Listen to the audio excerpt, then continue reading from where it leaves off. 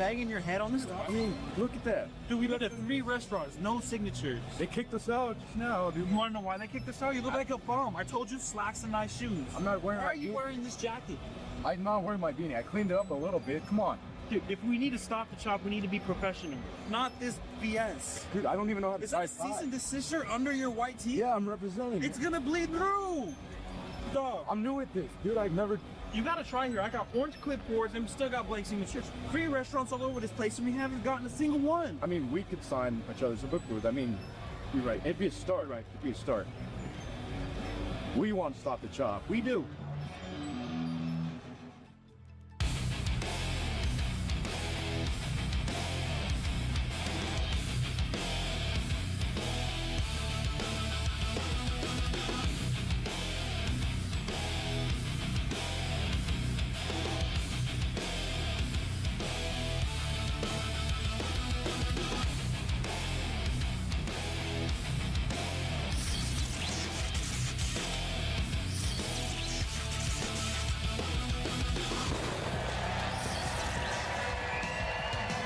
From the local tribe and Stanley Marketplace, welcome to Charge! Tony Nomad here along with Lucas Bradwell, and what a night of action we have. It is quite the night. We've got Johnny Casanova taking on a Naya in our main event. I've got journalism to do as well, Tony. Well, you go ahead and take care of that, Lucas, but we're going to kick things off with some Lockheads action. Local tribe, are you ready? Well, let's take it to the ring. Let's get this show on the road.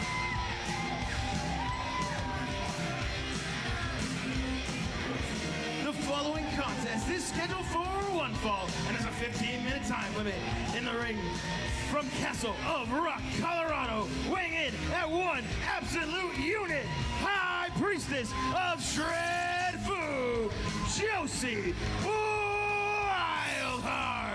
We have an electric crowd here at the local drive at Stanley Marketplace. Can you feel the energy here tonight, Lucas? I can feel the energy. It is electric, as you said.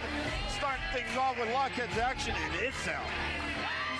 And her opponent, representing Vago Lucha Libre from Mexico City, Mexico, Itzel Estrada. Josie Wildheart has been a tear here in Rocky Mountain Pro since she has picked up the victory in NRW Classic, winning that tournament. Oh, wait a minute, what the hell? Sir, are they still doing the stupid stop the chop petition? What the? These idiots. I mean, we got perfectly good wrestling action in it, but wait a minute. And it's still signing that petition? She's not wasting it. Well, you know she runs with Lola in that crowd. Unbelievable. Well, you got to give cease and desist a little bit of credit. I know that's a stretch for you, Lucas, but they're putting in work to make sure we stop the chop. I don't have to give them any damn credit. Fair enough. They ruined the show with their stupid petition. And, well, Itzel. Well, kicking things off, Itzel Estrada taking on Josie Wildheart into the ropes in a shoulder tackle, sending Itzel down to the canvas. Head hit to the canvas, going to the ropes again. Another shoulder tackle. Some intensity here at the opening seconds of this matchup by Josie Wildheart. Continuing to be a follow. Oh, and a code breaker. That's how she won the NRW Classic. And that has Itzel rocked. But maybe she didn't go for a pin, didn't follow up quick enough. Well, she's feeling the energy here at this crowd, but that could cost her dearly here in the later stages of this match. And look at this momentum shifting into Itzel's favor. Face first into the canvas goes Josie Wildheart. You don't want to make mistakes like that with someone like Itzel. Itzel is a veteran. Itzel has more experience than Josie Wildheart. That's a very good point. Very dangerous. One of the most dangerous Lockheads here. Series of forearm shots to the face. Handful of hair. Snapmare takedown by Itzel. Itzel showing this crowd just what it's all about here. To the ropes goes Itzel. And a shotgun right to the spine of Josie Wildheart. Going for the quick cover here. Got the leg hook. This could be it. And Josie Wildheart still alive. Oh, that's a good thing for Josie. She doesn't want to lose this match. It'll break the momentum that she had. She's the #1 contender, but she's got to keep winning matches. She's got to prove herself still in this Lockheads division. It's like it's a pulling of the hair. Referee giving a warning to Itzel here. Itzel face first goes Josie Wildheart into that corner turnbuckle.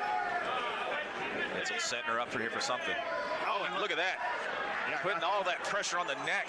Yeah, boot right up into the throat and neck of Josie Wildheart. Taking the wind and adjusting the spine, and a forearm shot to follow up is Itzel. Itzel is a force to be reckoned with here in the Lockets division, and Josie Wildheart getting firsthand knowledge of that, and out of the way at the last second goes Josie Wildheart. Josie Wildheart has an opportunity here. Can she capitalize on it? But no, Itzel all right. Itzel with a boot right to the chest, and a spine buster by Itzel. Throws her down, and now Itzel going to the top. She is. Oh, spinning splash. This has got to be it. And a shoulder up at the last possible second. Josie showing some toughness. You know, you talked about this Lockets division, how tough it is. Well, hell, where is the Lockets champion? Has she made her way back into the state of Colorado? If she's making her way, she's a jet setter, and we expect nothing less out of our champion here, making that title a world title, as it always has been. But right now, this matchup here is underway. Going for a clothesline. It's Itzel, arm drag takedown. Getting right back up as both competitors. Big clothesline by Josie Wildheart, calling for a shot here, and another clothesline. That was a big, stiff clothesline by Josie Wildheart. Well, Josie, she can be explosive. She's got that electricity that we talked about. When she gets that energy going, it's infectious. And look at this. She's tuning up the band here, and cutter by Josie Wildheart, and that is it. Your winner, High Priestess of Shred Fu, Josie Wildheart. Josie Wildheart with an impressive victory. I say that is a major victory for Josie Wildheart against one of the most dangerous veterans here in the Lockets division. She's proving that NRW Classic win was not a fluke. Well, ladies and gentlemen, we have more action coming at you here on Charge. Stick around. We'll be right back.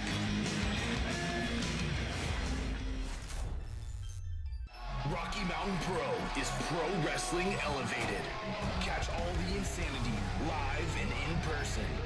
See all your favorite RMP stars, from the exciting Lockets to the warriors at the top of their game. Witness the hard-hitting action and high-flying excitement as RMP brings their high-energy, action-packed thrill ride to a venue near you. Get your tickets now at rmpwrestling.com/events. Live from the Quarry in Golden, Colorado! Ladies and gentlemen, welcome to the NRW Classic! Coming soon to RMP Prestige Video. Witness the start of RMP's 2026 with the NRW Classic. You've got to be kidding me! What an incredible night! Featuring all the shocking moments and incredible triumphs that made this a must-see event. RMP YouTube. If he's getting into my head, man, he's gonna speak. Are you guys gonna be there? Oh, we'll be there. Who's the keeper? Okay. So listen, this is what you should do. Tori is under the ring. Always under the ring. So you just get the axe. I mean, You know what I mean? I go look for it, but like, dude, please don't bail on. Why would I bail on? Come on, man. Like, You think I like him either? Like, I got this bum knee, and like, I feel like you guys are gonna like throw me out. Dude, seriously. We didn't come all this way, I feel like, to just bail on each other now. Yeah. This is the redemption story. We're living it now. We're great. This is what we're supposed to be doing. This is what we should have been doing for a long time. Right. Okay. I'll look for Tori if they put things. Brother, I have faith in you. I don't think you really need for it. All right. Selling yourself short. Stop it. I just want to see it. You know what I mean? I know it's there. I'm gonna go check on Destin. All right. I'll see you guys in a little bit.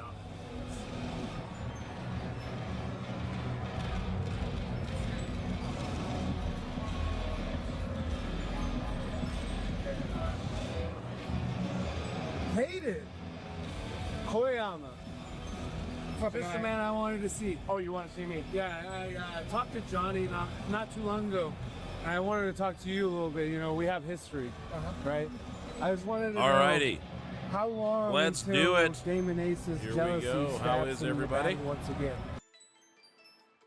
All right, so we finished the true ending of Sea of Stars. We're gonna go ahead and try to finish up. Excuse me. We're gonna finish up the optional, the DLC, Clock World.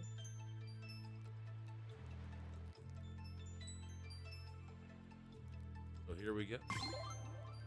As we wait for Marty to show up this morning, be around 10.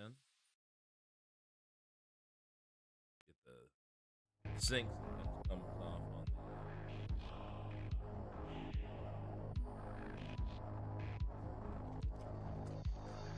the Captain. All right. They got all this money to buy stuff. We've already finished the game. Maybe I should just buy up. I don't think I can use it in the Clock World. I don't know if it does.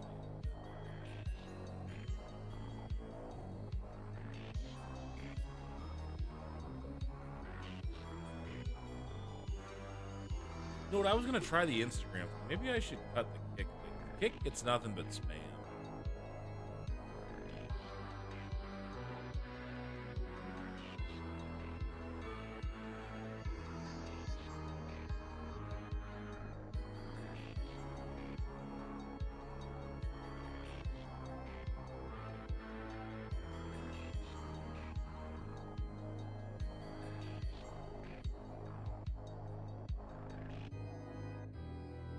We have to have a professional instrument.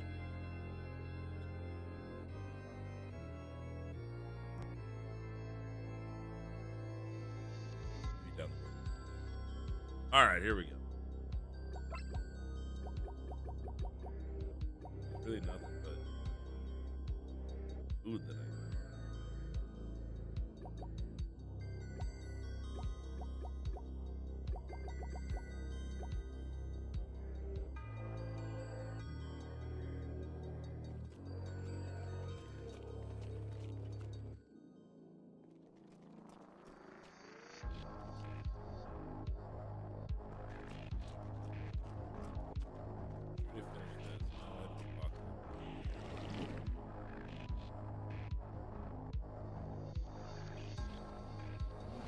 I just didn't see that, so we ran all the way back up. We didn't have to. Oh well.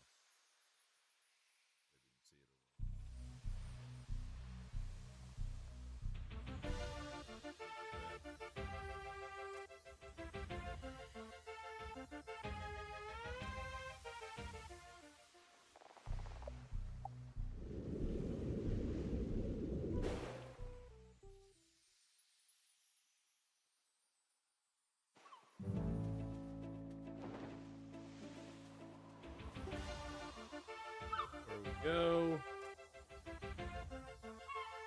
I mean, I could if I really wanted to 100% everything. We could go get all the treasures, but I don't know. What up, Trek? What up, 2 Dave?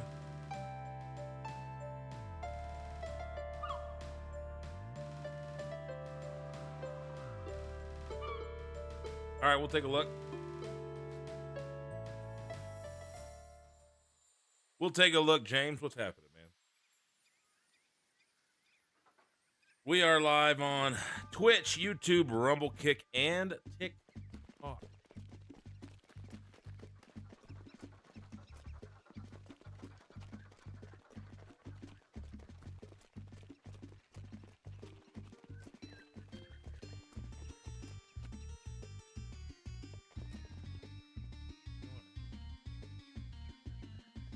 Vertical one over here.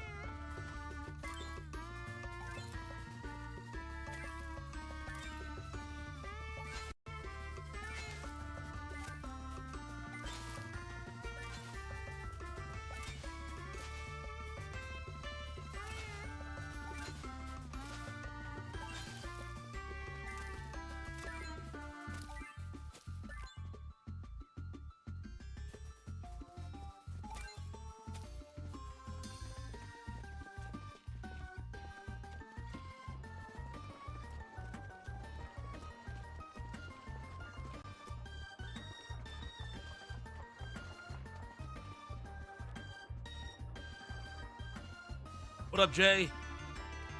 Correct, Jay and James.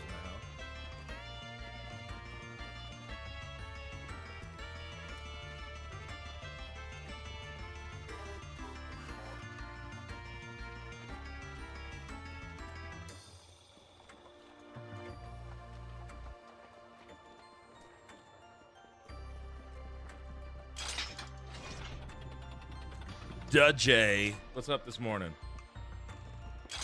Why did I do that? Oh. That's because I needed.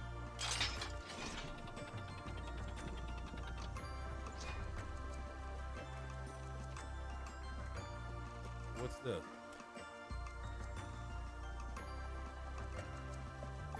Oh, you could teleport to the Vespertine. I wonder if the Vespertine has a teleport there. All right. All right, here we go.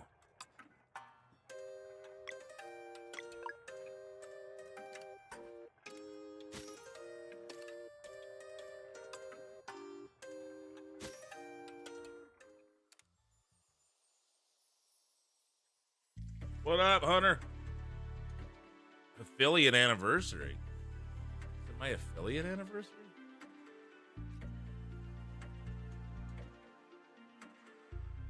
Huh.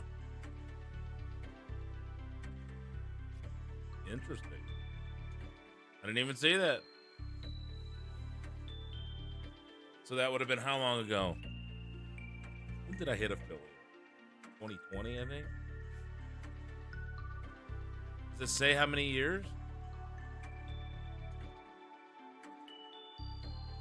Thank you, Hunter. Appreciate that, bud. Gotta be 2020 or 2021.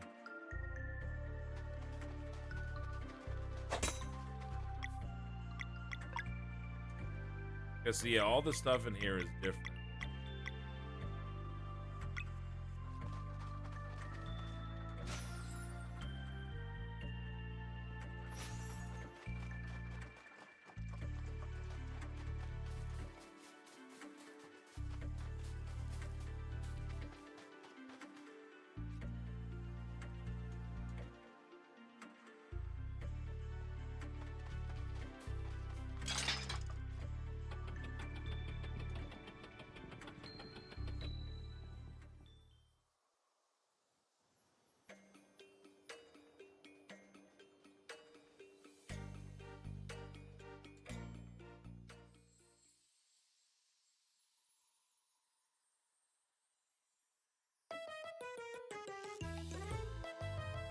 All right, back to Horlog. Had to be... Yeah, no, definitely was. It was at the beginning of it.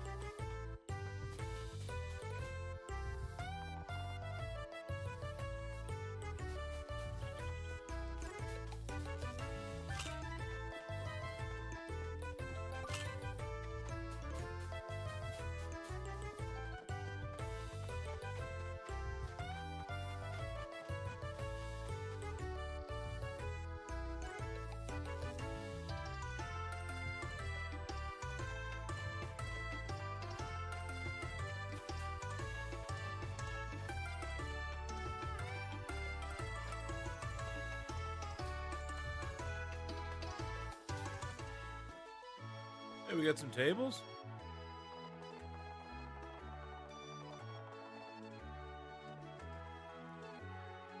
Oh, we gotta get the Warlock figurine.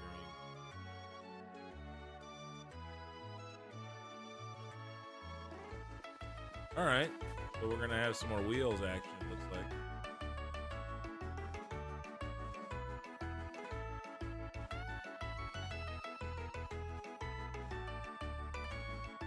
I think so, Hunter. He hasn't said any different, so I think he's right.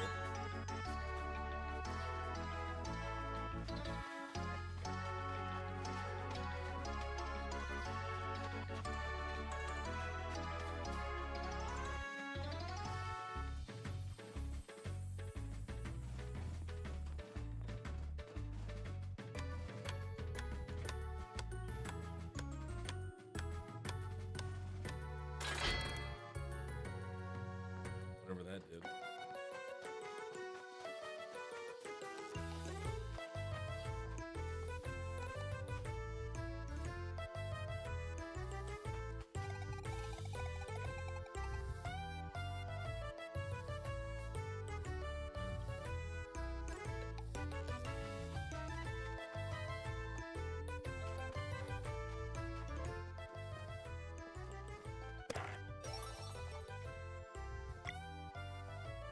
Mr. 30 in a row and both your channel and nice. Appreciate it, bud. 30 Stream Street.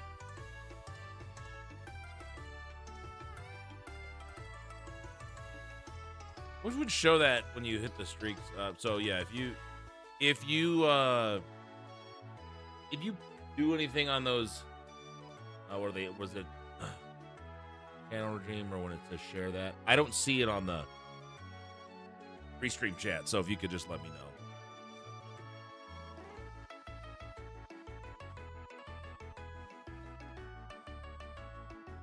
Hello, Rev.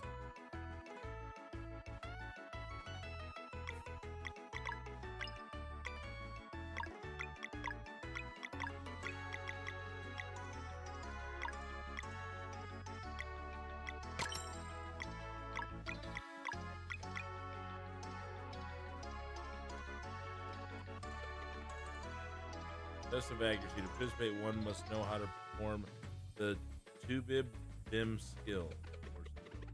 Required skill. Yep, please come back. Oh, so there's a lot to this.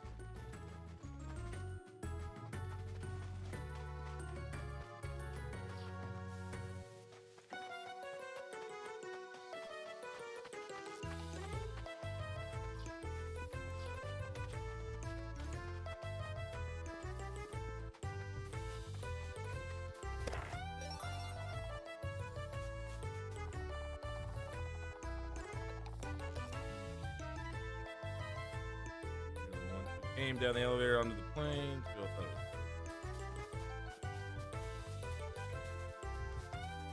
Managing excited for tomorrow, though. What's going on tomorrow?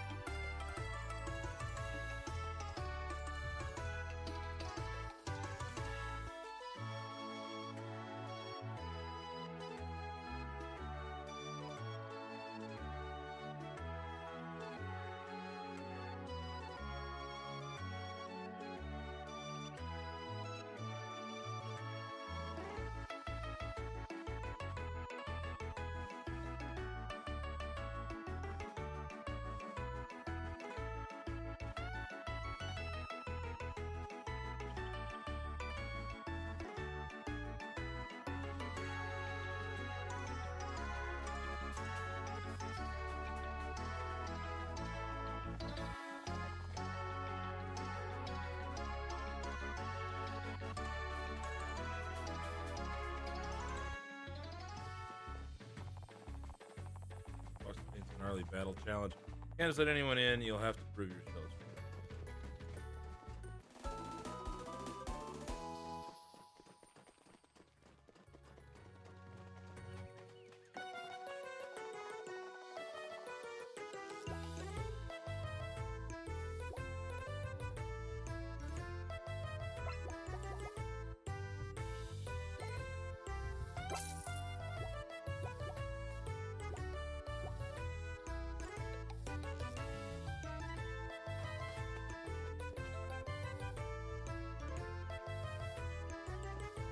If you guys get a second, Hunter or anybody, I think you were over there. So can you check that TikTok? Make sure it's sounding all right. Working over there. Trying the kind of vertical plug in here.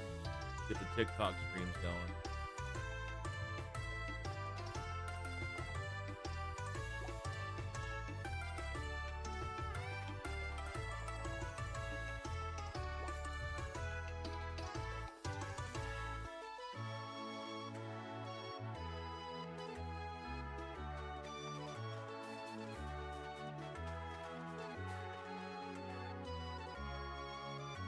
Like Sea of Stars, Jaden, and then you'll like Mario RPG. Yeah, I played Mario RPG, Jay. I played through it. I liked it a lot. I didn't play the remake, but I did play the original.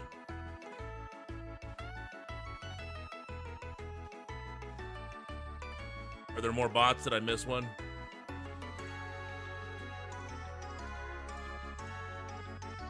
Tomorrow is a 2 for Pokemon Day, and I have live pro wrestling. Oh, nice, nice. That's a good day. Yeah, Hunter's got big things going on tomorrow. Rev, can we shout out Hunter real quick? Just so guys, go give Hunter a follow. He's got some game show streams going on tomorrow. Okay, I just saw the. Thank you very much. I got one. Thank you. Go give Hunter a follow and pop in tomorrow and support him.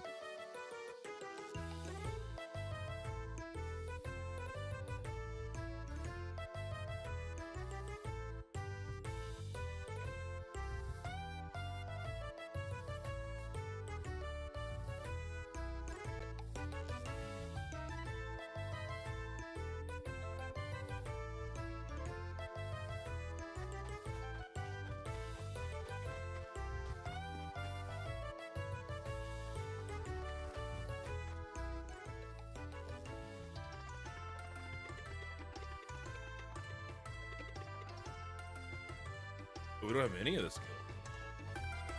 You can't do anything.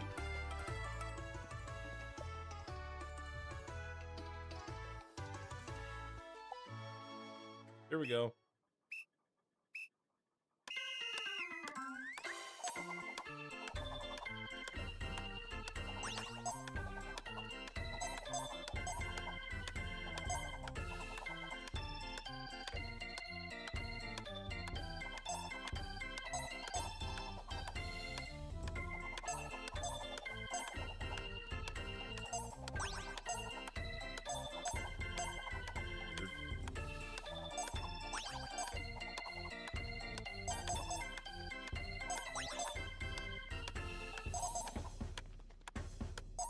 Oh, you hold it down longer.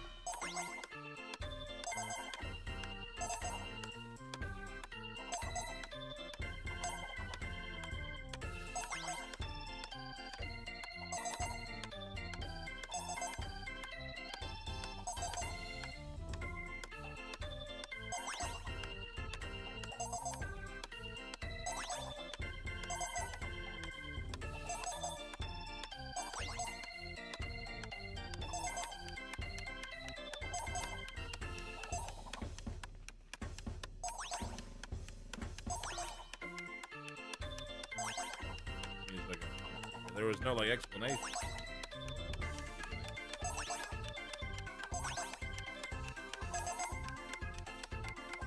Oh crap.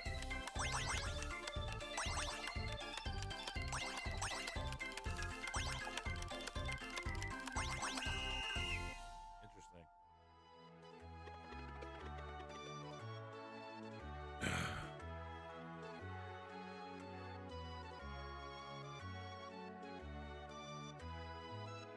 Yep, the original Super Mario Bros. Was released in '96. Yeah, I remember when that came out, it was a big deal.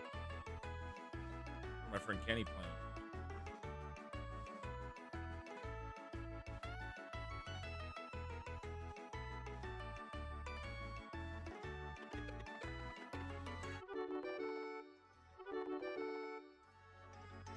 Try it again.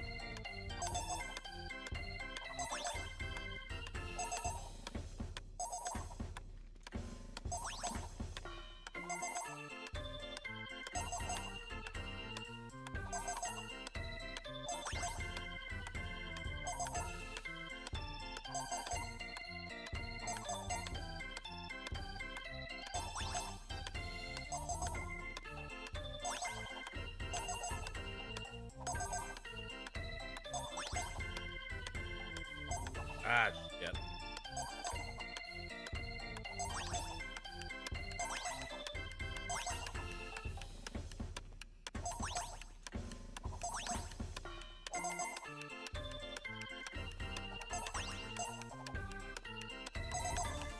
Got it.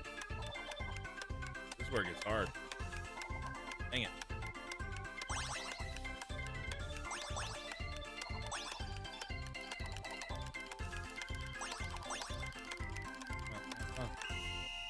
Oh, we almost got it.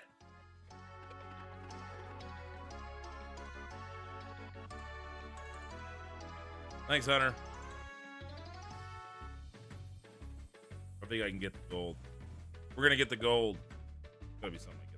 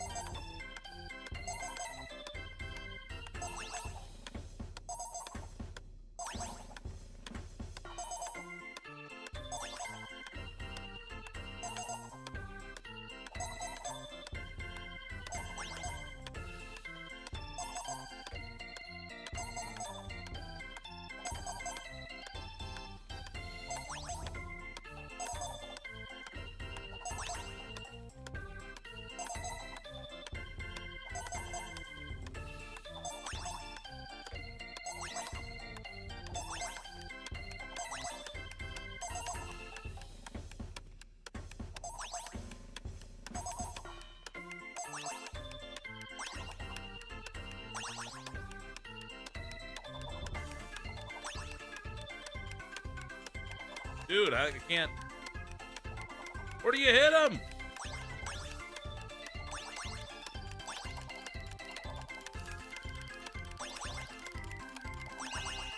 Oh, yeah, we got the goal. But I started hurting my thumb there.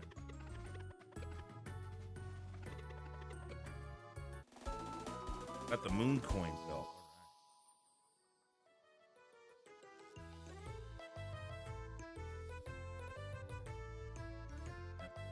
Started talking while I was starting the mission. What's vor? Did I miss the chat there?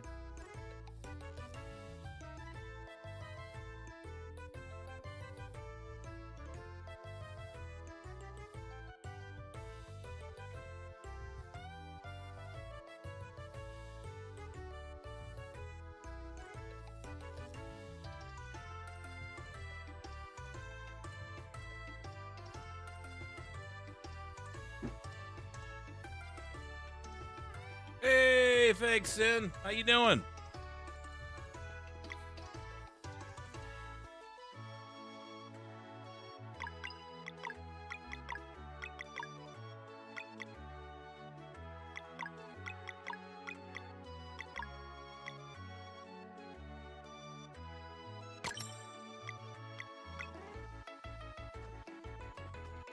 That's the one game we could do. Hey, thanks for checking that, Hunter, over there on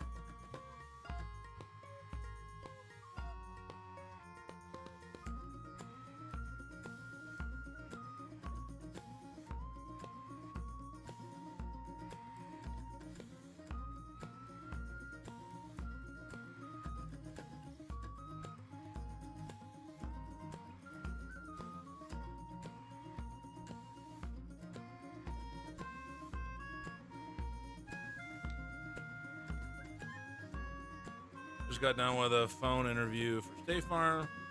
I'm good. Got another one today. Broadmoor. Good luck. Good luck. I'm good. It's good to see you. How you been? Chat may have ate this up, Yaden, but I was reminded of something. I told Marty this. A few RP guys have been through Time Bomb Pro, company I'm going to see tomorrow. Oh, nice. That's up in, are you North Dakota? Forgive me if I'm completely getting that wrong.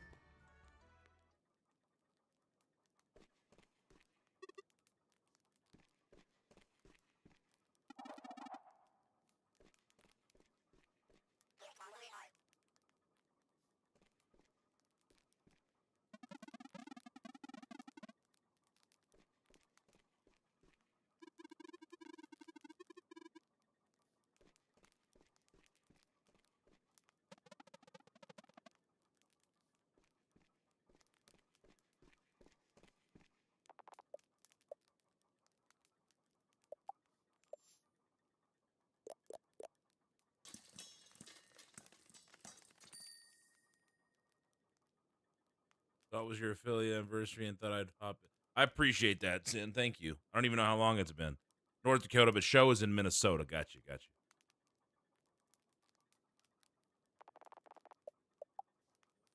Well, certain enemies can pop up on screen in the game, and Captain Vor is one of them since he's a boss. Okay.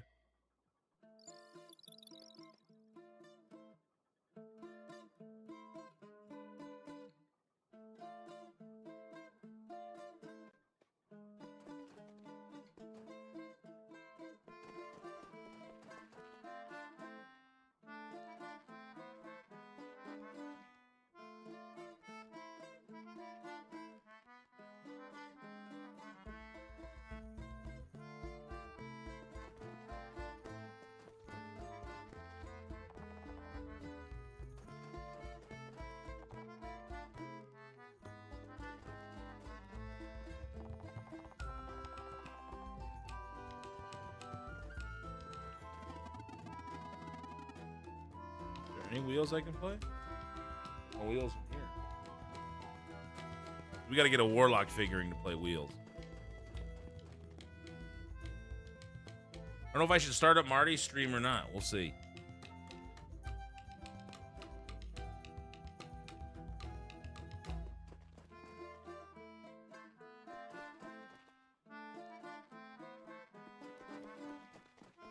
Oh, there's some wheels.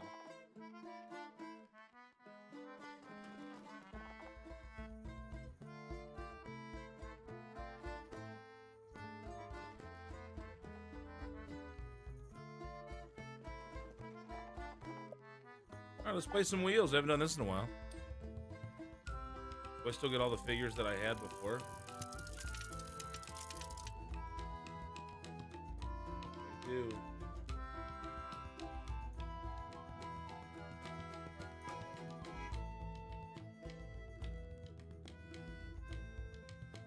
All right, we'll go with the assassin and the knight.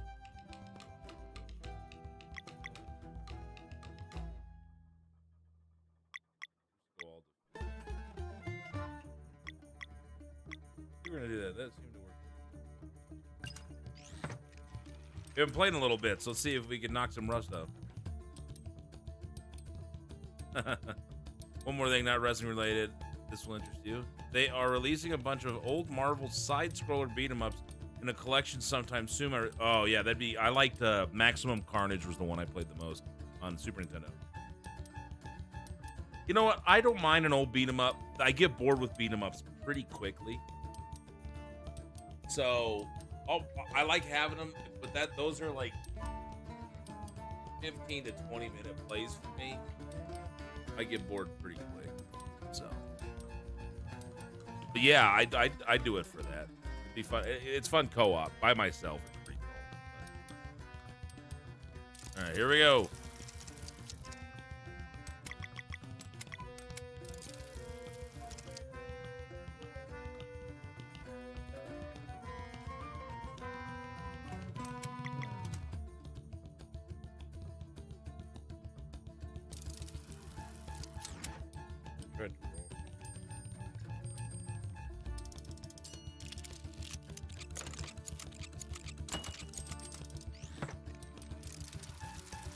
So does all the X. See, the X-Men games are good. I never played the Captain America and the Avengers.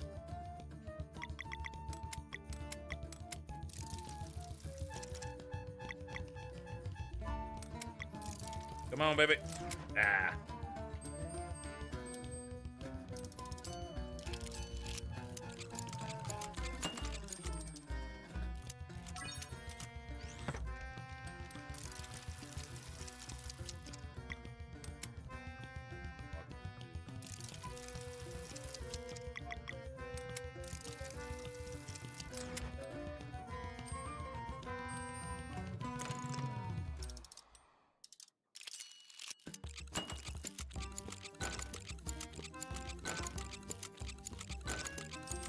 The Warlock knock its own down?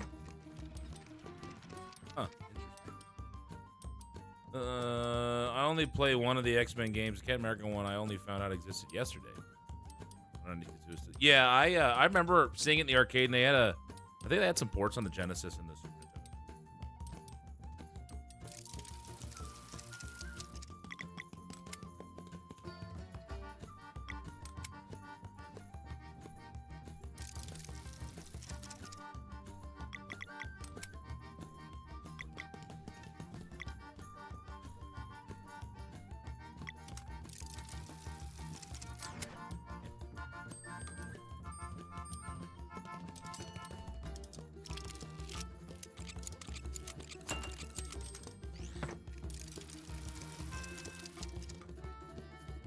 I'll see you in a bit.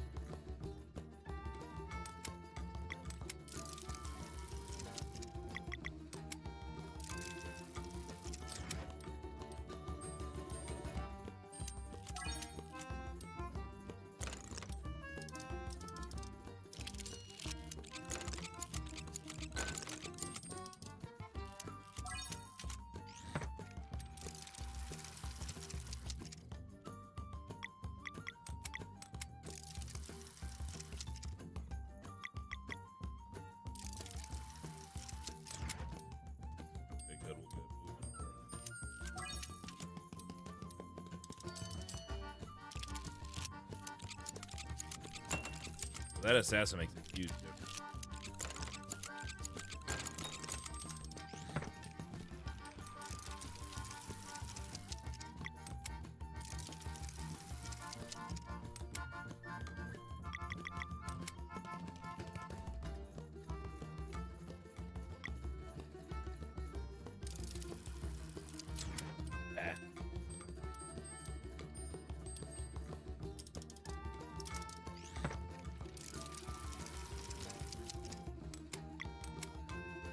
At first, I had no interest in playing the Wheels games, and I ended up, once I figured it out, it got pretty fun.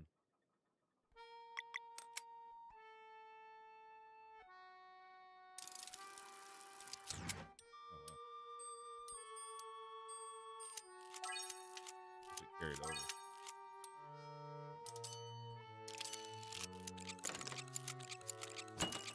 Got it.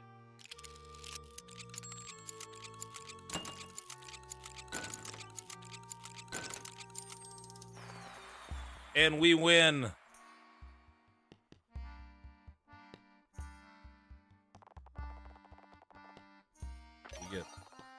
We got 100 tokens. All right.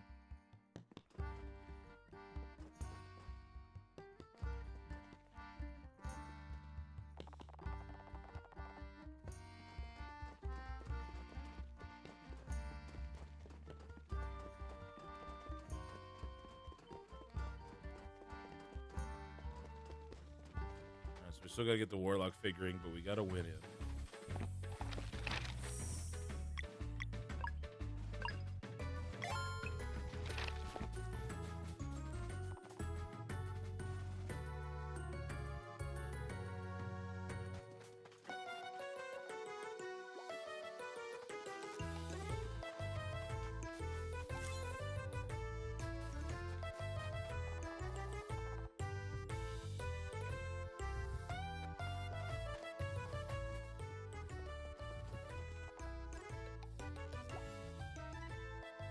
All right.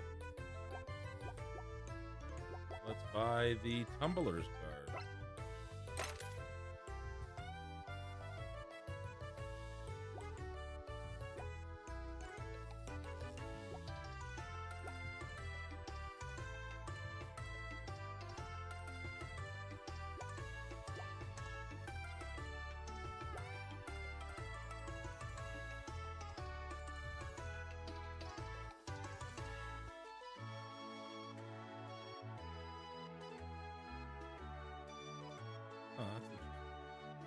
Should I get this stuff?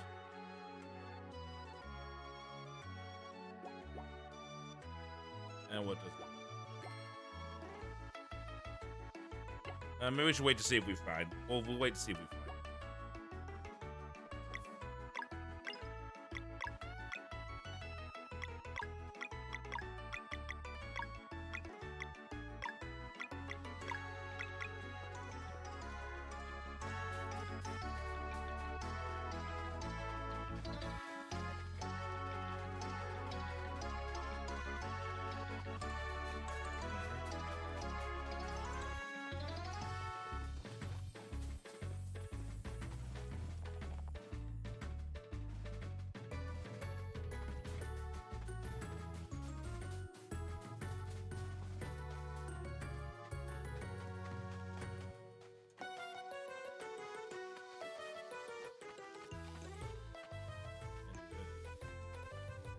What up, Sid?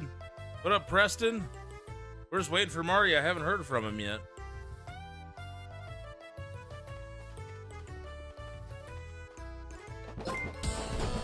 It's Robert Stone dropping bits right off the clan. Robert Stone coming in with the bits. What up, Robert? Thank you very much.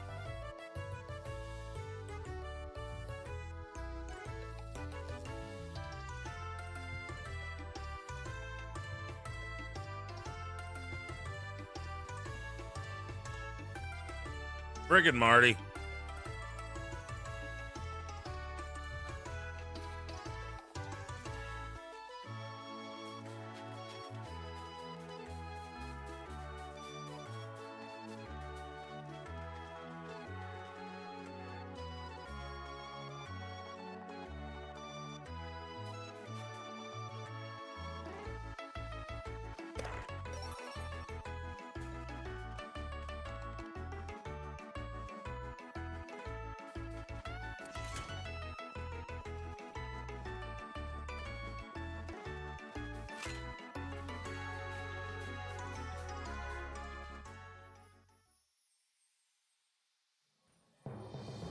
You don't, which show you talking about? The one from last night?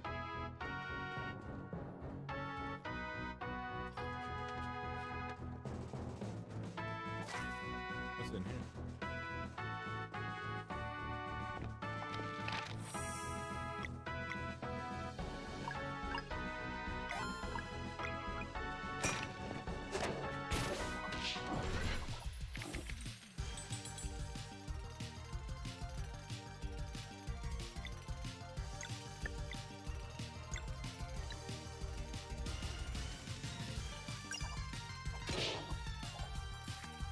Timing's totally different.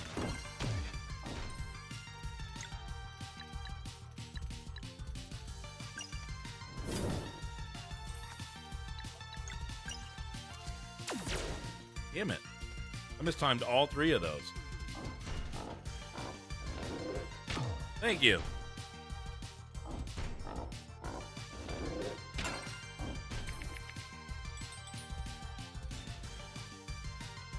Does it give me the same feeling as no, you know, playing it in the 90s on original, you know, late 80s and through the 90s on original hardware, it's just there's a different feeling to it because that was just what we had. You didn't realize how good it was at the time, but you know, putting a cartridge in, turning it on, that feeling's gone. As far as playing the games, I enjoy them as much, or maybe even more. I appreciate them more. I don't know if I'm answering that very well, said.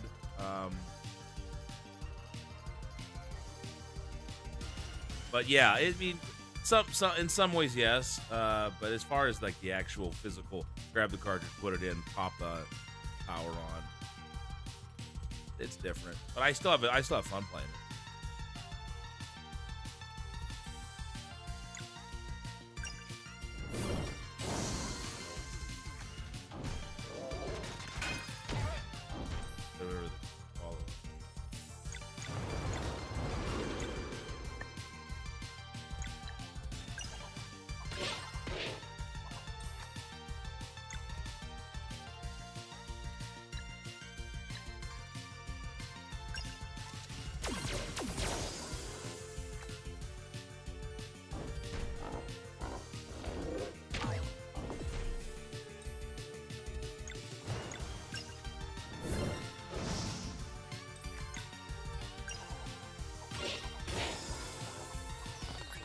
used to the combat timing. What's this?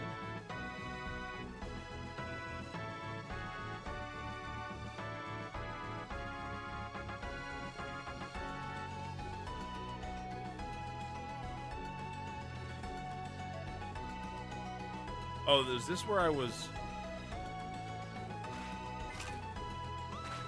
Yeah, this is where I was, where I escaped. Understandable. Wish I could say, but I've never played these games in this manner before. Well, this game came out in 2023, so playing it on the Switch was, I don't know what else it's on. I think it's on all the platforms, but yeah, like,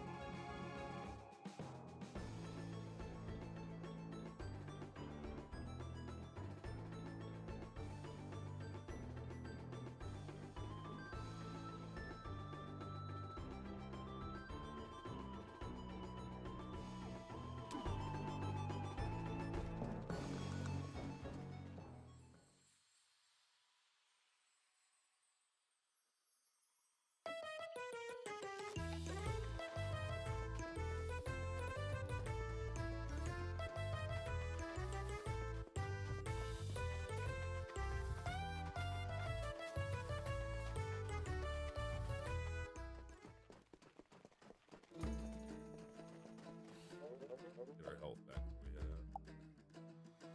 So yeah, said the fun of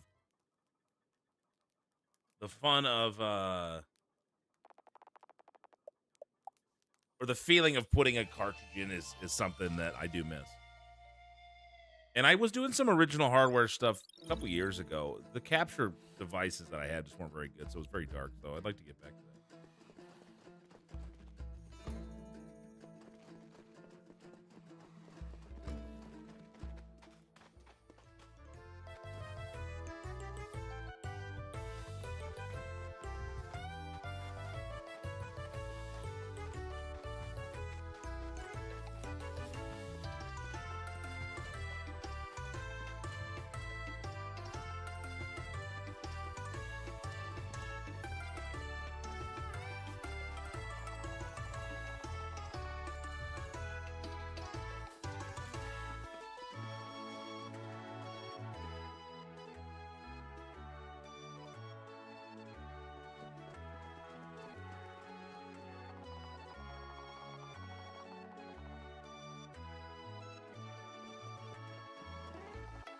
Like the gate when Fardoos lost the train planet.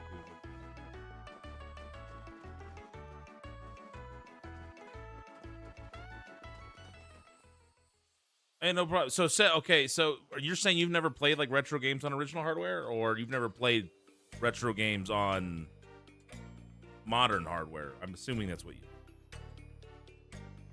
I do play it, like I have an SNES controller.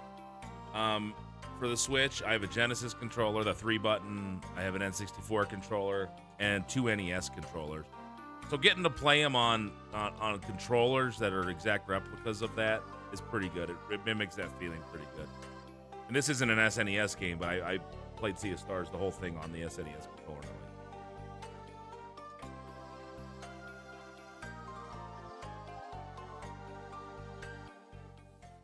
And I haven't heard from Marty yet. Never played them on modern. Okay, yeah, no, you look, if you can play them on a CRT, I still think that's the way to do it. There are shaders and stuff that you can use that make it feel a little when that's an option. If you're playing it on an emulator or something, but playing it on a CRT, playing on original hardware is it feels better if that's what you were used to. But I don't think playing it on an emulator or modern systems, even on modern TV, which is a little more high def, so you're going to see more of the individual pixels. So it looks a little rougher when you play it on modern. But I find, honestly said, I don't notice it as much. Once I get playing the game, if the game's fun, it looks pretty much the same. It's just higher def, so harsher edges. You don't have that blur effect that they were designed for. And I don't really notice it that much. I don't pay a lot of attention to it. So I think it's just as fun. I think it's better than not playing them at all.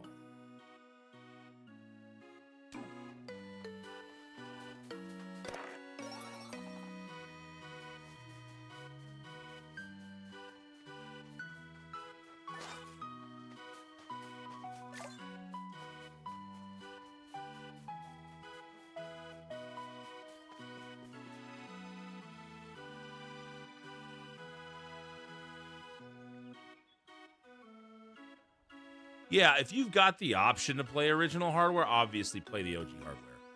But if you don't have the option, or there's a game that's $1,500, if you wanted to find it, an old NES game or something, just emulate it. It's better than not being able to play it. Or find a digital version of it, and hopefully they have some shaders or some some retro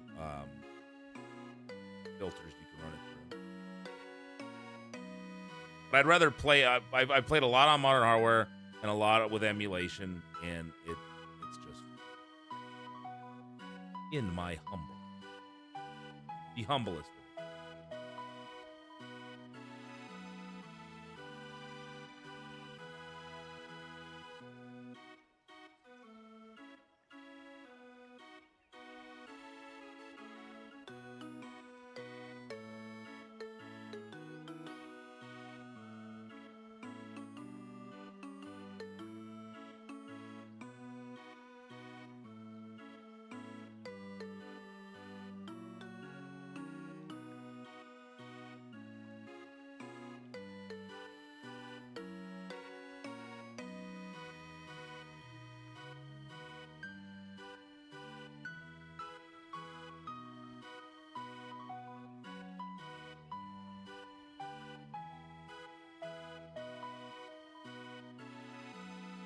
Hey, Asher, thank you. I didn't even know it was my affiliate anniversary today, so it's been kind of a pleasant surprise. Yeah, definitely.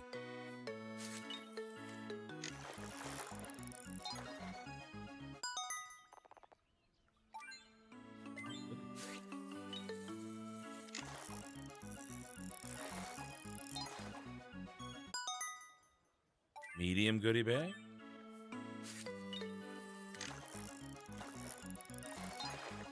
Small goodie bag.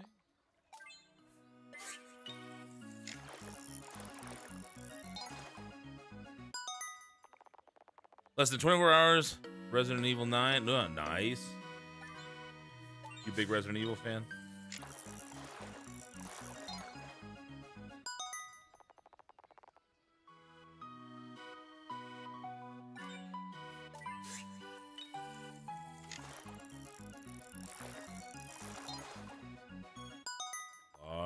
Oh, that's a medium. No large.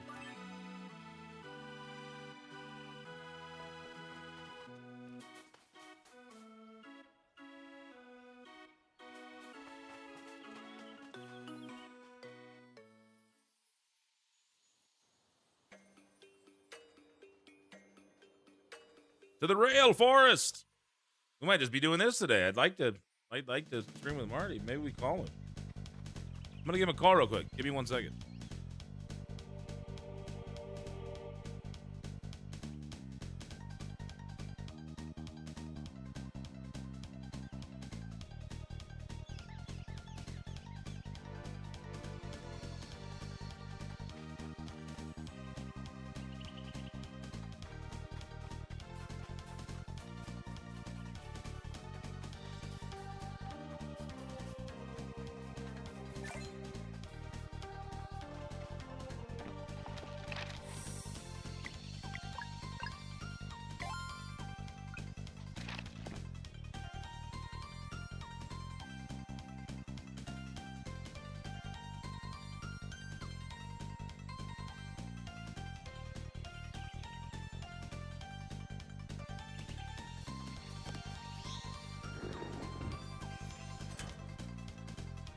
Like Mud Runner in World War Z.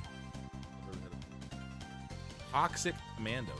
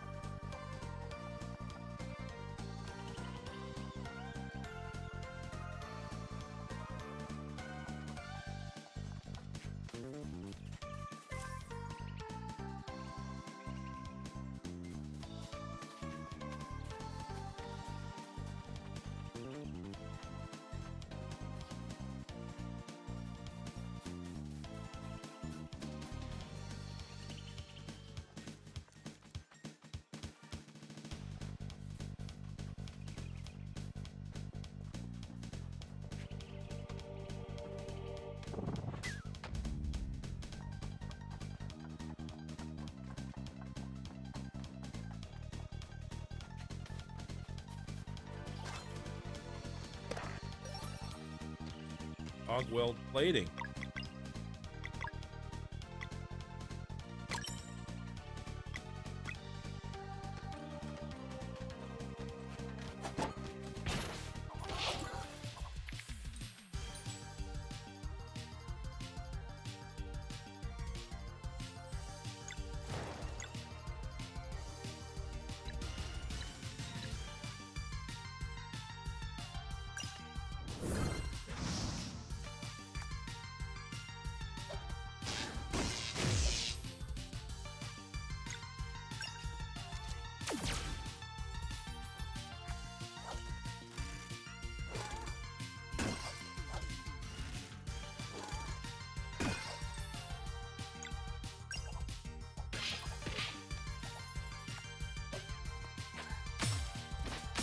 Man, this has been tough.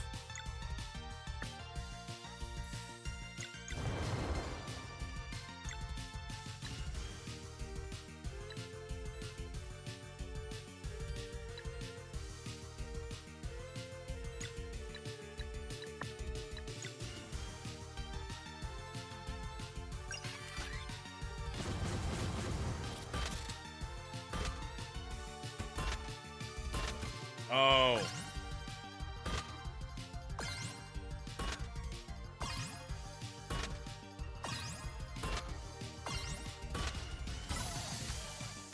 Interesting. Okay.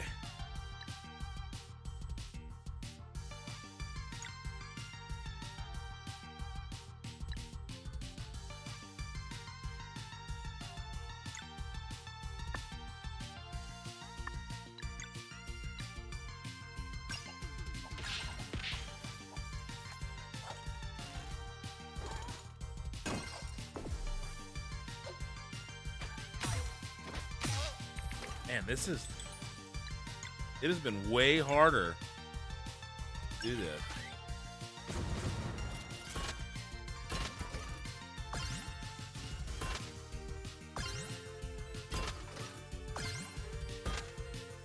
Ah.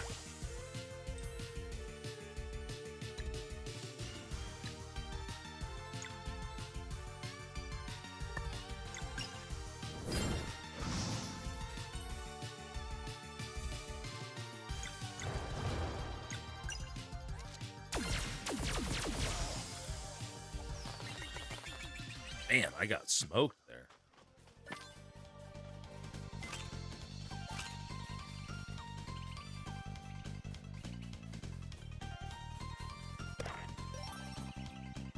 We need to find, I need to go back.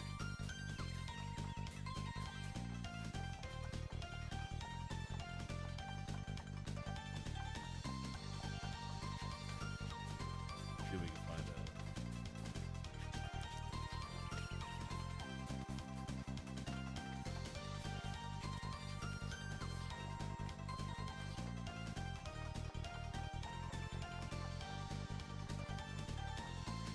Yep.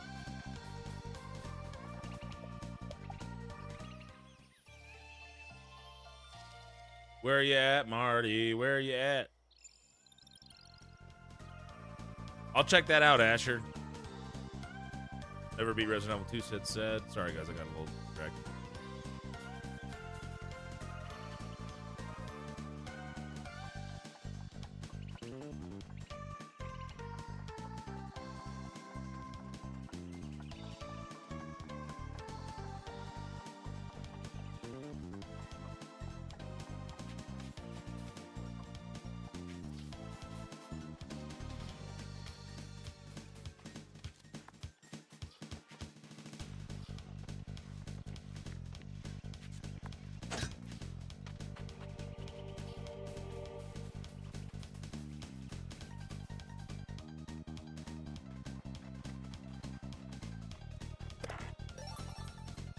Blue.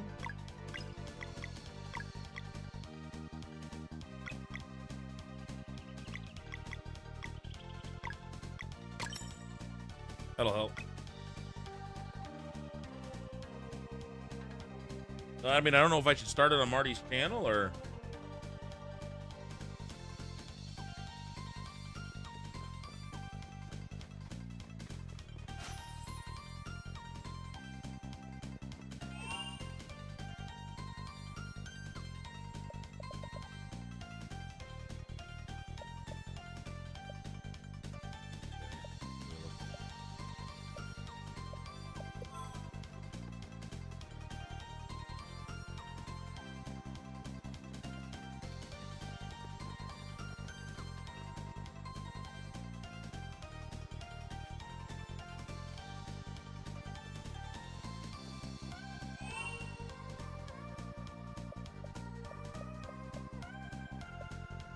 do here.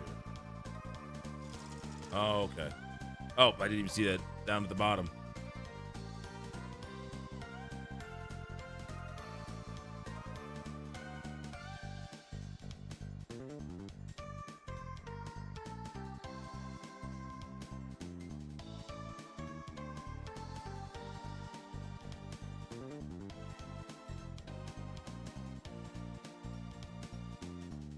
If you can get a deal, I'd get a Switch too. Might as well just get it. I know the Switch would be, cheaper. It depends on what you want to play. Like if you're only gonna play games like this, then I wouldn't worry about it too much.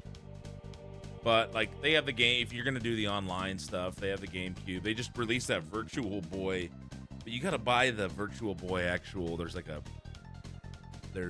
what's it called? A peripheral. You gotta buy the actual. It's basically a Virtual Boy to play the game. I thought you could just play the games on the screen. But anyway, they have more options. I don't know if they do that on the original.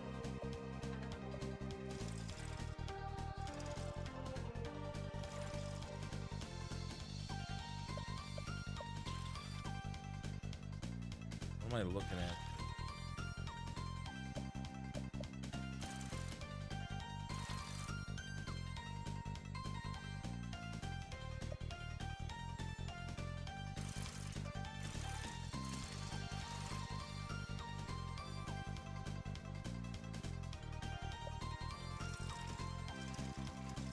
There we go.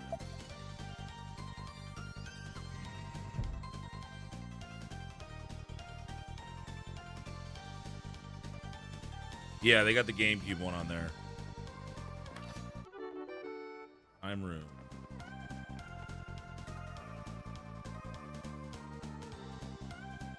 Notice that? Let's just see if moving that does. Okay, it's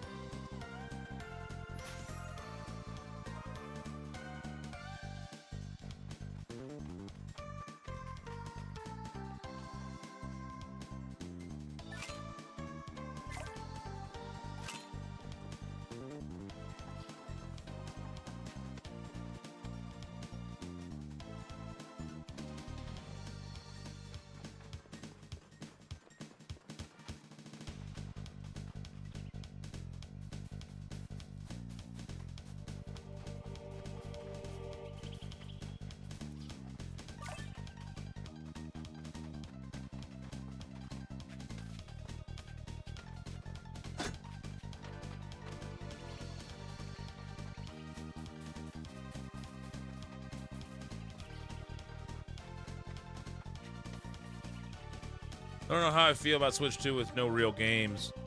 All downloads. You can still buy real games, Preston.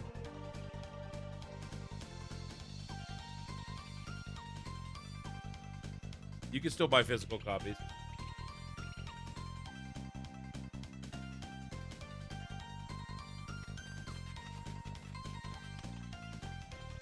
No, I have one. Yeah, I have one, Preston.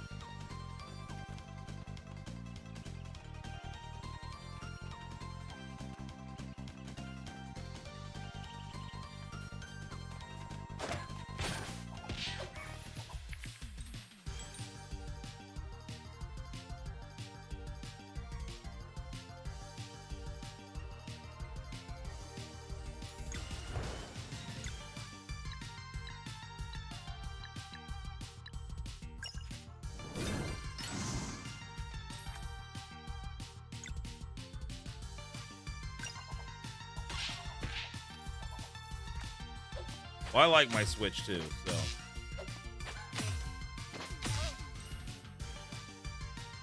Unlike old Grumple Stiltskin out there, Preston Obling a Skidmore. I understand. I like physical media better, and I understand the whole, if they were to shut down the servers. But if it's downloaded too onto your system, then you've got it on. Like I've got Wii U games that I downloaded from the shop that they're just on the system. I don't have to connect to the internet to play them. And I'm pretty sure that's how the Switch 2 games, once you've downloaded them, they're on your system. Anyway, I prefer physical as well.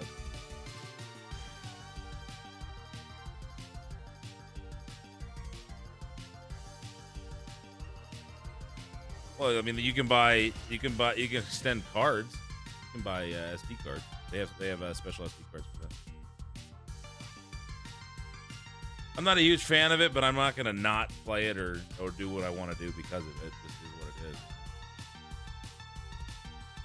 Yeah, you'll be fine. They're not gonna shut. I don't believe they'll shut all the servers down. There's a lot of storage on the Switch 2, a lot more than the Switch 1. And you can get, if you want more storage, you can get SD cards. Yeah, if you like what you have on YouTube.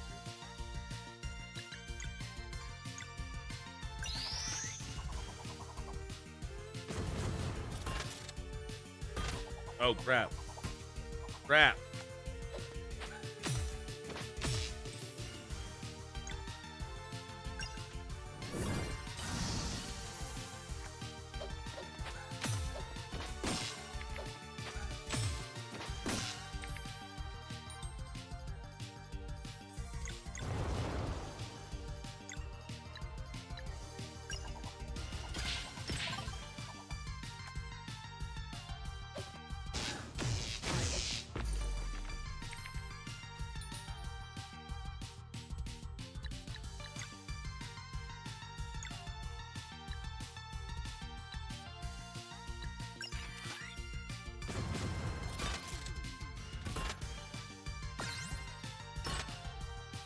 Man, gotta be ready.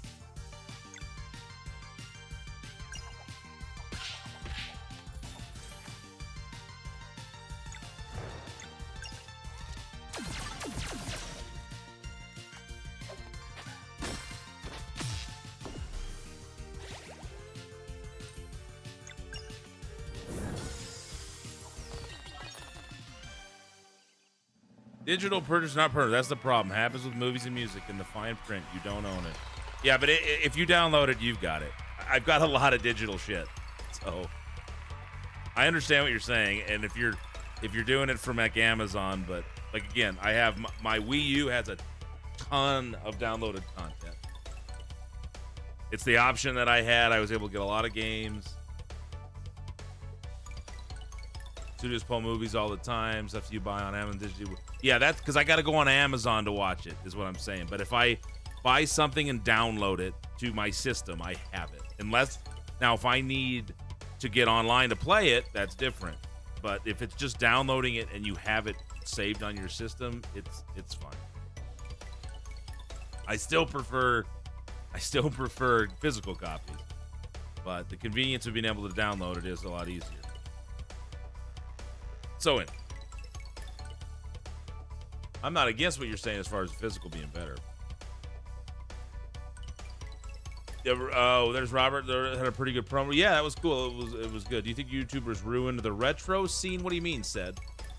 Look, I'm going to get caught back up here, guys. Sorry. Still love the Switch 1. So, yeah. Power of the Switch 2 is like a PS4 Pro, but you need to remember Nintendo is never competing with PlayStation or Xbox, but they're good power toy. The thing about the power thing, I think the last time the Nintendo had the most powerful system was the Super. I believe, could be wrong, but with the N64 and the PlayStation and stuff, like there was different as far as cartridge. CD. So anyway, they focused on innovating and gameplay, and the Wii obviously with that. I loved the GameCube. I think the GameCube had good games. I do believe Nintendo's focused more on gameplay, maybe quality over quantity. Not that there's not still plenty. You guys know. I've never cared about the power.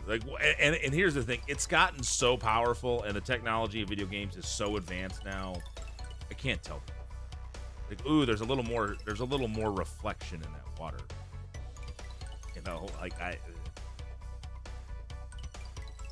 I'm perfectly fine with the Switch 2 being powered. I'm not playing.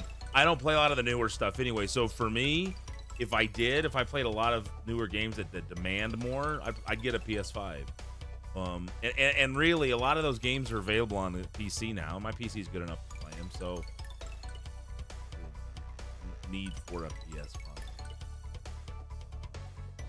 YouTubers were in the retro scene. I don't know, Seth. I don't know.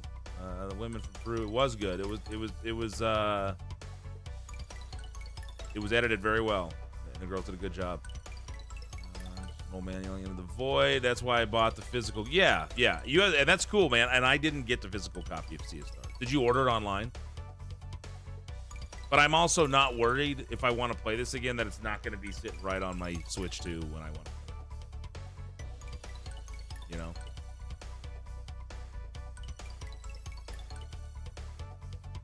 And it was, when I bought it, it was on sale. The digital download was on sale. It was, I think it was like $10.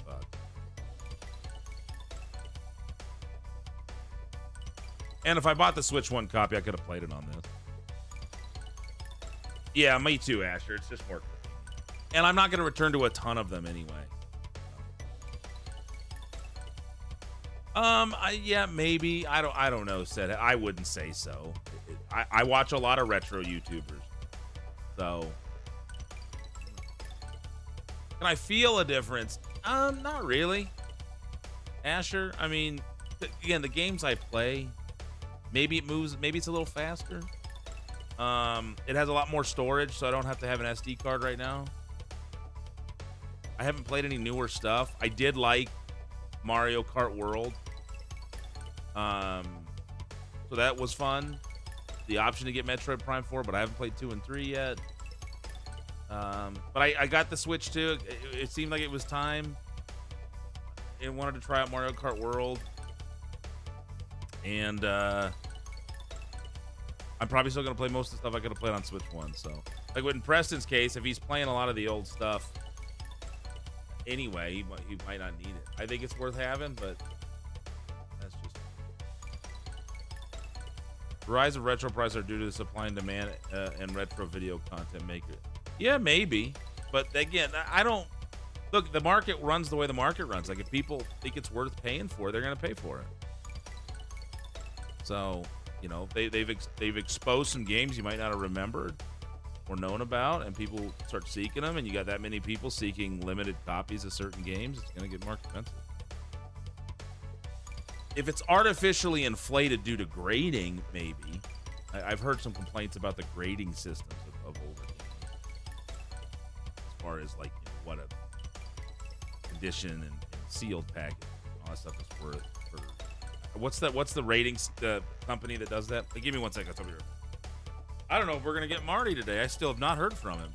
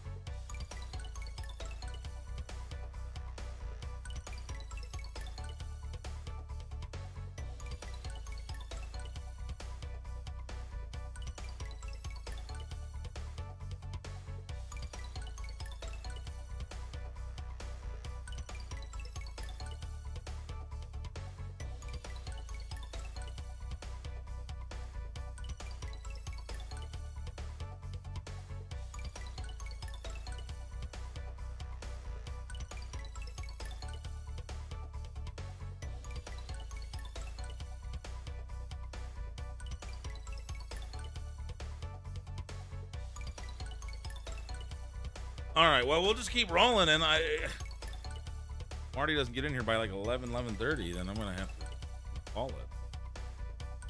Two Dames sending a match, so maybe we'll watch that.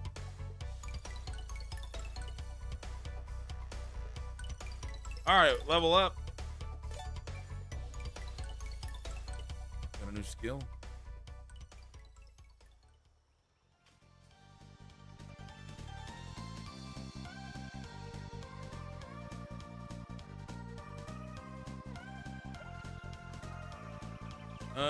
You don't need 2 or 3. No time. Yeah, but I'd still rather play.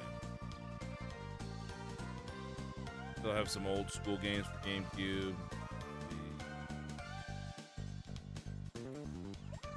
Super weirdo, old school. Buy DVDs and CDs as much as I can. The conspiracy guy in me doesn't like acquiescing my own. No, I get it. If I could find physical copies, I'd prefer to have them. I'm just not gonna. I'm not gonna keep myself for partaking in the more recent stuff, or at least the conveniences of it, for that worry. But I almost ordered I was gonna order a Sea of Stars hard copy when it first came out, but I just never got around to it. And then there was a sale, and it was so much off. I was like, okay, I can't pass this up. And if I really want it again, and somehow in the future they've decided Sea of Stars is not something I can somehow access on my Switch too, even though it's downloaded, or I've deleted or lost it, I'll find another copy of it. But I get it. I just don't have a lot of space to put a lot of stuff too, so there's that. It's a way for me to keep playing things. I used to have a whole, pretty decent retro collection. I had over 100 NES games. I probably had 40 or so SNES games. I had a ColecoVision. I had a Panasonic 3DO, a Sega 32X. I had, what else did I have? I had all sorts of stuff. I had a Panasonic 3DO. I had an Atari Jaguar. I had my NES, my SNES, Genesis, Sega CD. I think I said 32X. Dreamcast. Several games for all those. It was fun, but I traded them all away years ago. Anyway, just was curious on your opinion of the whole thing. Price started. Yeah, I understand it. It made the demand higher. I mean, I really think that's what it did. It just made more people want to buy it, so you can sell it for more. People stop buying the stuff, they'll have to lower the prices in retro gaming, because people aren't going to be buying them. That's kind of the way it works. People are willing to pay for it, then it's worth it. You're willing to, if you want something bad enough where you're willing to part with your money, get it. And especially when we're talking about things you don't need, things that you want, then even if you're like, man, it's so much, I'm getting ripped off, but you're still willing to pay for it, then it's obviously worth that much. If people stop doing that, enough people are like, yeah, I'm not paying $1,000 for this NES, this NES version of the Toxic Avenger, Toxic Crusaders or whatever. I think it was Toxic. There's one that's worth a lot of money, especially if it's in the box. The game's terrible. From what I understand, I've never played it. But I saw it in there's a store in Loveland, Games Ahoy, and I believe I saw a copy of it for like $800 or $1,000. Oh my god! But if no one buys it, eventually the price will go down. More of a sequel to Prime Hunter for the DS, yeah. And the Switch 2 just came out not that long ago, so they'll start releasing some games for it, specifically designed for it. Maybe I'll try them out. The Donkey Kong game is supposed to be pretty fun. Mario Kart World was a good time. It's too bad Preston doesn't have that. We could play that online.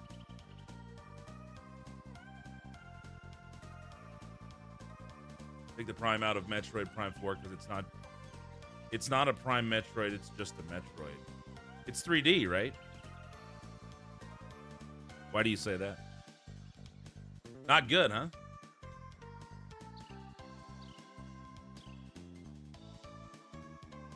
I find video game grading unnecessary personally. I got in this just to play the games all the way. But yeah, When I was collecting old games, I never thought I'm going to make a bunch of money off of this someday. These are going to be worth so much. I just wanted to have them.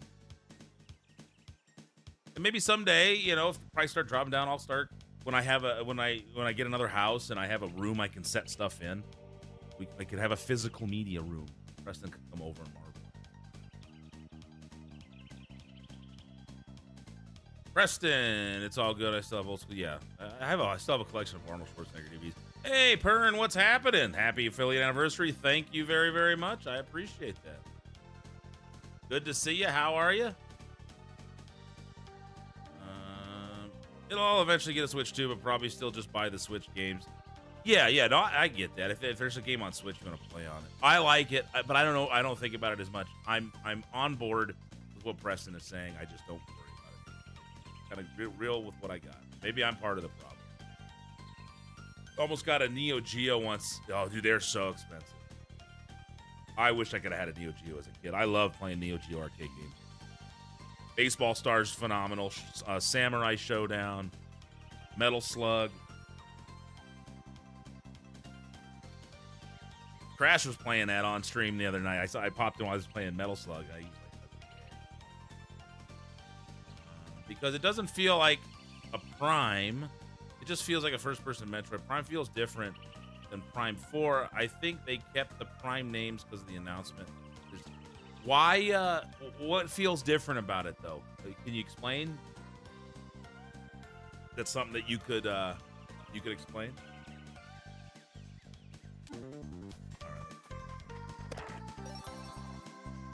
Some Risers wraps.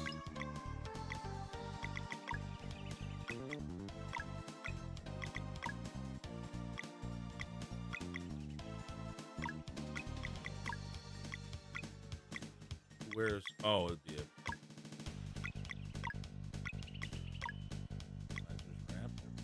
oh, we're getting stronger a little bit because it doesn't the giant desert. There's a giant desert in it. All the lack of freedom, all the hand holding. Okay, maybe I'll like it better then because I'm not a huge open world run around till you find stuff. I do enjoy getting a little hand holding and just getting through the game because I'm gonna look shit up. I play these games or whatever. If I'm getting lost, it's taking too long, I'm just going to look up where to find shit because I'm not running around forever.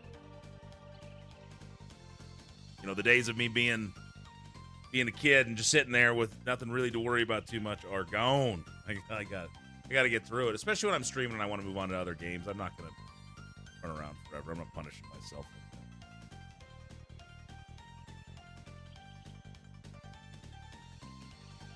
You're not the problem. What actually is the problem is AI. Costs of Switch and all computer things are actually going to start going up because all the AI farms are taking up computer chips and causing massive supply issues. So yeah, I blame the real life Terminator scenario for all waltzing in.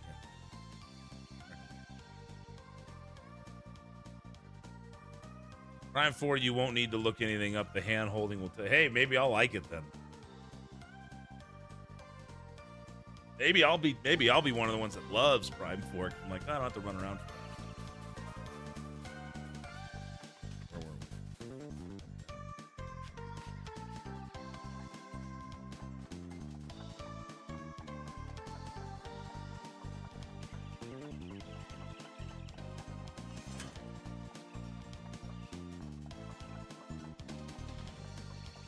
And now we're back at the beginning.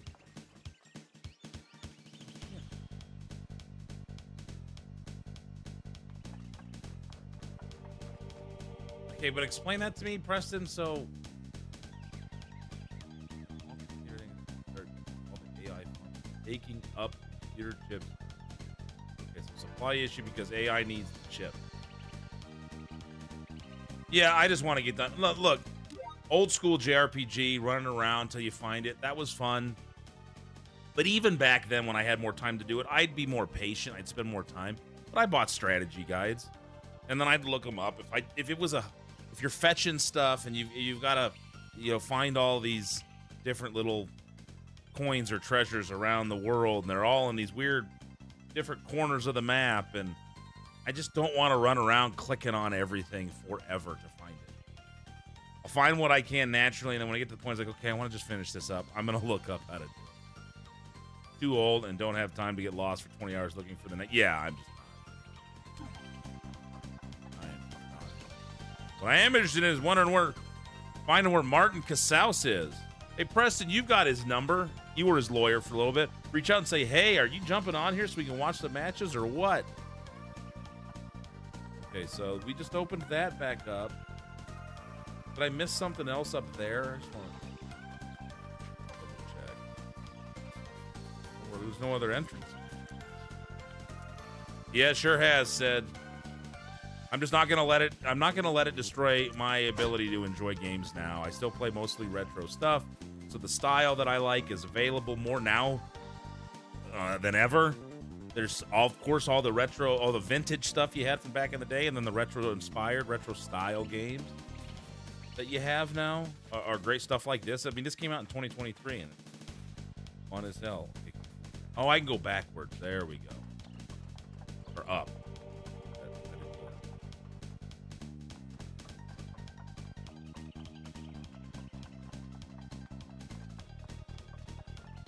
I love those old Brady strategy guides.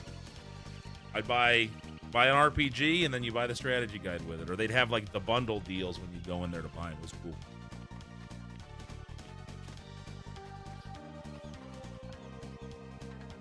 Yeah, I don't know what's going on with him, man. Normally, let me know. He even said when I was on his stream last night, he's like, "I'll see you," or when we were talking the other day, he said, "I'll see you Thursday." Hope everything's all right.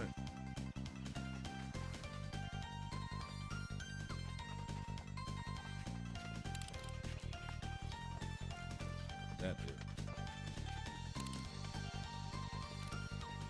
Nothing.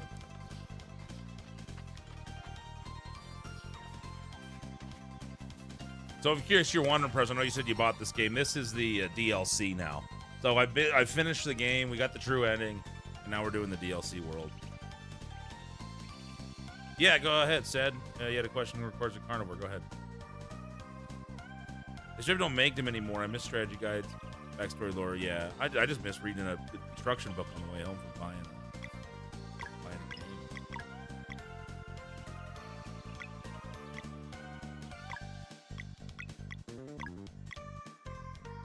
And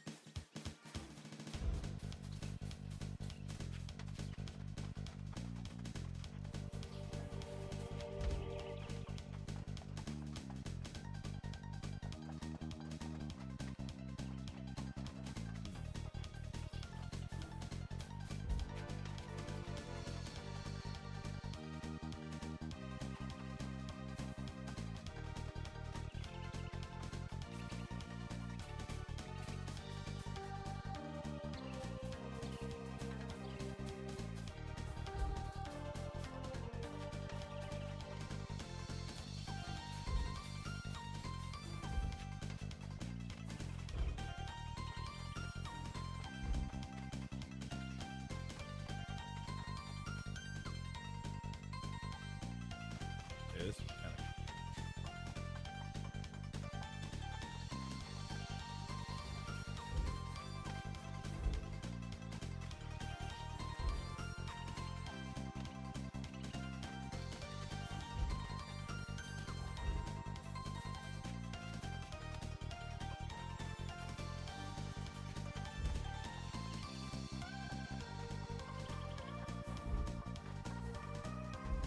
yeah, lamb meat's good.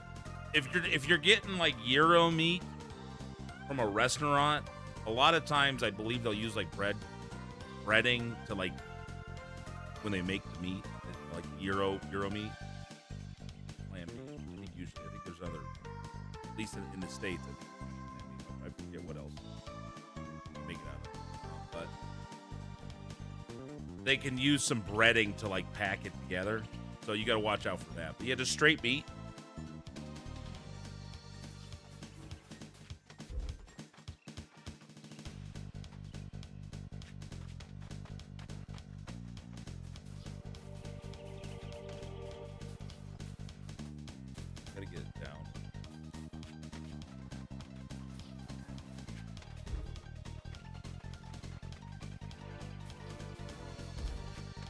Yeah, I love lamb meat. Yeah, I'm not quite sure.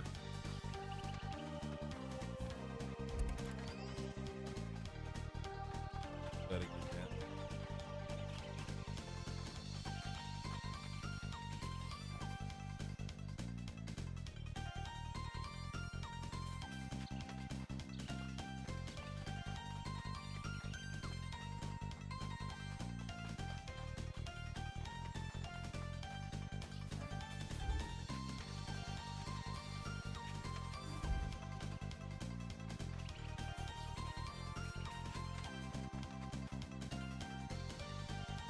I don't get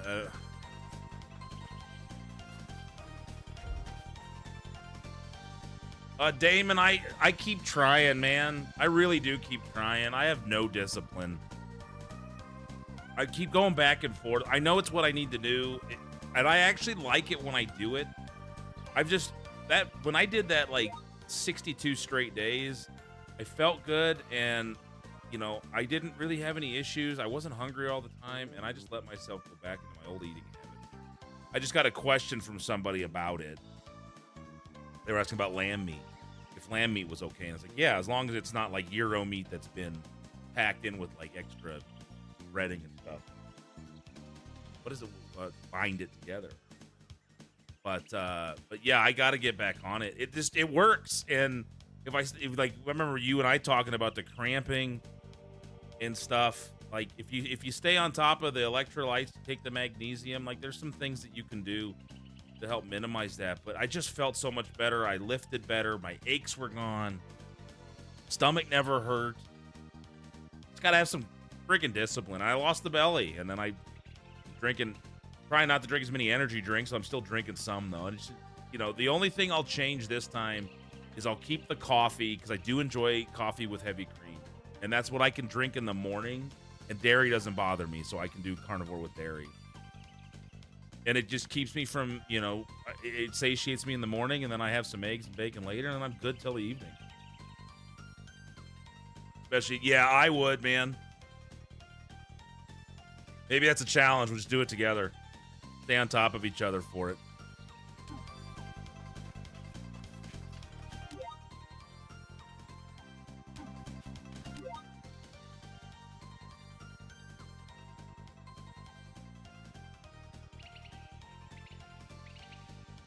He looks at me weird when I do it, though. Having a Vietnamese wife that wants to make stuff that, you know, I'm like, I can't have that for this. What's just the spices? It's not sugar. Like, I remember some raspberries in the fridge. He's like, oh, it's not sugar. I'm like, it's fruit. Yes, it is.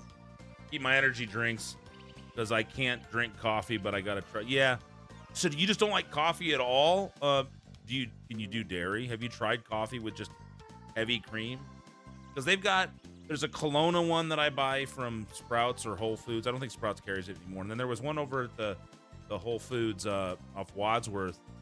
There's a local company that's just heavy cream, and it's just the dairy, but it doesn't it doesn't bother me. And I pour it in there, and you don't really taste the coffee much. It's more like just drinking warm milk.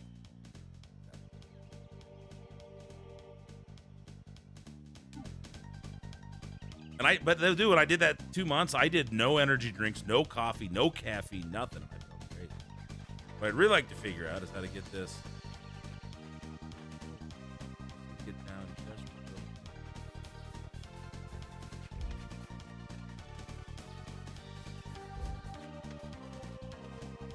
And guys, if you're wondering, I've been waiting on Marty for a while now. I don't know where he's at.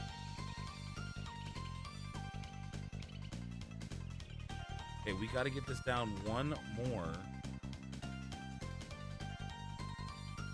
Oh, wait a minute. Okay, there.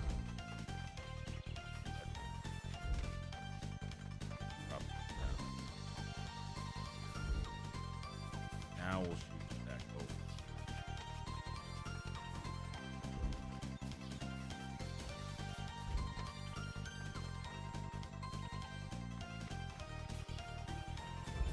There we go. I was driving me nuts. How do I do this?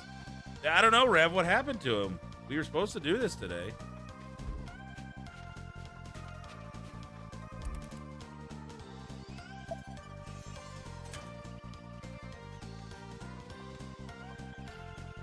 Glad I started doing this.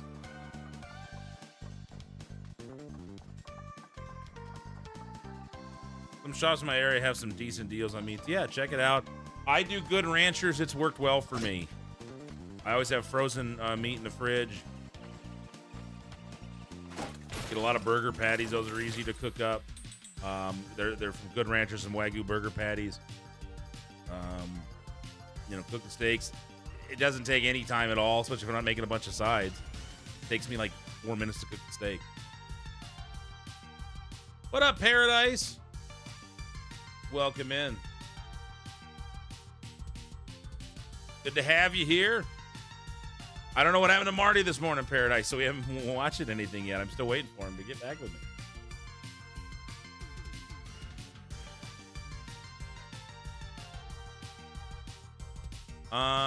Where was it? Can you do green tea? Get a flavored one like blueberry, something with a bit of honey. So if he's doing carnivore, he wouldn't be able to do the honey.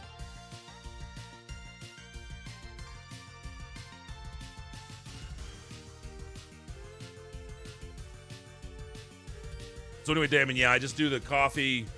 Well, I mean, I could text him and see if he wants to jump on and do some matches.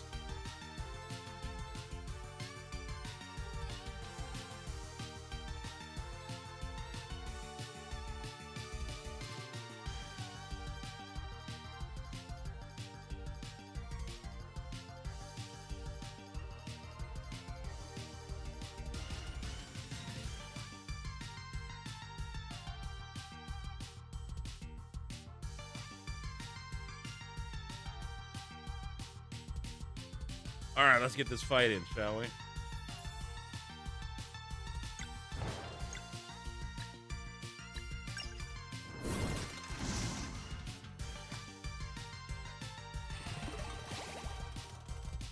Heal himself right out of the gate.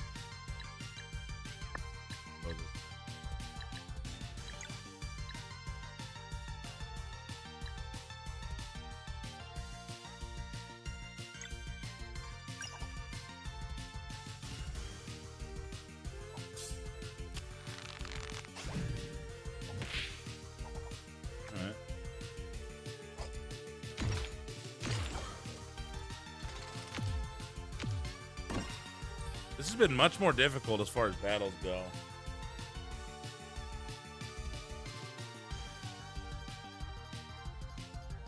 Favorite fish meat is, see, I don't like seafood. I don't like fish. I can eat salmon. I don't really like it. If I have to pick between that or cod, like a whitefish, I could do that. I stomach tuna.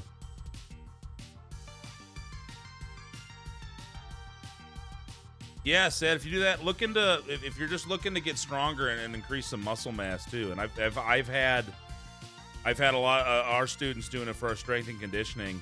But look into starting strength. It's basic. It's all the major compound lifts. That's the focus. You know, you're not bodybuilding. You're just trying to get stronger, which will get you bigger. It'll teach you a lot of good form. You know, for instance, we had Tudane. I don't know if you're still there. Tudane's been doing it, and he was having an issue with some tightness. There were a couple things where just little. He came into the gym, and there was little things that we changed as far as his stance. You know, him pushing his knees out. We chalked his heels about a ½ inch, and that ½ inch chalk made a huge difference in him being able to squat, get the depth that he needed to get to. Less pressure on the knees. That's one thing that I've started doing since I started squatting this way is I was scared of the squat because of my knees. I've had no issues with my knees on that. So yeah, if you look into starting strength, there's a lot of videos you could find. And it's just your 4 basic lifts, your squat, your deadlift, overhead press, and bench press. And it just, you know, if you run that for 3 to 6 months, you will get stronger. You'll put on muscle. If you're eating carnivore, you know, you won't have. For me, I noticed like the inflammation. I really felt it in my fingers, just swelling and water retention. You won't have that issue. But yeah, just look up starting strength. It's simple. I like it because it's stuff like you get in our strength and conditioning classes. I can teach people these lifts. I've gotten pretty good at coaching it, so I can see it's movement coaching essentially. And as I've gotten more experience doing that, I did the personal training thing, years ago. I wish I would have known more about this then. I think I could have helped a lot more people. People are scared of the squat, the deadlift, and the bench and things. But if you really tighten down your form, you find that a lot of the joint issues you were having were oftentimes because of the way you were doing or the form. So anyway, I won't belabor the point, but look into it. If you have any more questions, let me know. It's worked wonders for a lot of guys here at RMP. It's gotten me a lot stronger. I had to stop deadlifting for about a month, but I'm back into it. I was at 500 for a set of 5, and I'm back up to 441, so we're working that weight back up, and I could see it in my shoulders, and my arms were starting to grow again, get bigger. I got to get rid of this belly. That's the one thing I don't want to grow. But it's worth it. You'll like it. It's good. It's simple. What I was saying is it's something that you can get people. You can teach them to do it, and it's simple enough where they can just do it on their own. And if you do that until you start plateauing with the weights going up, you're plateauing in the strength, then you start changing things up. And then as you've gotten the muscles bigger, if you want to start shape and bodybuilding, doing things like that, you're doing the auxiliary exercises, the auxiliary movements with more weight. You can move more weight with correct form, where you're going to get better results, so on and so forth. Hello, Winston. How you doing over there on YouTube? We are on YouTube, Rumble, Kick, Twitch, and TikTok. So if you're over on, TikTok or Rumble or YouTube, please like the stream. I'm trying this TikTok.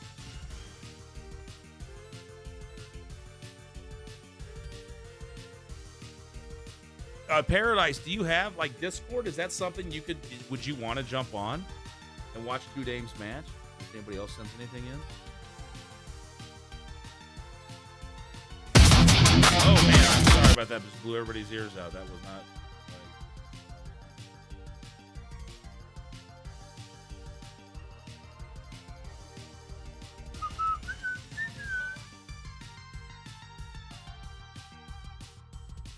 Sorry. You still on the 5G home internet? No, I've got something better. The apartment complex I'm in now has a pretty good internet. I didn't have a choice. It was part of the rent. You got to pay it.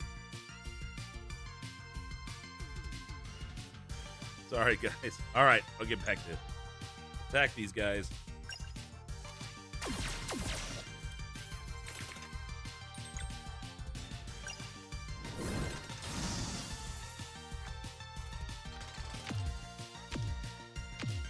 Can't block shit.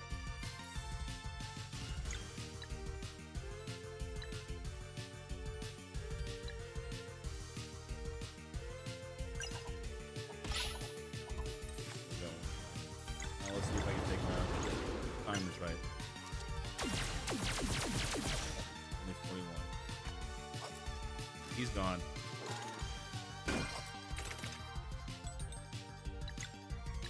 Oh, I have no healing skill. Yeah, it's good, Asher. I haven't had any problems.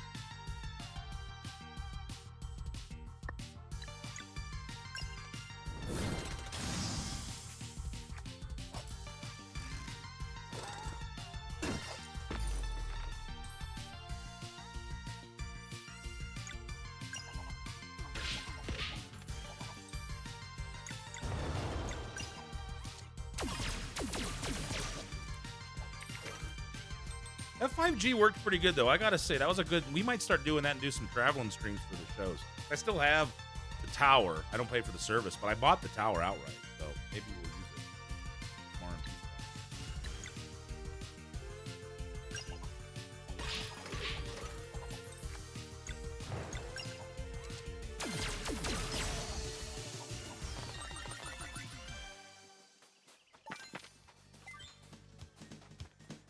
Pez dispenser here.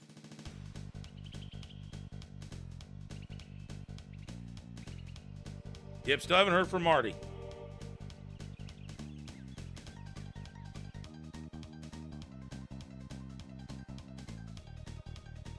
But yeah, Paradise, if you're around, I don't know if you can jump on Discord, but maybe you can jump in. I think people are tired of watching me play. Unless you guys don't know. You got a Jawbreaker. So we're done with this game. We're just doing the DLC additional world. It's much more involved than I thought it was going to be. Yeah, and that's the thing too. I don't want to forget about Queen's in there doing it as well. Queen, Lucas, Tony Nomad was in there for a little bit. Sonny's in there doing it with us. Sonny's gotten a lot stronger. They've all gotten a lot stronger. I have a great first coach. You know, and we got people that have never lifted before. We got people that have experience lifting. Jordan is a great example.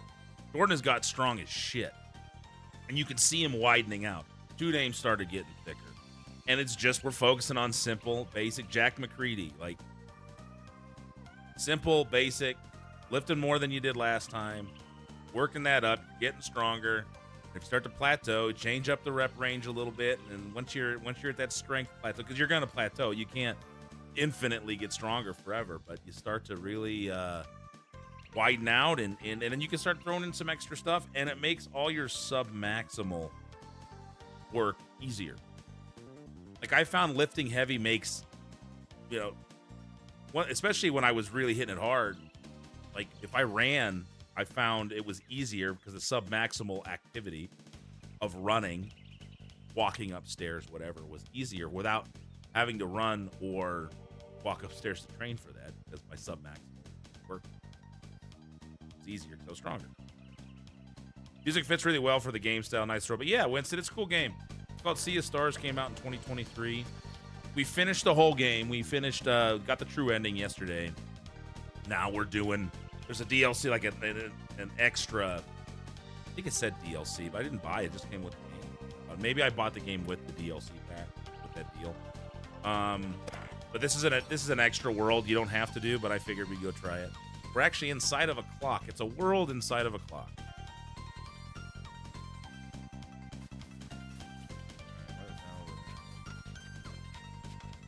I have a feeling that's got a... Came up this way, right? So, Damon, if you want to like get on a plan with this carnivore stuff, keep each other accountable, maybe we do that.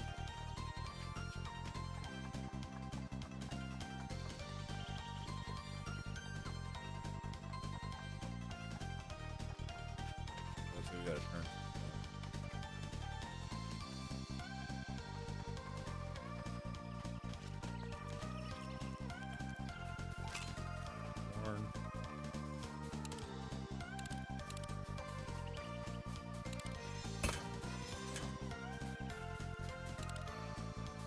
Right.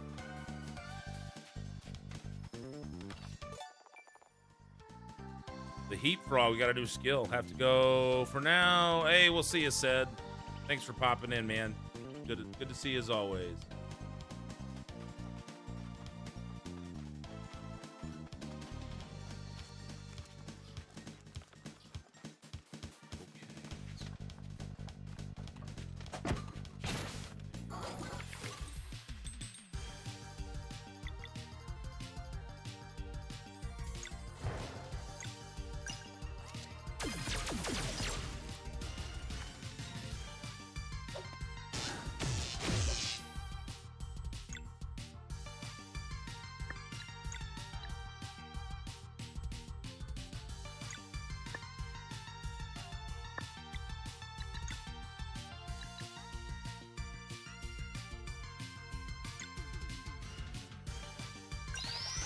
Let's try to do this right this time.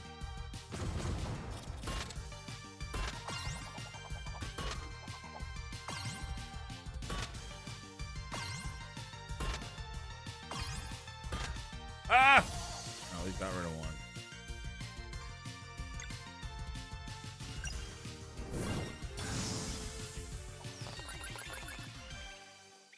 Hell. See you said. I don't know if Miss Paradise heard me, but yeah, if you want to drop in the Discord, let me know.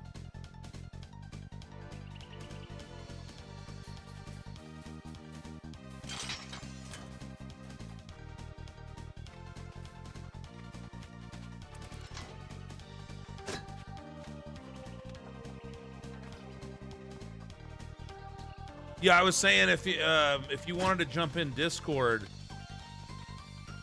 and review this match that Two Dame sent. If not, no worries. We can do it. We can do it next next Thursday. I just don't know what happened to Marty. Like we talked earlier, and we were gonna jump on, and he's just not here. So I don't know. Don't know what happened.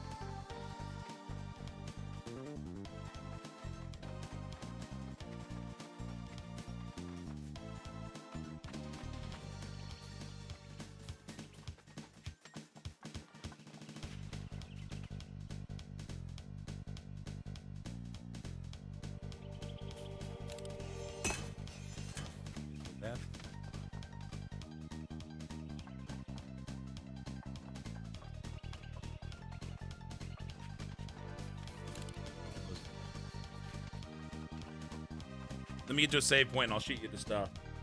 You just gotta jump into my Discord.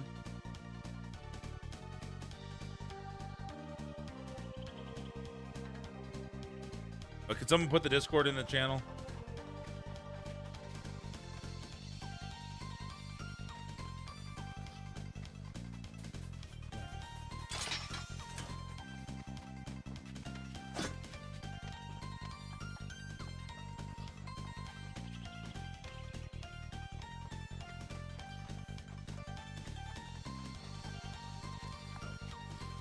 There we go.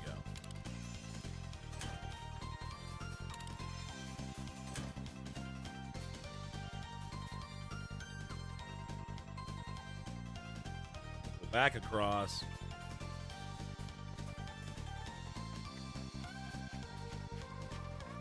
There's the Discord.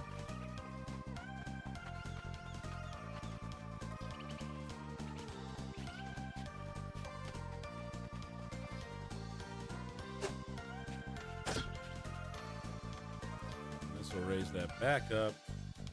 There you have it.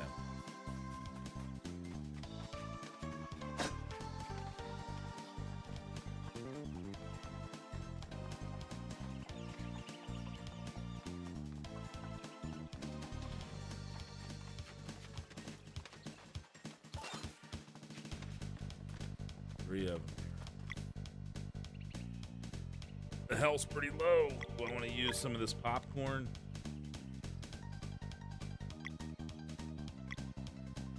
Or are these little like permanent?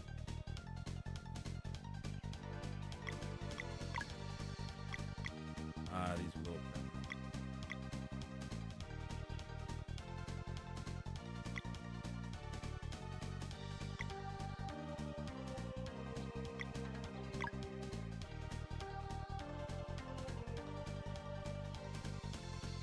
Oh, hi, Marty. Wait, where's Marty? Did I miss Marty? Did I miss something here?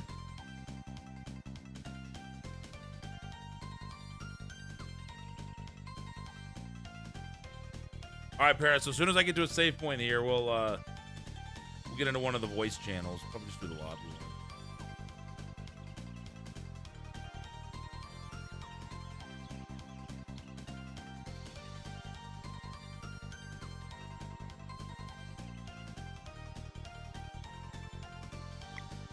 I see.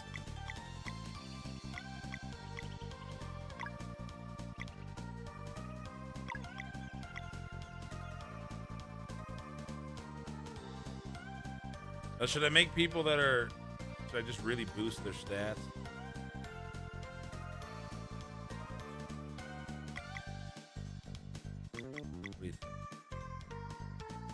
Yeah, I saw that. Okay.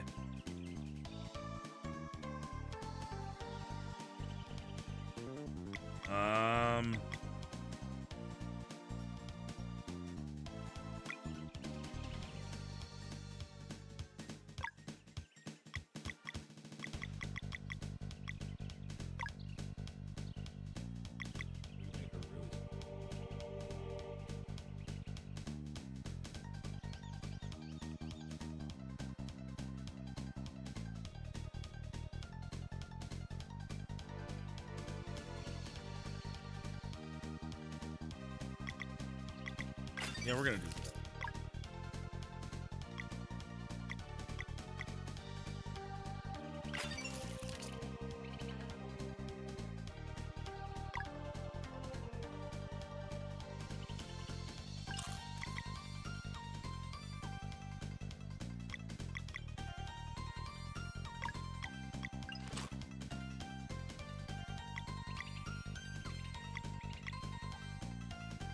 Well, that's MP. I'm an idiot.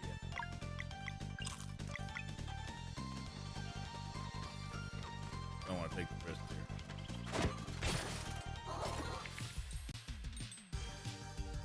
Should have a save coming up here pretty soon.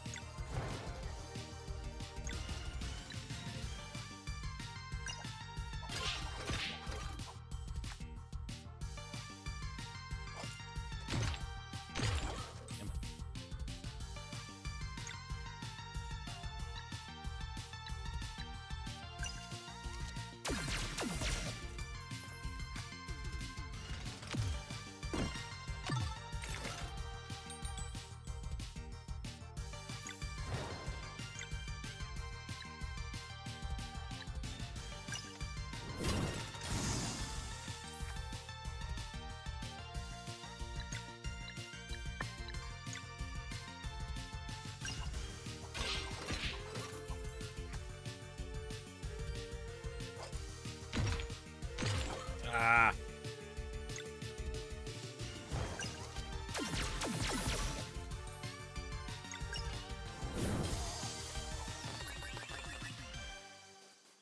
Battles in this have been much tougher than I've been used to.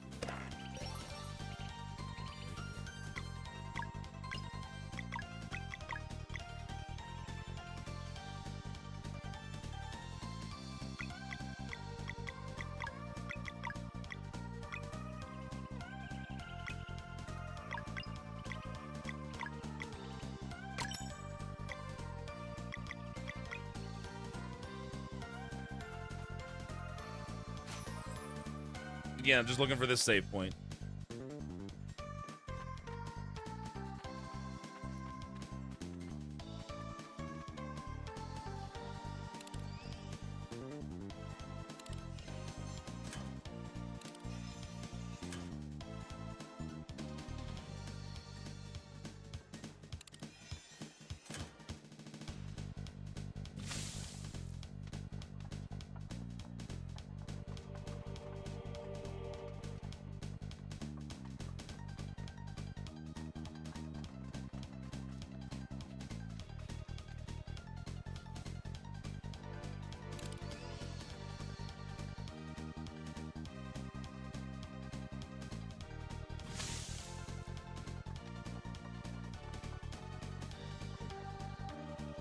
what we're looking at here.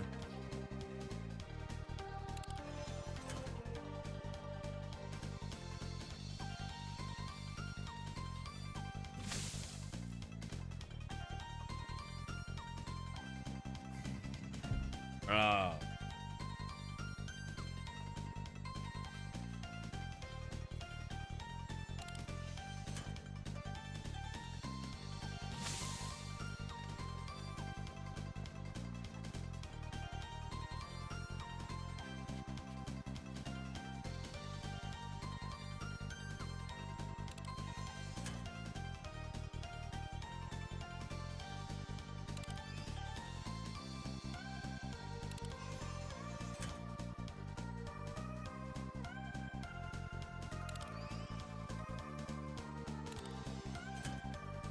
Hey, thanks, Rabite. How you doing?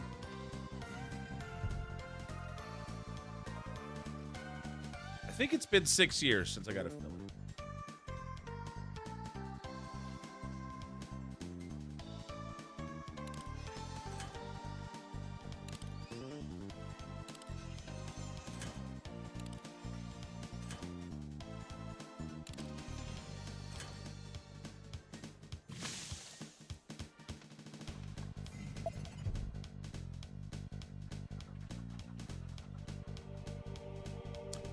I didn't go to the show. We were there, did some flyering, and then I took a friend to the airport after the show. But I didn't go to the show.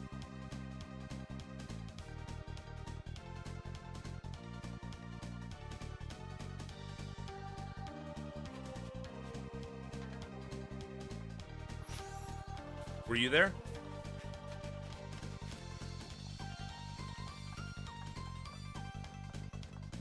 We gotta be just about done with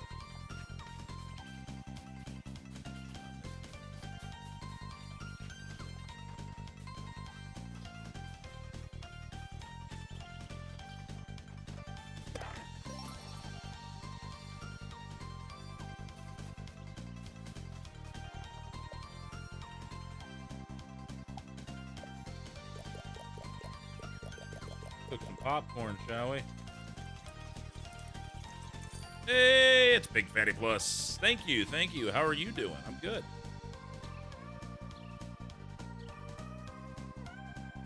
Good to see everybody in here. Thanks for popping in.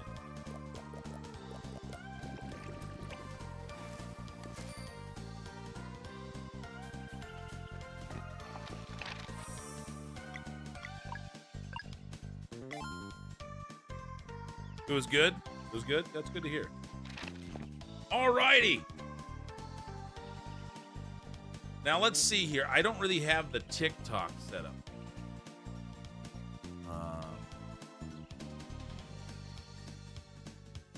Let's see here. We're gonna go over to.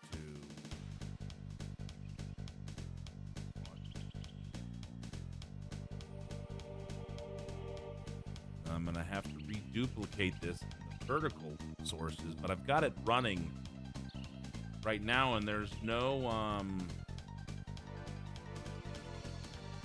I don't believe there's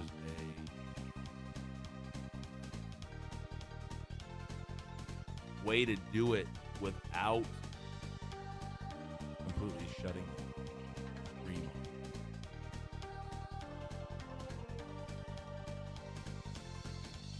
So let's get Paradise over here. Paradise, you still in there?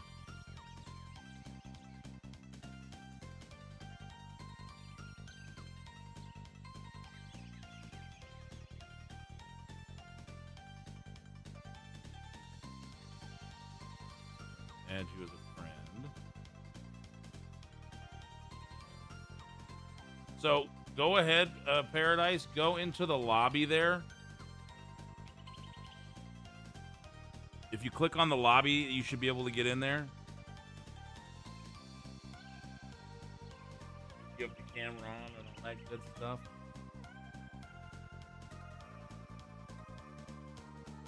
We'll get this figured out. Meanwhile, oh, she's in an ad. So I'm gonna have to. We're gonna add a scene here. So TikTok's gonna get weird for a second.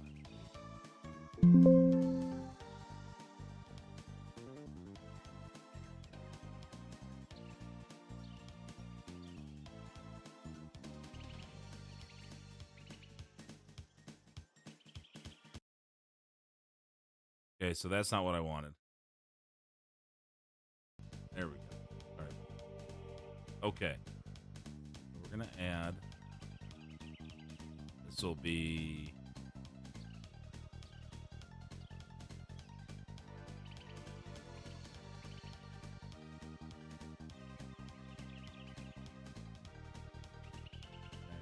Watch along here. Okay, so that's going to cut out on. So TikTok's going to be silent for a second as we build this up. Now we're going to add. So Miss Paradise, go into the lobby voice channel and get your camera going and your mic and all that stuff. Then I can share the screen with you if we pull it. Two Dame, you still in there?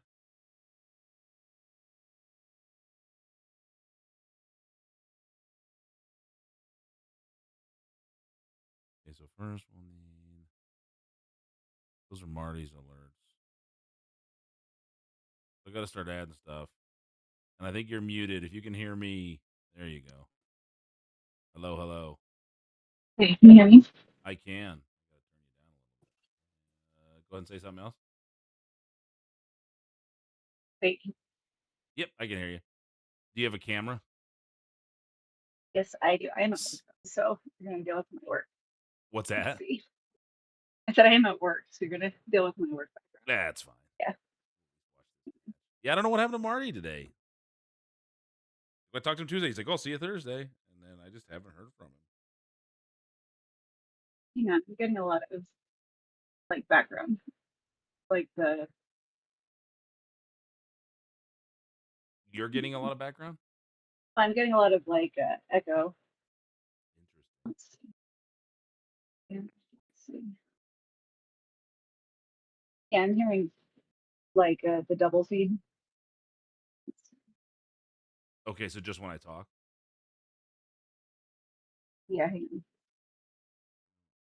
Yeah, Check your audio and video settings. You know how to do that? I'm checking it now. Voice and video settings. Let's see.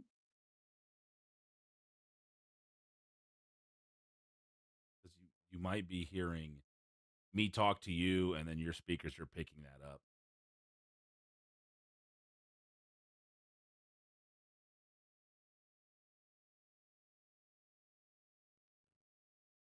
It's Mario. That's all that needs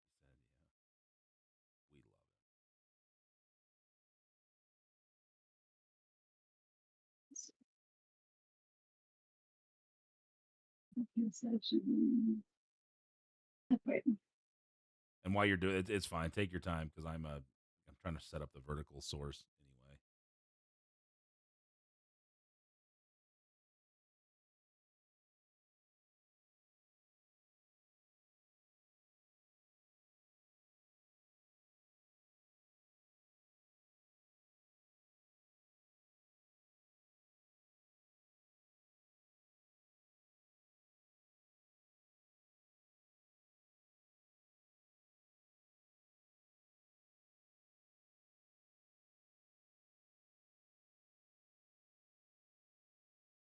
Two Dame is still there. All right. Hang on, let me see if I talk. What's that? Hey, I kind of fixed it. It's a little better.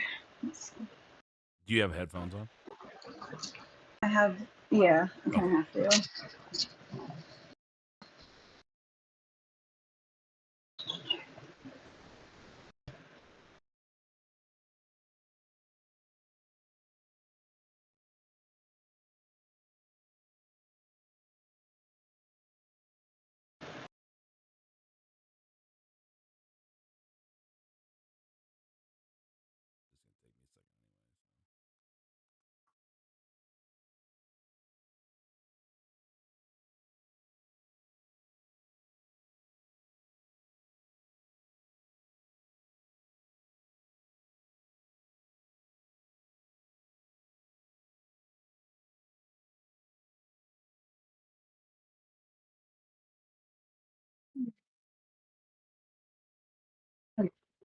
I think I fixed it. Yay. Okay. You did fix it?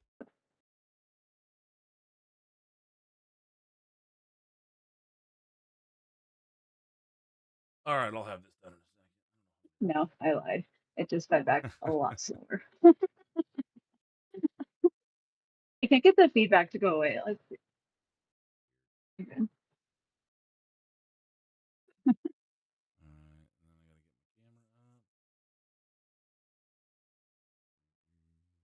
There's like a 2-second delay every time I talk. Do you know how to fix that? I don't. I'm so dumb when it comes to Discord. I learned like a few simple things a long time ago, and that's about all I know.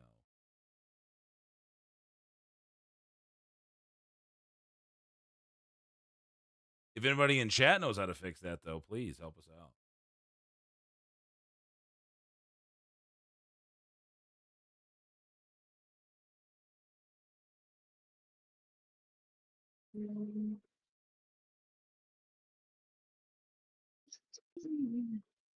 How's that much sound Discord transmits from your room?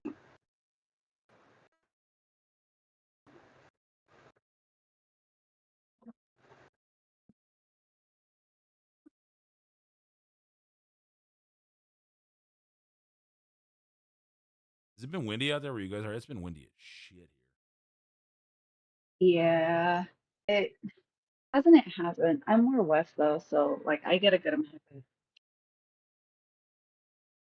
it's been blowing hard for like 2 days.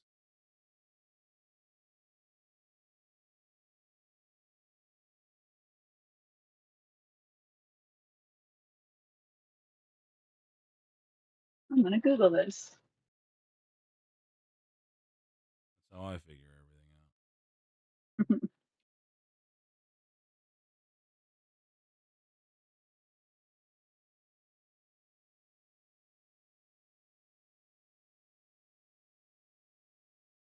Quality of service. Let's see.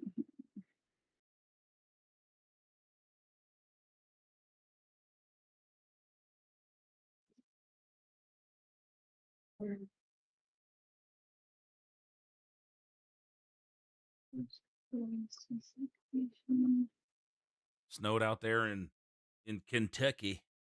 Says Preston. That old Midwest snow. The reason I left it.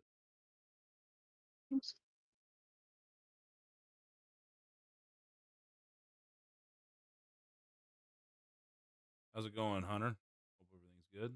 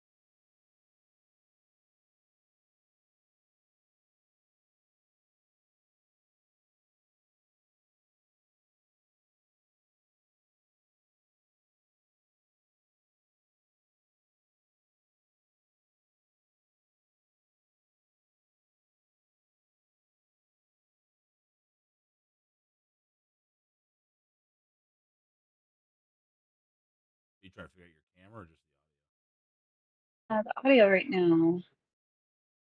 Oh.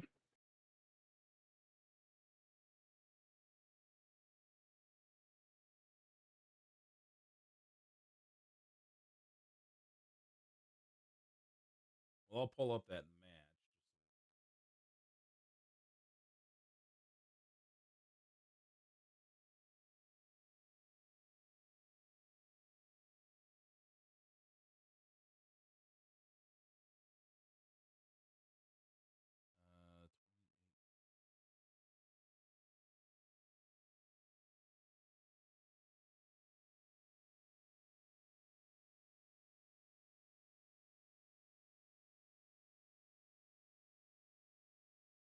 I think I figured out the sound issue. Okay, good.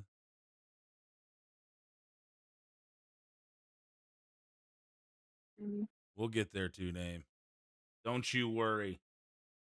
I see you.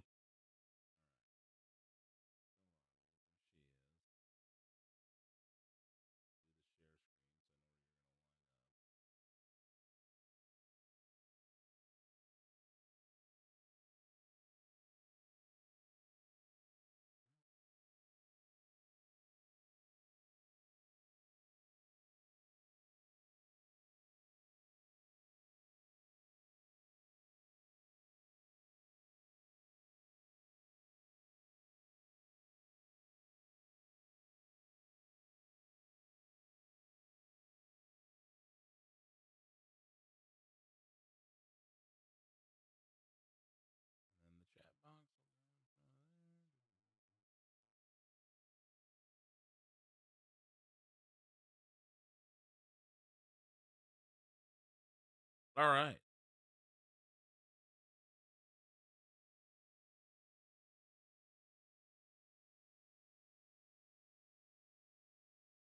This needs to be a win.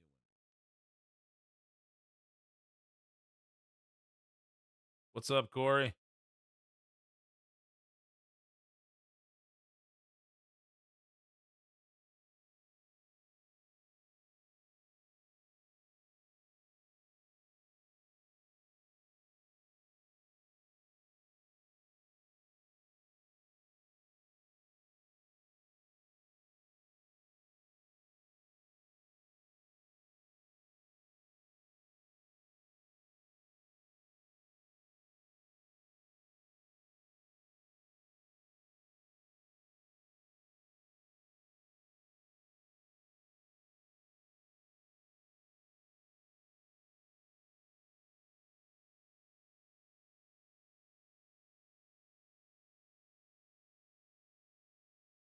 Maybe here's my problem. Do I have to mute Twitch or Discord so I only hear the one?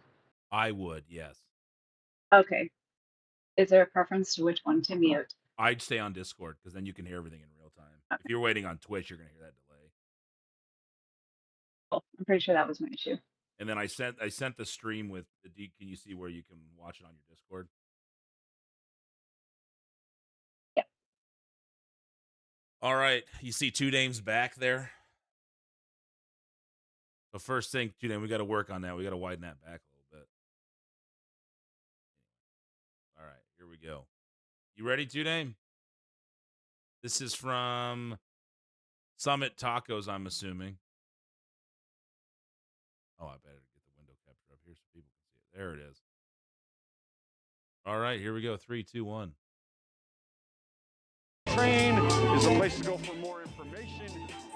This should be one hell of a... How's volume, everybody? You can hear it fine. Grew up in the streets, though. Kind of raised in the streets. Grew up in So what is this, August? Obviously, Two Dame from Compton, California, and Lipto. Hell yeah, my back, Bill. Federal Boulevard. You been down Feds? Oh, I am quite familiar with Federal Boulevard. Here we go. Oh, Two Dame still has something. Going out to the fans, but this, I don't know. Is he trying to find out who's more popular here in this matchup? Trying to, it looks like, and again, it'll be very interesting to see kind of what both of these competitors have to bring out against each other. I don't know how much. I'm going to be interested to see what Two Dame might have prepared for Lipto. Well, you know, there's film on Lipto. Hey, if he watches the Rocky Mountain Pro Rewind, Lipto's had quite a few good years here in Rocky Mountain Pro. Early lockup here. And so far, Two Dame kind of getting the better as far as the strength contest goes. And of course, if you want to go back and watch the old Rewind with us on the Dudes and Belts every Sunday night on our Rocky Mountain Pro Twitch channel, I'm joined Johnny Deathdrop, the host, and of course Coastal Crusader, Maki Pins. So that's 6:30 Mountain Time every Sunday night on the Rocky Mountain Pro Twitch channel. Ooh. And right now, it's been pretty even so far. Two Dame trying to pick up some momentum. Was Lipto adjusting his pants as he was running there from that whip off? Watch real quick, see if we see it. Right now, it's been pretty even so far. Doesn't it look like he's like pulling his pants up or something? It looked like he like scratched himself. Or I couldn't scratched tell his which. ass? Yeah. Maybe. Yeah. 'Cause that's what I saw. It's been pretty even so far. Okay.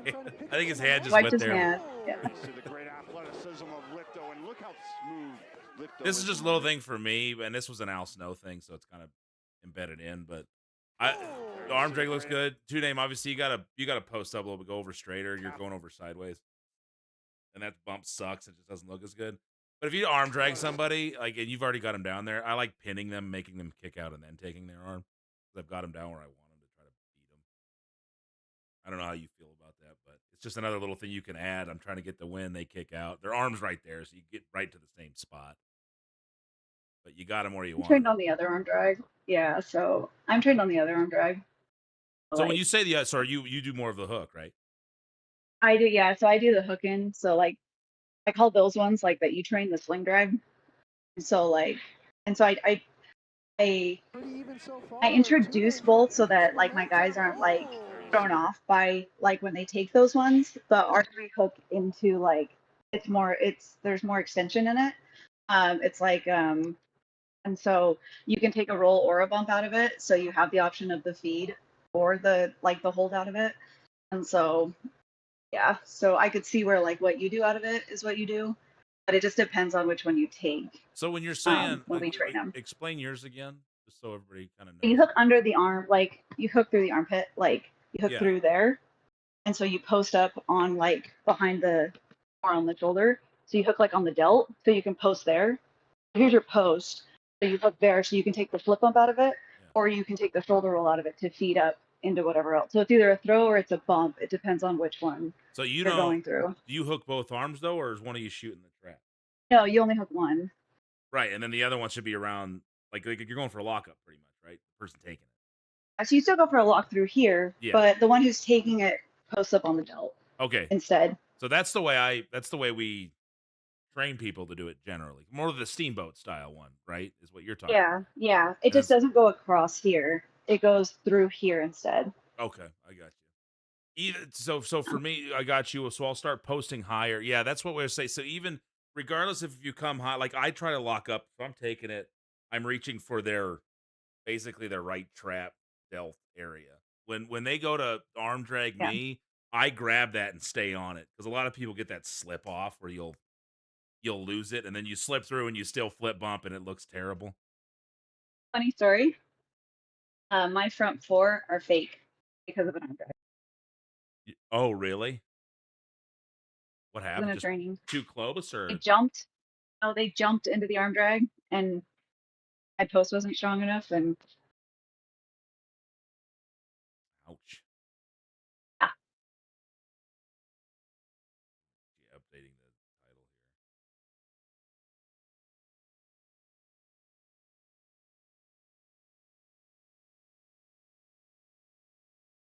post on your own drags, kids.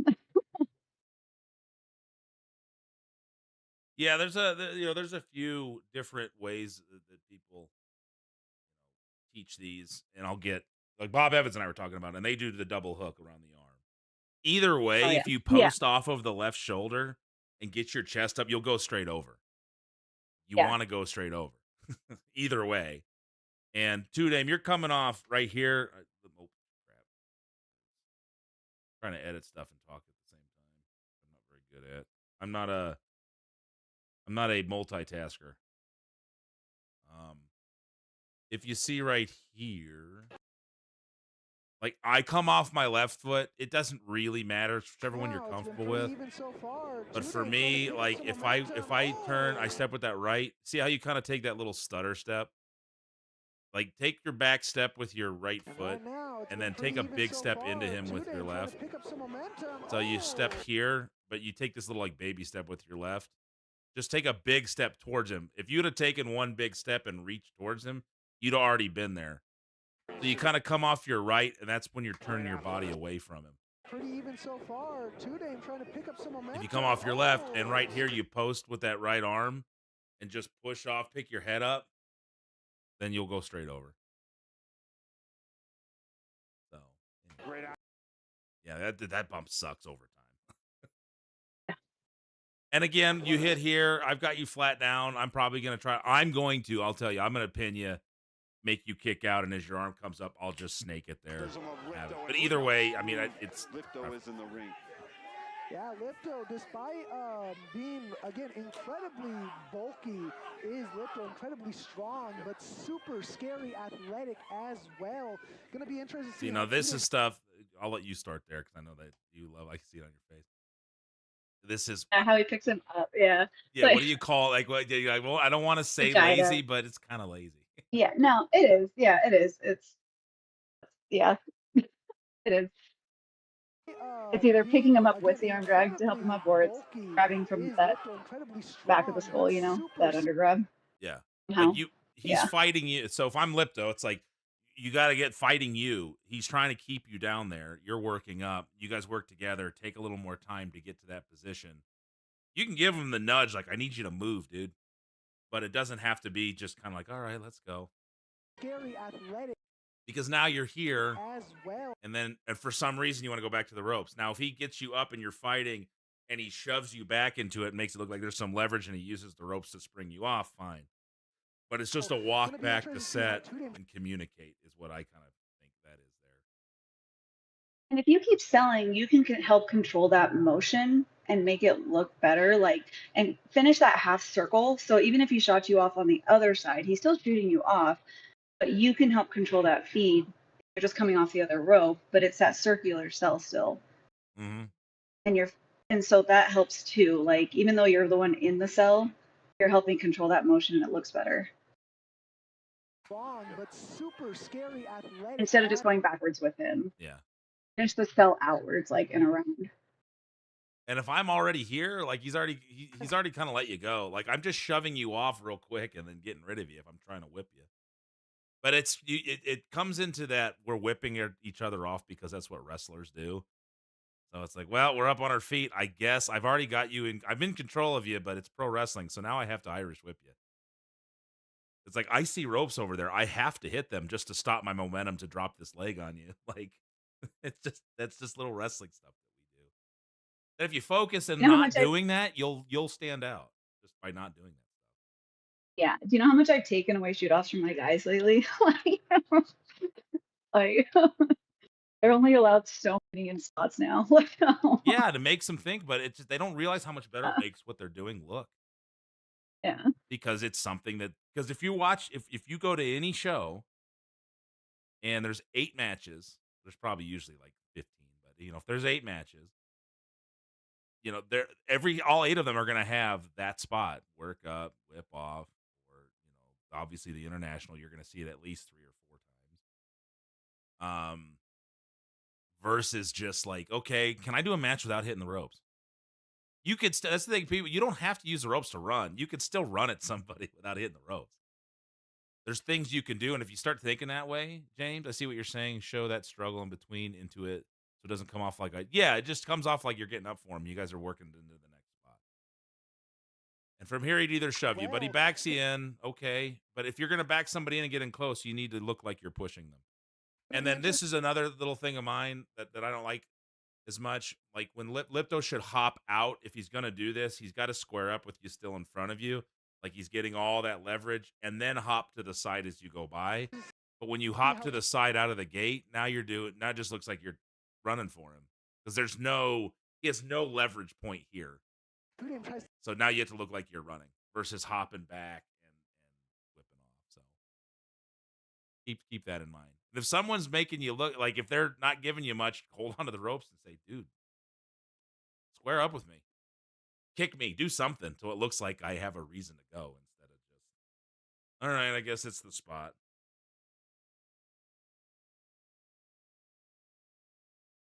Is Preston still here? Preston, you still there? We did what you wanted. Paradise is here if you have questions for her. I think Preston wants to recruit you for the law office. I would say no. to counter kind of an opponent that can do just about anything. Yeah. Lithgow, not really your traditional luchador is Lithgow.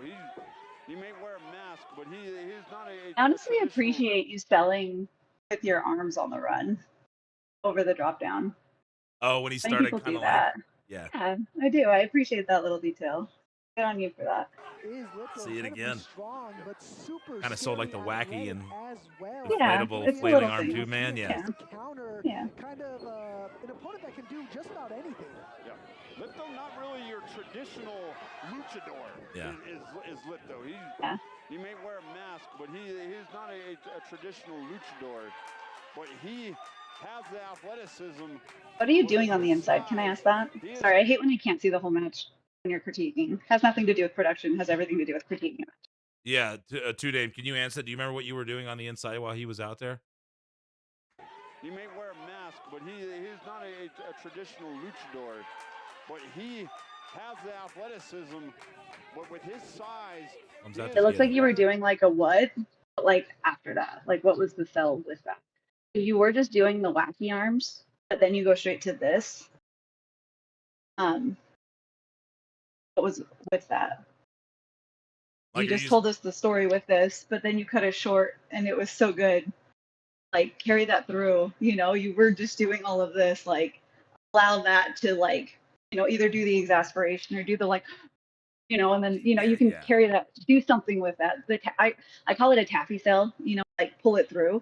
Like you watch the old taffy machines, how they rotate the taffy through. So I call it a taffy cell. It's not going to make any sense to you guys, but like I that get it. pull through of the cell, yeah. That's good. And so, but like, so you did all this, and you just got all the compliments in the world for selling that through the drop down. And so like, but did you sell it through your body? Because it looked like you just did this to him when he walked out. So you went from one determinate thing to like another determinate thing, kind of cut and dry, versus like letting it follow through it, like let it carry over. I don't know if you did it. Yeah, are but it you kinda looked saying like you did. did do that? Sounding like I was. Are you saying you did do that, or you're understanding what she's saying? Because if you didn't do it right, we got to kick you out of the school. We got to send you. Just saying, it would be great if like you could like carry that through, because like from the camera angle, it kind of looked like you didn't. It looked like you stopped and just kind of did this. What? But it would be great because you did just do all that, So you did all that work, let it mean something like that. Because it was good. Very difficult opponent to prepare for. Oh, and look at that. Great athleticism over the top rope. Got him with that shoulder tackle coming over the. Little things. Spot looks fine. He is a very. Watch that waist. Watch that. What the waistband of the underwear too. Like it. Make sure it doesn't pop up above the way. And this is a while ago. You fixed the gear set. Difficult opponent. So okay, you look up. You look kind of surprised. He starts to jump. Now I would wait a little longer than that because you don't want it to look like he saw you starting to come in. Difficult opponent to like wait till he leaves his feet before you slide in. If you start sliding in as he's still starting to jump, then it looks like he's jumping for you. And that's just a little timing thing that we're gonna pick up versus someone in the crowd might not even really notice it. But you don't want to lean on that. You want to lean on everybody notices every little thing you do. So he's over. When you reach for him, actually look like you're reaching for him. This is something you see a lot. Guys just kind of throw the arms. It's like the coming from Memphis. The universal sign for punch me in the stomach. Like you don't want it to look like that's what you're setting up. Look like you're trying to charge him, give him an elbow, punch him. He can still get below and get you in the midsection. So careful with that. Got in there though. Good freeze frame.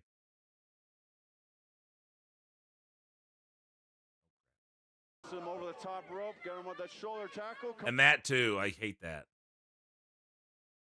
You got anything to say about that? Paradise? You look like You're stopped in it literally, like like look at it. You're waiting for what's happening versus like selling what's happening. You're not in the moment. He hits you low. Now sell back, and then he starts to go, and then you come down, but you just go, okay, here we go. In the move, not in the moment. And that's the whole, okay, I got to get to what's next type of mentality that makes you do that. You don't even realize you're doing it sometimes when that happens because you just you're just kind of rolling with it. And you're rolling it not from what would I do here if I got hit in the stomach. Well, it's like, well, what do I got to do to get in position for him to flip over? You see it a lot with people that go down for back body drops and then just wait there for an eternity to get kicked or punched. That's why on the sunset flips, I like people that step in, look like they're going for the back body drop, miss the back body drop, stand straight up. But if you just bend over, you look like you're bending over for them. Don't bend over for people, dude. Is what we're telling you. Shoulder tackle coming over the ropes, shoots himself off the ropes. Two Dame Jump sooner. Into a nice hip toss by Two Dame, and Two Dame able to keep up with Lifto. And that looked good, but yeah, jump sooner on this. Like he's landed through. You should be leaving your feet right now in the center, because then he can come off and duck right underneath you already. You still got over him because you're an athlete, but look like there's not a lot of clearance there. Another freeze frame for you guys to take, file away. But you know what I mean. So, and you know this too, Dan. We do it a lot in training. Hello, Lilith. Lilith in the chat.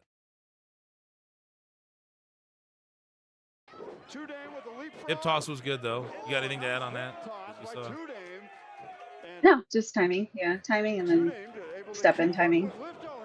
I honestly think you could, because I love a calf kick. I hit a calf kick, and I think they're beautiful. And it's not my vertical that gets me good on a calf kick. It's my flexibility that helps me. And so for you, though, like, I think your hips could get higher. So your hips are hitting his chest, and your leg kicks up higher. So it looks higher than it is. And so I prefer a higher calf kick than what you hit, honestly. But that's my personal preference. I think that was a get by calf kick, not a spectacle calf kick, as I call them, like where it's like a calf kick, that you want, and so it was good. I'm not denying that, but I think it could be like, so you give me think that factor. Hey, Gorilla Glue Stu coming in with a raid. What's up, Stu? Thanks for popping in. We're doing some match critiques. Welcome in. I guess we got to hit the raid screen real quick. Hold on. We're going to have to take a pause. You're going to have to see Hacksaw Jim Duggan. We'll be right back. Lawyer coming into the ring. He's got that sellout contract. What's going to happen here, John? Ooh, the elephant coming out of nowhere. This is pandemonium. Absolute madness breaking out here in Shaky's basement. Melvin has people from all sides coming and trying to help the legendary Jim Duggan. And what's this? A 2x4 has entered the ring. Hacksaw's on his feet. It looks like his signature move is a 2x4. The symbolism cannot be missed. Ooh, Theo Hans taken right to the boardroom. That is going to hurt the corporate holding. Looks like Melvin won't be selling that anytime soon. I'm John. And I'm Mike. And don't hate. Party. Don't hate. Lawyer Party. coming into the ring. He's got that sellout contract. What? Having to double this with the vertical one. All righty. Thank you, Gorilla Glue Stu. Welcome in, everybody. We are doing match critiques. I'm Mercury Yaden. This is Paradise. We are breaking down Two Dame James against Lipto over the summer. See what you mean, like get my hips on his chest and my leg past him when I throw it. Is that what you're saying? Yeah, more so. Like, watch it. Like, let me see real quick. We'll go back. Let me just watch it one more time. You're good. I think you're right there. There. Here we go. I just want to see the kick through. Two Dame with a leapfrog into a nice hip toss by Two Dame, and Two Dame able to keep. Yeah, so see where your leg is at. Like, if you could get more into him, like with your hips, so you're not like, you don't want to hit him like on the fall. You want the hit to be the pop off. You know what I mean? So like, the hit's what allows you to pop off like a drop kick. Yes, exactly. That's exactly what you want, because that makes it the moment versus like the fall being the hit. And then it's like, and it's one of those beautiful ones. And then you're like, oh yeah, that's the calf kick you want to see. And I think, because now I'm looking at this, like you see how your hips, you're kind of in a V now with your hips, where if you would want your hips pop in the other direction. So you're kicking and then you're popping your hips forward instead of sinking back into it. And this is coming from somebody who doesn't throw calf kicks, so she's the one you want to talk to about that. But little thing I noticed, you're kind of in a V. I love a calf kick. It's because the contrast is why I like throwing them. I love that contrasting feeling, because you know when you threw a good calf kick, because you feel that hit and then the pop back. Because here you're not getting the pop back. Up with Lifto here. Nice heel kick. How you landed even? It's a clump versus a solid face bump. Yeah, and that landing's gonna start hurting your hips here. And It adds up able quick. to keep up. Everything just crunches in. You want to land either on your belly flat or on your back. But you land, you kick out of it and land chest first, right? Yeah, I landed like Nice heel in kick. face bump. Like as much as yeah. And Tudame's showing that he can match move for move with Lifto. Oh, nice short arm clothesline. Showing off the What's in your beard there? Clothesline. Showing off the strength. Clothesline. The light catches it just where they go. Yeah, what'd you eat before going out there? Did you eat a whole chicken? Just didn't pluck it or anything. The beach boat. Well, we will be back with more of this Ignition title match right after this. Hair don't go back.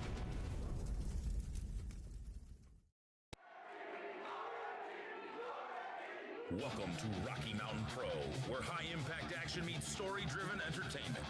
With 2 weekly episodes of professional wrestling or pro captain experience. On Ignition. And we are back here on Ignition for this Ignition Championship matchup. And these two have been So back keep and selling your face, too, Dame. Like you just got European.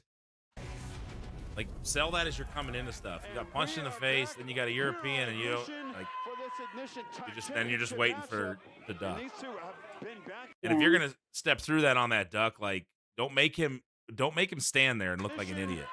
Like he throws it, you should be stepping through. You're turning as you're stepping through, wind up, and then pop him so he's not going 1,000, 1,000. Like he shouldn't have to wait 2 seconds. Did you have something to add to that?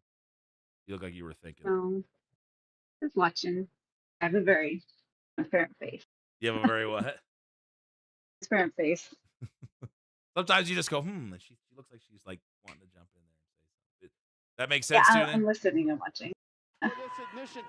So, Doc, yeah, just don't take too long. Been back and forth here, Isaiah. Absolutely been back and forth, going move for move. Big slam there from Tudane, looking to put Lifto away. Not going to quite be enough though yet. Oh, and we saw as Shocktober, Lifto nearly became the Charged champion as he was the surprise opponent for Caden Koyama. And tonight he's got a chance to make up for that loss at Shocktober. Yeah, you can see the respect, you can see the revere that people have around here for Lifto, getting these title shots so soon after his return. And Tudane feeling himself right now, though, might be taking his eye off the ball a little bit. Yeah, getting a little cocky. Don't want to do that with Lifto. So I get it got distracted, letting the crowd get to you. But I don't think that should have taken as long as it took. Like you gave him a belly to back. you didn't give him a power bomb. You know what I mean? Like it was kind of, oh, you got distracted. Yeah, now I'm gonna. And then as you're doing it, you're turning around within maybe 5, 6, 10 seconds max. Then he slides through. But Yeah, it kind of makes you look dumb. yeah, I'm not a big fan of turning your back, especially for any length of time. Like if it's a quick, you turn around because someone says something and you have a moment of like distraction and then they catch you quick. Okay, but when you turn your back for that long, then you look like you're setting up for something. And it does. You look dumb. And Tudame, you don't need any help looking dumb. I kid. Cocky. Don't want to do that with Lifto. But do it. Lifto able to trip up Tudame. And now looks to be slingshotting himself into the ring. Oh, and what a leg drop. Catches Tudame shotting himself into the ring. Oh, and Yeah, what a placement leg needs to be a drop. little better. Catches Tudame right on the back of the neck. Careful. Covered. But Lifto kind of uncharacteristically did not hook the leg. You didn't feel that very well. What's that? When you took it? Like when you took it, could you not feel it very well? I know placement was kind of off. Tudame. Just because like the bump was just a little delayed. Slingshotting himself into the ring. Oh, and what a leg drop. Hit and the fall off. Tudame.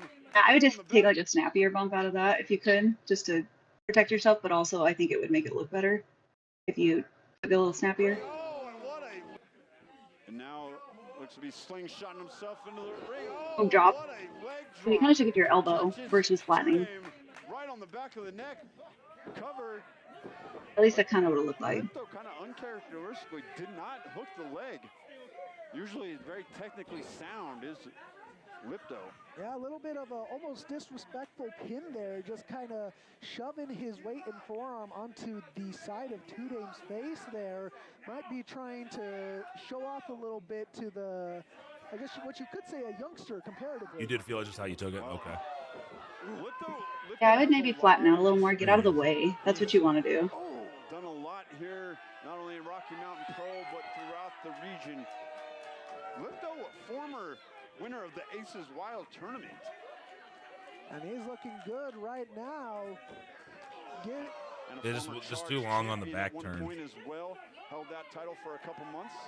Yeah, and Two Dame caught Lipto also. And Two Dame again, this is just little stuff here, but so he turns around and he's adjusted and you give him the punch. And a former charged champion at one Punch point him, as say well, it, hook him, and if you talk a little more shit, fine. But you kind of gave him one punch and then, yeah, okay. It's just taking too long to get to stuff. I'm all about slowing things down and letting things breathe, obviously, but you can't overdo that where it looks like you guys are waiting for each other. I think that's the biggest thing. And he's looking good. Like, it's right like, okay, I You lose got the to urgency too. Yeah. Still a story in the competitiveness of the match, right? So you lose that. So what is the match about then? Caught Lipto also pandering to the crowd a little bit too much, trying to suplex him back into the ring. Lipto not letting it happen quite yet, though. Big shots to the body. Lipto was able to shift his body weight to prevent that from happening. But and Two Dame saw the springboard coming and just with a heavy right hand right in the side of the head. Yeah, huge shot to Lipto there. Clearly has him reeling, and now Two Dame looking for a suplex. That was a well-executed suplex, almost a brainbuster. 1-2, and look at Two Dame taking it to Lipto, not at all. Another little thing too, when you get kicked off, pick your chest up. Try not to like lay on top of somebody. Looking for a suplex. So you cover him. That was a well-executed suplex, almost a brainbuster. When he kicks out, you're just like you're flopped over him. Like when he kicks out, pick your chest up, and then you'll be here and he'll be there. It just looks better. You can sell more. People can see your face more. Look at Two Dame taking it to Lipto, not at all intimidated by everything that Lipto brings to the ring here. Yeah, Two Dame again has been the champ for the amount he's been for a reason. We've seen how strong and athletic he is, how great he is in the ring. Wise. Please, for the love of God, put your hand on each other's backs when you're whipping each other off. This is just this is one arm completely on both ends. Like even to that, like I don't even know if does his hand touch your back there? Like that becomes really lazy. So hey, what up, Lucas? We got Preston. I am on the road. I have it on good authority that Lilith and Noel are lurking here, and Noel sent a match for review. Okay, great. He's been for a reason. We've seen like, look at it. It's just one arm. No, okay. Next spot. Beyond his years, and he is taking it to Lipto with always put the hand on the back, even if they're reversing you. Look like you're trying to shove them. That was pretty good. Beyond his years, I do like. taking it to Lipto with the You're good there on the sunset. They're a little easier to get when you hook out of the corner. That was nicely done, but look, Lipto pops right Careful with up the foot. and it hits him with a drop kick, a Oh, basement drop I kick. hate that cell though. What's that? Which cell? Which part of It's it? not his cell, the other guy. I hate that he popped out of that drop kick and then just dropped down to his face when he had an opportunity for offense. Like he hit the drop kick, gets up, and then just drops it. Oh, Like I what see. is that? Drop kick, a basement drop kick, and both men are down. So you, what would you do in that situation then? Like, how would you? Why did he pop up out of the drop kick? That's my question. That's what killed it. He got up too soon and then dropped himself. Like that's the problem. So if he'd have With the drop kick and stayed down, it'd be Yes. better. Or if he drop kicks and he starts Yeah. firing up and does something, but he kind of mixed both of the worst parts of that. Yeah, he just started moving too fast and then realized we're staying down. Like, and so at that point, he's already up and moving. He's got to stun or fire to give him time to sell and then start picking him up at that point because he's the face working up, right? Yeah. So you can't die as the face all of a sudden. That kills your match. If your face dies, the crowd dies. Like, we're done. So why'd your face drop? You know, for no reason. It kind of like, like, it's just like, oh, wrestling's already believably fake enough. We can't give it reason to be more. You know, like. And then he feels away when he's already facing him and could go get him. So like that's just so disconnected in every way. You know? Yeah, even if you try to cover him, like you're right there. You just kicked him in the face. At least try to get something quick.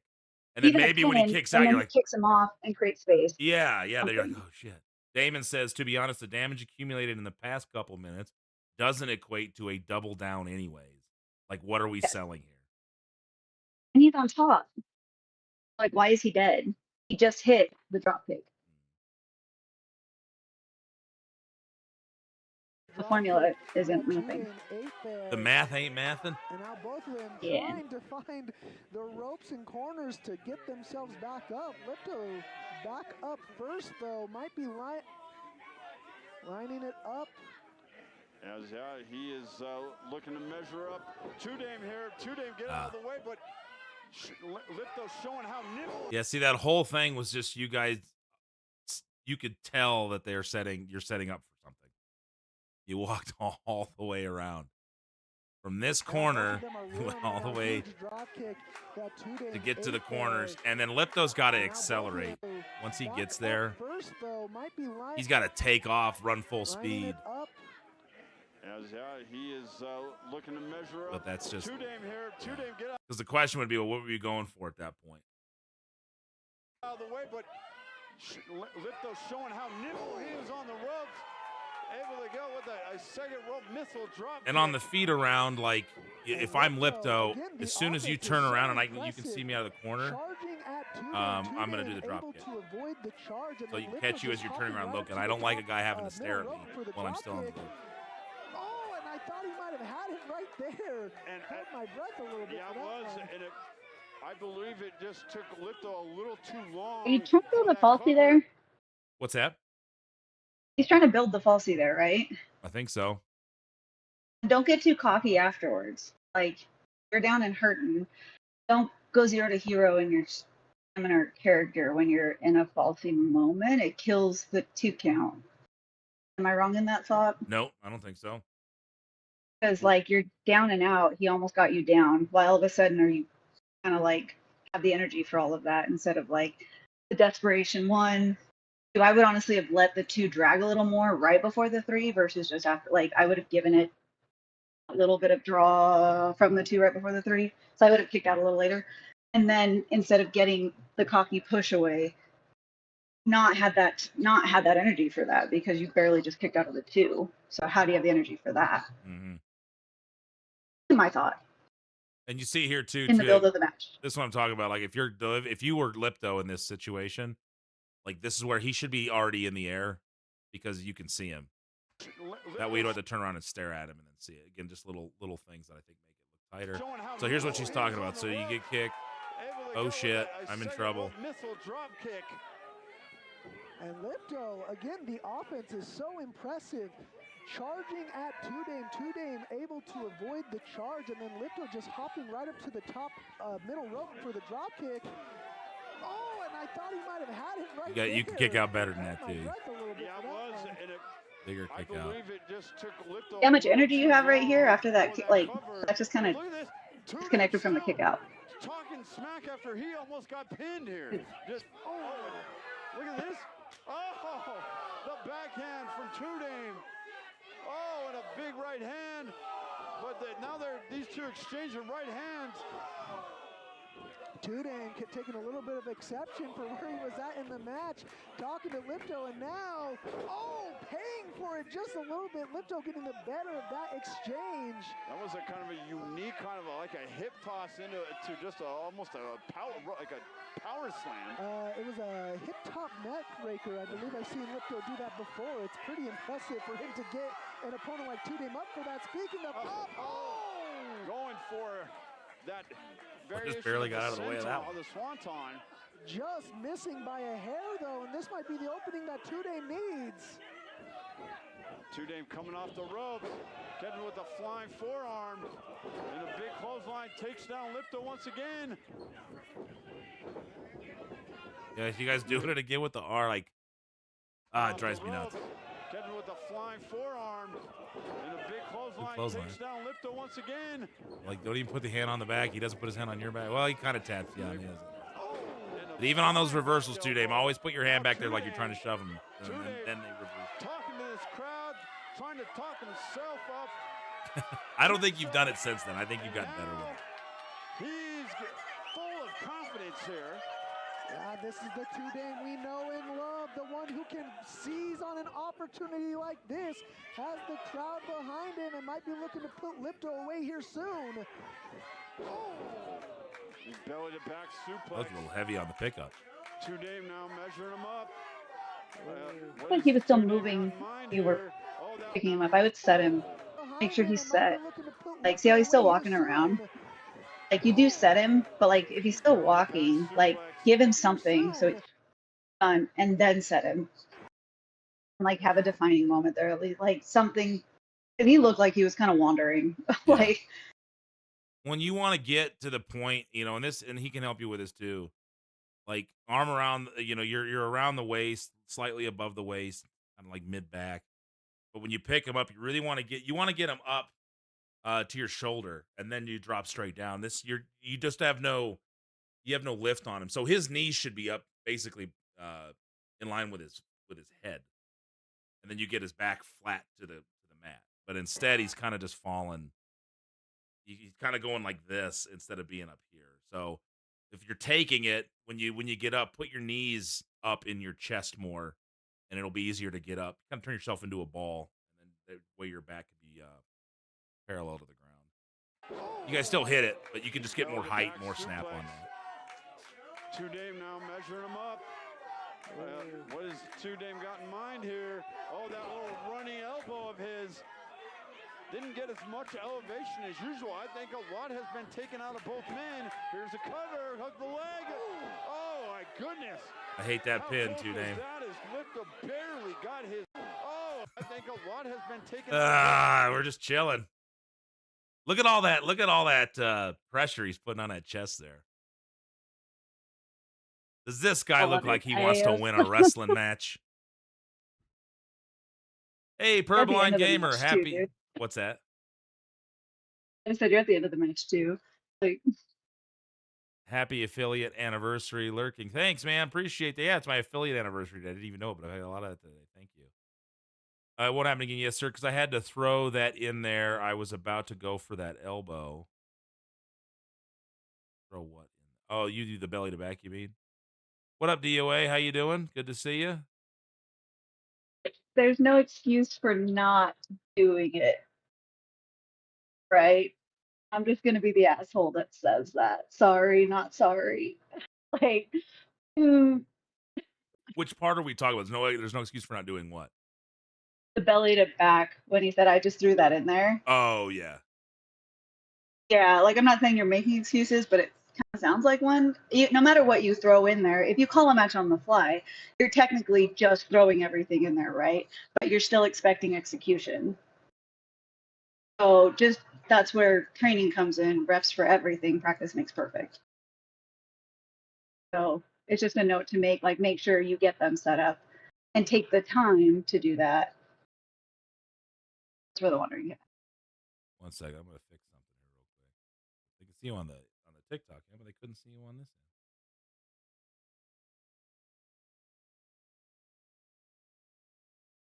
You're up here. There we go. There she is. I promise this is how I speak to myself and my own trainees. If they were on here, they would literally say the same thing. So I'm not just speaking to you just like this. I promise. Call everyone out like this. Yeah, and here's the thing, man. Like, if you're gonna just throw something in because you need to get someone in position, it has to look intentional and it has to look good. Like, it's not, whether you're just we're doing something. Damon just said you're nicer than him. We're just being honest. It's not even about a nice thing, right? It's about being honest with each other. We're trying to make each other better, and we know 2 Dame can take it. People don't take females being rude as nice as they take males being rude and Yeah. straight to them. Well, be as rude as you want to, 2 Dame, or anybody here. You have our full support. That's how we get better, right? Oh my goodness. How close was that as Lithgow barely got his shoulder up. Yeah, just in the nick of time. And like you said, 2 Dame showing the damage and able to get a ton of elevation on that elbow. Now Lithgow showing injuries himself. The pimp hand came down strong, and there's a second one. Oh, they eat defeat. And are the players up, haters down. 1, 2, 3.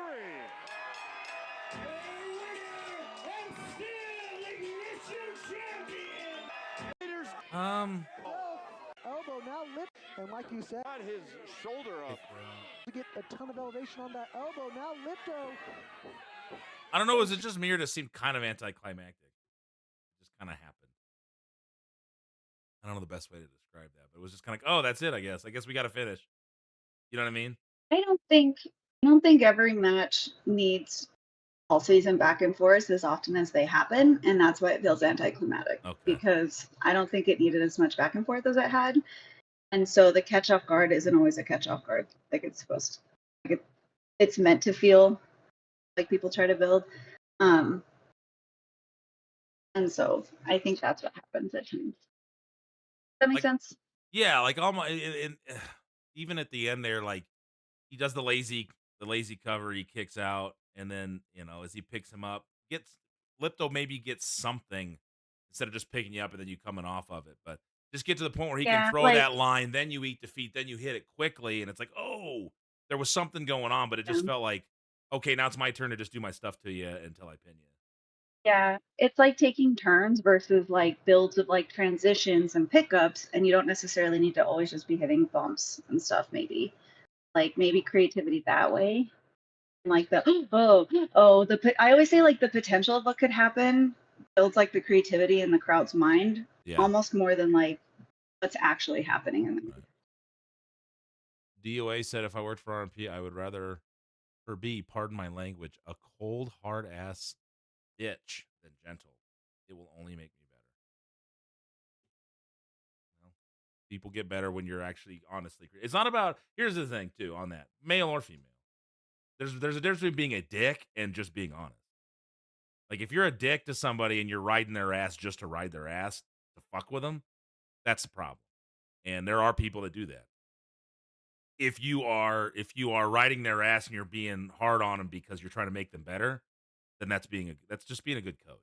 And I know Paradise is a good coach. That's why I'm glad she could jump on here. And anytime you want to do this too, like when Marty and I are doing this, if you want to jump on, you've got the time and you can do that. Yeah, let us know. It's good for everybody.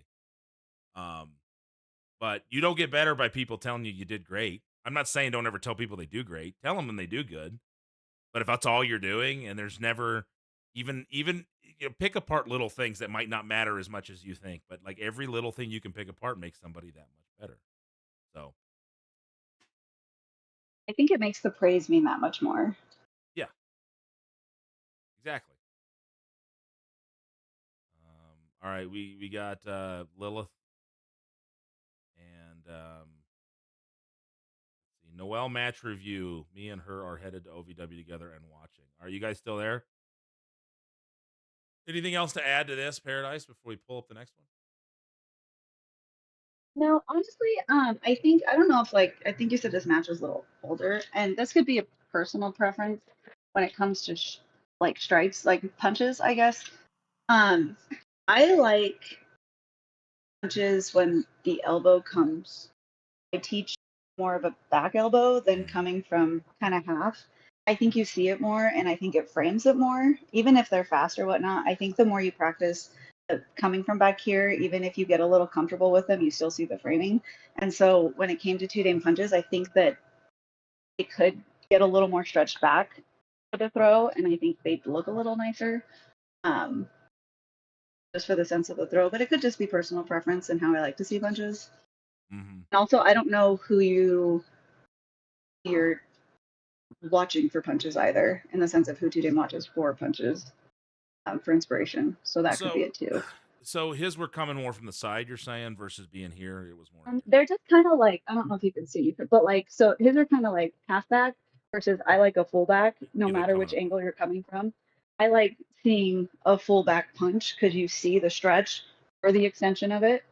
And so, personally speaking, I think it opens up your punch to see it, even if it's fast or slow, a haymaker or whatever. I think how I was trained was that way. I do see a difference in how the punch is thrown and the professionalism of the punch when you see it in a difference of like an arena versus like a smaller scale. Yeah, no, and that's so. There's multiple ones we teach. I like this one. Like when I punch, I get way back here. I'm more of a fan of this. Even when I'm jabbing, I get up first, usually with it. I think he kind of does the more of that kind of Bret Hart, that back here when they snap from this direction. So maybe that's where he's getting it from. I've actually had a couple guys that just couldn't get this reach up. So you're like, all right, well, we'd rather this look good than this look terrible. But I'm with Paradise on this. If you can get this back here and you get the elbow up, they can see it. And I like snapping those in from that direction much better. If the only time I'm down here is if I'm uppercutting. So if you're trying to get an uppercut, but even so, you get go back. You know, it's still always that. Yeah. And so I just always think it's like, I always think like elbow back, like, and again, personal preference, and there's a million different punches out there, but just like, it's always like that common factor of like the elbow extent, like opening you up. We're always opening up, right? We want everyone to see us. But well, and wind up and twist your hip. Like that's another thing too. A lot of guys just they get square and they throw them all from here instead of opening this up from here and snapping it in. It just gives you a little more room. They can see it, and you can change that gear a lot easier on a snap punch than if you're just from here. They can't see it. It's amazing how much different just a couple inches of that turn will make. Let's see. Damon says, I would have built that finish as pimp hand first, hook the clothesline, and go for defeat. He counters, pops you up for the GTS, and then you slip off for the players. Yeah, just something that would have had a little more dynamic movement to it, other than he's just kind of got to stand there as you do your shit to him. Appreciate y'all at the end of the day for doing this and telling me how it is. And Damon, Ace, I got you. That would have made more sense for sure. Yaden, true or false? As a fan at an indie show, I gave my first ever chop as a fan. Given high praise by the talent who took it. Saying only critique was it to do it harder. Yeah, well, I'm not a big chops guy, so chops are fine if they're done right. I'll take a chop. I prefer not to take a ton of them. I like them in the right spot, and then you got to sell the living piss out of them when you get them. Otherwise, what the hell are we doing? Chops should knock the wind out of you. If Damon chops you, it makes a lot because he gets the whole forearm in there, and it makes a loud pop. So it should be sold like you can't breathe because that's what a chop would do. Otherwise, you're just slapping somebody on the chest.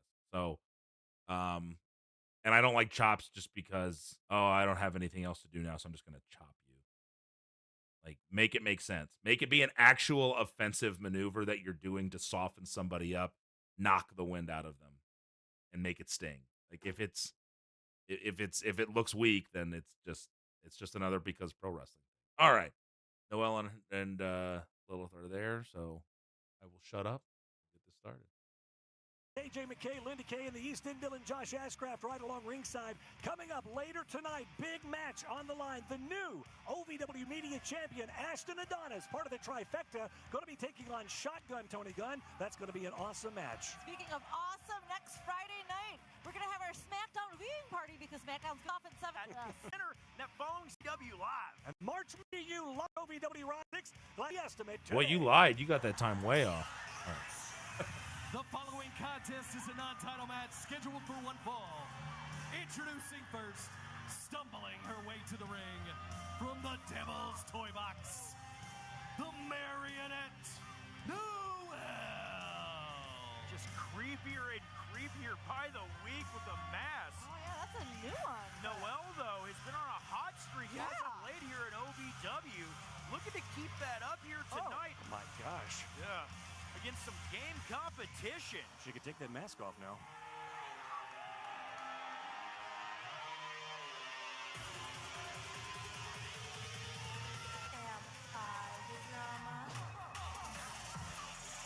And her opponent from Los Angeles, California. She is the OVW Women's Champion, the Divine Drama, Leela Feist. The whole mask theme happening here tonight. I was about to say that. AJ just said, "I was like, man, that's a lot of masks in this A entrance." huge hard-fought ladder match this past Sunday, a tough love against J-Rod. Somehow, Leela was able to... Somehow, you're looking at the somehow. Now, where is it? When is this from? Lilith? Should get just as much credit for Leela Feist being the women's champion. Well, facts. That's true. That tracks. Nonetheless, Leela Feist walking away from tough love with the gold. I was going to say, maybe she's in the match. She's got the gold too. Well, you know, and I talked about that hot streak that Noelle's been on here lately, and could Noelle Last week, be the okay. next woman in line to challenge Leela Feist for that OVW Women's Championship? Well, it looks like the Feisty boys are going to stay out here at ringside as they look on and watch their mentor, Leela Feist. Mentor? Well, I mean, what else? We talked about no. All right. So first thing, go ahead. Were you about to say this? You might. We're about to say the same thing I was. Yeah, just don't be too ready and Yeah, get your face yeah, up. exactly, In the waist lock. yeah. Yeah. I mean, what else? So you're set up already. So throw it, turn. You're facing her. She's coming off the ropes like she's going to hit you with something. And your Iggy, your timing is turning in as she's stepping off. And right as you get set up there, you're hooking her to pick her up. We talked about Noelle, having that hot streak. I mean, we can see a new confidence. It is a new Noelle, and I like it. Well, I think when you rack up the wins like that, Josh, Gotta bring that. So far, just make sure you're getting your face up. For you, Noelle. Just make sure waist lock, this, like, even when you're on your own, when she doesn't have you, your face is very down. And I know your hair's in your face, and that's kind of a gimmick thing. But you need to always make sure there's a moment where your face is up. Like, we need to see your face at some point. rack up the wins like that, Josh, you do build a little confidence. That could either be a great asset or Little things. well, I think She is extended a little bit there, but that's an elbow. Lock the elbows out and really arch the back more. If you got slack in the elbows, it doesn't look like you're pulling on the ropes. So it should really look like you're yanking on it. And even when she brought that kick in, like if she's gonna run up and kick you, I mean, if she All right, I need to step away for 1 minute. Yep, Sorry. go ahead. We'll wait till she gets back, guys. But yeah, like it kind of was like in between the hitter or just drape it on there. So maybe that's just me being a little nitpicky. But you can see what she's saying with the face. Like, try to keep it up.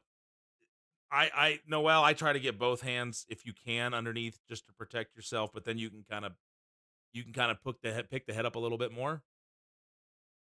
When you got onto the ropes, if you know she's coming, like don't drape where your hair is in your face. Like hit it if you know she's gonna come get you and you need to see the face. Just whip the hair back. See a new confidence. It is a new.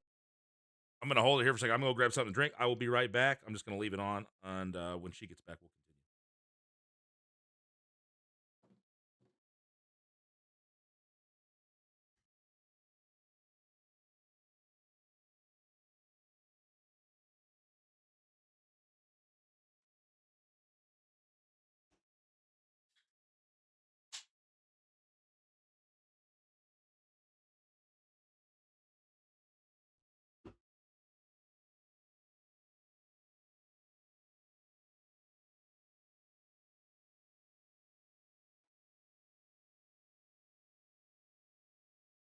Oh, okay, sorry about that.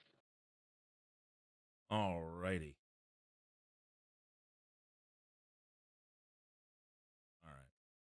All right. DOA. No, I probably wouldn't watch a whole show. We have wrestlers send in their matches to critique, and we do it when they're in the chat. So if you want to send whatever you were talking about, like in the whispers or whatever, I could kind of watch it to see. But as far as critiquing it, like we're not going to critique a whole show. We're just going to critique individual matches from people that can be in the chat while we're doing it. All right, here we go. Noel, and I like it. Well, I think when you rack up the wins like that, Josh, you do build a little confidence. That could either be a great asset or it could hurt you because you could become overly confident. It could be a hint. And even right there, Noel, just back to what Paradise was saying, like your head's down the whole time. That could either be I had like a rule of like not being on all fours or like both shoulders pointing down to the mat as little as possible in the ring. And so like even there, like I know you're like working out, but some type of like half roll or like some type of roll to the apron versus like that crawl down, unless it's part of your gimmick. If it's part of your gimmick, then like do the crawl out with the flip up as you're getting out. And like that will again bring your face up, because like I said, that's my rule, is never like everyone training everything, you know, it's not just mine, but like because both shoulders down brings you down. Nobody's seeing what you offer this way, right? Or the money makers there. Discord capture.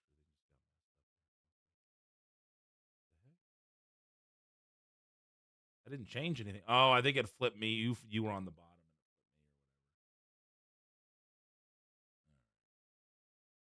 Sorry, everybody. I'm a mess. I don't know how to do any of this stuff really. And me both. Yeah, that's to say. Learning as we go. There we go. That's what we wanted. All right, we're back. Sorry. a great asset or it can hurt you because you Just can get the become head up overly as fast confident. as you Could be a hindrance to you, and you don't want to get That arrogant. That's the problem. brought the knee up too quick. Because you could become overly confident. It could be a hindrance to you, and you. And I'd bring it, I don't know, I'd probably bring it a little lower, just give more quad thigh into the midsection there. You're up above the top rope. It's kind of an awkward spot to hit. If you come lower with it, then she can sell it over. But if you're up that high, you're hitting her in the chest. Great asset or it can hurt you because you can become overly confident. It could be a hindrance to you, and you don't want to get arrogant. That's I know. What am I reading down there? That's something I would say to him all the time. That's what Noel said. Because if people have their heads down, like, is there something good on the canvas? It must be a really good story because you've been reading it for a while. What are you reading down there? Ha ha. I get the joke, but it's true. the problem. You get cocky. You know, right now, man. She's in there with the OVW Women's Champion. She's got to give it everything she's got. Because if she finds something here tonight that could work to beat Leila Feist, there's nothing stopping her from winning the championship as well. Series of knees to the upper torso of the champion here, and Leila Feist is rocked. Knees. There's nothing stopping. That wasn't the drop. I guess your part of it was fine. I don't know. Is it just me? I wish you would have taken it better. Yeah, I wish you there would've was no snap to on it. with you. She's holding onto the rope, so she's like almost contracted here, like, so she's not letting herself go. Yeah. And it's holding herself back. Oh, she's in there with the Placement's good on the knees. I don't know if I do as many. Maybe give one big one and then a couple if we want to do the quick snap ones. But one snap to get her up, hook it, pause, and then change the gear and drop. Night that could work to beat Leila Feist. Yeah, but she just kind of takes it. Yeah, takes it across her ribs. Series of knees That needs to to the be like upper a torso of the champion here, and Leila Feist is rocked. Noel charged in with a back elbow and just staggers her way And that Gregor would be better if she turned her 180. Nobody home, So it was though, backwards. For the double knees, Linda. That's right. Leila Feist ready for that, out of the way, and right now, we see this. I wish you would have back rolled out of that. I wish you would have sold the knees, like the shins, taken it and committed to throwing yourself back into a back roll to the middle out of that and sold your shins, because then you could have balled up holding onto your shins into the back roll, and you could have been like selling that big sell with the shins in the middle of the ring, given that focal point, and then your feed would have been better coming into the corner. Makes sense? Like, and I don't know the next spot into the corner, and if it has to come to the side, I understand why you stayed in the side. Like, come from the side because people do the run along the rope into the corner. But like, you stayed in the corner on the cell, and it would have looked more dynamic when you missed this the double knees in the corner, and you did it beautifully, that you could have popped off of it. You stopped yourself. You could have popped back off of that and sold the shins. Ready for that out of the way, and right now, See, yeah, so you could have fed from the middle there, and it would have been like beautiful. Like I know you could have sold from the side. Maybe she wanted that. She could have wanted that, but you could have sold that from the middle and brought that way. And again, she could have told you she wanted that. I don't know what happened in the back or how you guys put it together, but I think the pop off, and you could have even sold from the middle towards like that direction, or like stayed towards the corner in your cell. But I think the pop off, instead of hanging out in the corner, because then it looks like you're stopping the natural physics of the pop off the corner, would have like been a beautiful cell. I love those beautiful moments where like see it, you feel it. You would have felt that. I hate dinging my shin. I know what that feels like, and I'm pretty sure people in the crowd knows what that feels like. And so like feeling that, seeing that, knowing that, and what it feels like as someone watching, like, and watching you hold on to that, I would have felt that with you. And then you feeding into it would have been good, like, personally speaking. Same. that flexibility from our champion. Putting her entire body, she's got her legs wrapped around her head, just all of her weight coming down on the neck of Noelle. And Noelle from the Devil's Toy Box has no strings attached, as we've heard. Right there, she was attached to Leela Feist, and Feist, she's taking advantage of that. Try not to see that till it comes, Noelle. Noelle from the Devil's Toy Box has Shallon, no get to a point like right here. You can see her now, but you can look like you can't see her. So pick her up out of the corner of your eye. Now, again, maybe she's waiting for you to turn around because she just works different. But when you're looking right at her, and then you both kind of have to run at each other, and it just looks like you're running into it. If you're going to do that and you see her, you got to look like you're winding up for something, or you're trying to catch her doing something, and she just catches you before you catch her. But you just don't want it to look like you're like, oh, yep, there you are. Right there, she was attached to Leela Feist, and Feist.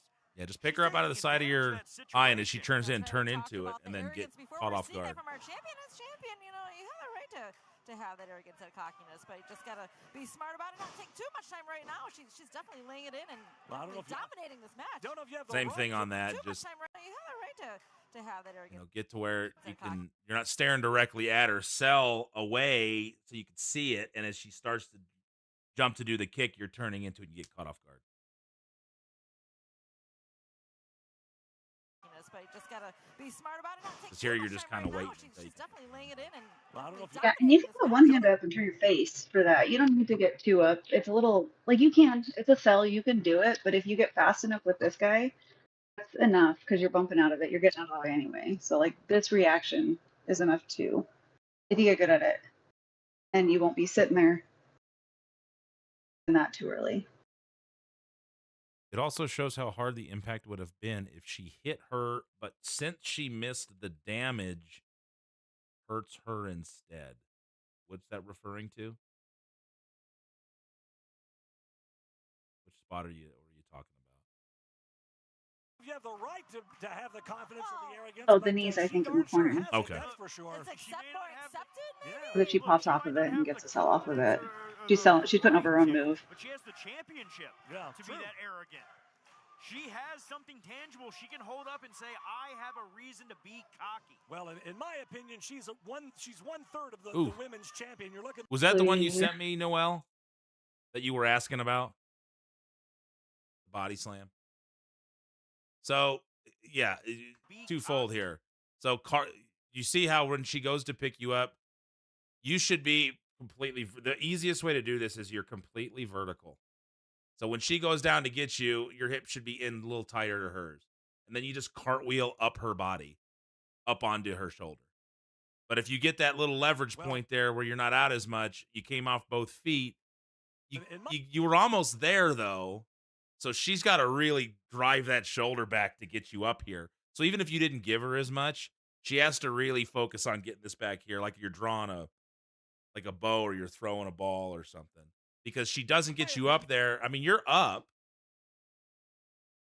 Am I missing it? Like, she looks like she should be able to get you up. All she has to do is shift her up onto her shoulder. But she just kind of loses it. That was a lot of her. I'll be real. A lot of the one picking up, right? Yeah. She didn't flex up. She didn't pop. And so she just kind of hung out and didn't finish the drive. Drive it through, because as you start coming down, now you're just kind of lost here. 1/3 of the women's champion. You're looking the other two down there in the bottom right-hand But you keep moving. corner of your screen here, because they sure did help her. In for the cover here, too. Noelle able to You guys get are going to out. do those pins. They sure did help Yeah, her. push your feet down onto the ground and pick your hips up off of the mat. So it looks like you're actually putting something on the chest. It just doesn't look like you got anything there. And if you can, Noelle, and like if you can't get your arms underneath because of the way you're hooked, let's see if she does it. Yeah, when you're put your hand on her back and push away from her when you kick off of her, so it's not just kind of this. I don't know how to even describe it. It doesn't look like you have any leverage to push away. Any force. Noelle able to get out, though. Noelle's body just being flung around by Leila Feist. Get your face up. Get your face up. Get your face up. Leila Feist getting him a Pick your face up. Of our official Charlene. Shirley McKenzie, yeah. I had the same problem, Noelle, and Al is actually the one that broke me of that habit, especially when my hair was getting longer. I'd have it in my face all the time and be messing with it. And he's like, just whip your hair back, get your head up every time you're selling it. It really helped me. Because that was one of the biggest critiques he had of me was I was always. That's why I'm so hard on you guys with it. I was like, what are you reading down there? Because I was always staring at the mat. But it does give Noelle a win if she does that. I thought short and just slapped a taste out of Noelle's mouth. Thought she was going to go for the boots there, and then Not a just fan? talk about insulting. Just wow. Just wasn't like solid in the spot. It just clean. That's gonna happen. You're talking about the stop and slap, right? Yeah, I don't mind the spot if it is because usually the crowd will pop for it. If she tries to do the one where you hit, so it doesn't actually hit him. I'm trained very contact and just commit, and so I'm like, just fucking slap me, and I know some people are like, no, hit me here, cool, whatever, or some people try to be nice, and I'm like, don't, it's gonna look like shit, just fucking hit me in the face, I don't care. I'm someone who's like that. Not everyone's like that. I don't care if you're not like that. Someone hit you here, if you don't like that, hit me in the face, it's gonna look better. But she hurt here and it's obvious, and so it would just look, she just needs to whale it back and fucking clock her then at that point, That's one of those slaps and chops where you're like, if I'm gonna take this, I just gotta take this. For real. Yeah. It doesn't mean kill me, but you can lay shit in. Yeah. Damon says, don't scarecrow even on the ground. Good point. Active cell in the corner. So yeah, never be sitting. Just avoid this at all costs. Be doing something. It's Eros on the floor in the background holding up the championship as Lawson looks on. Oh, Noelle. Yeah, Noelle's had enough here. She's fired up. Woo! Clothesline taken down Leila Feist. Snapmares are over it. Oh, she's calling for it. I would maybe do a catch into the catch. It kind of looks odd that you're waiting for her to run into you. I would maybe do a hook into the catch around so you don't look like you're she's running into a wait and catch. Some kind of transition into the catch, into that. There's a stuntman or something that you hit out of it. And at the beginning of this too, you give her the shot, it's just too much separation. If you give her one shot and she's rocked for a second and she stumbles away, you're ready to go. As she turns around, you should be knocking her down. Instead, you guys kind of have the same thing where I was telling you earlier when you see each other. Now you see each other, you're all the way. This is a 20-foot ring too, so you're way far away from each other. Now you both got to run in, and now she's the one that's got to run at you, just like she's running into a clothesline instead of running at you like she's trying to do something. So placement's good on that. Clothesline taken down. Bumps and feeds. Yeah, see how you're running at her with that. Yeah, I would what would do you suggest? I would have her either throw a line or have some kind of duck and catch, rotate into it, almost like you would into a neck breaker, catch it, throw her through. But do some kind of catch and catch somehow to catch her versus just hang on. And if you're gonna, if you're not doing that, and if you wanted to get something where you catch her off guard and you're just gonna hook her, you got to catch her on the feet up. She's got to bump, and right as she's stepping up, that first step she takes, you're already there to grab it. But running at you like that, that's tough. Because yeah, you kind of fumble here, but then we snap her down, and I think this. I mean, she's still, at least she's grabbing something inside. She wants to give our champion that lovely smile, Like, I'd almost snap it, pop down and grab it. You don't want to wait too long on that. Could even like give her a strike to bend her over, catch the snapmare, and go if you want Yeah. it to be more aggressive. Could use a little smile. No, but she's she bit the fingers. That's smart. Well, that's one way to get out of that. Feist tried to. Took too long on the ropes there. That's smart. The feet in. Well, Did she boot you in the stomach there? Yeah, just no, like too much, like too far away. Okay, so okay. Well, Gotcha. that's one way to get out of that. Feist tried to throw a kick. Noel dodged out. Oh, flying cross body off the ropes from Noel. What happened there? Was that? The catch, no alligator catch, and she didn't step into it. They're not. She just like stood and wait for her. She didn't step into the catch. Snap suplex. Drives her down. You pop your hips a little more on that. And up onto the suplex. Well, You're not dragging her over.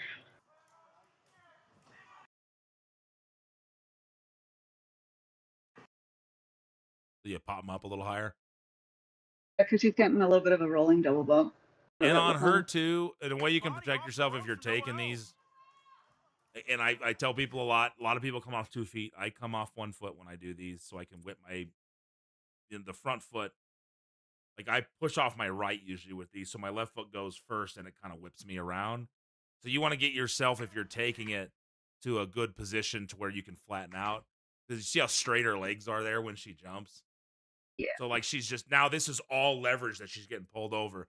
So if you combine your hips not popping through enough and her completely straightening her legs out, she's really got no choice than to get this roll. Versus if when she pops, she's got her knees bent, she pushes off with the right, and then the left one kind of almost kicks herself in the butt. It'll whip the rest of her around with her. So both of you working together. I mean, here you're in a decent spot, but you don't want to get your shoulders down, Noel. You want to basically matrix that thing and stay arched until you feel her catch up to you, and then you come down. You'll avoid that roll. Yeah, well, when Matt gives you a snap suplex, you figure it out after you're. Sometimes I just grab people and do it. I get them there, though. There should have been another 1 or 2 bumps there, and then a slow feed into the snapmare, which leads to the character moment. Says Damon.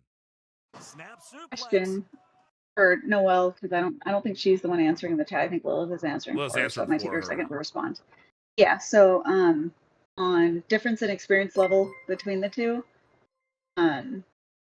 Lilith, give me an answer if you can on who's the more experienced here. So you can answer that just for when we recap at the end of this. Go for it. And You what's can up? finish going through. I don't. VG Squirrel, thanks for that raid, man. Good to see you. How you doing? I still got to get you that match that you commentated. We will get that. I got to find that and get that sent to you. We didn't end up airing that episode of Ignition from there. But how you doing, man? Good to see you. We get a shout out for VG. Sargon Chess. Nice. Welcome in. We're doing some match critiques. Noelle is the more experienced in this regard. You're good. Drives I her can talk to down. Lawson up onto the apron. Oh, well, good night, JJ Lawson, and goodbye. Arrow's going down as Noel went after him.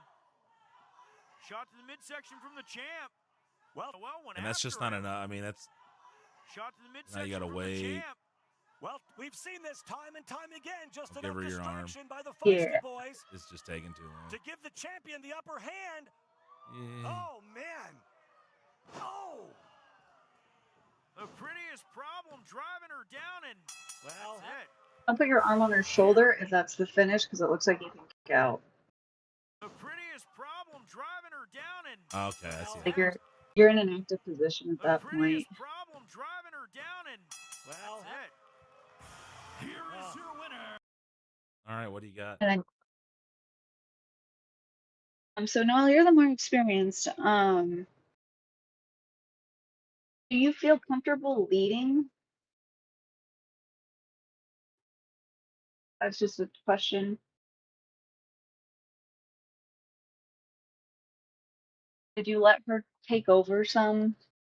I know she's champ. And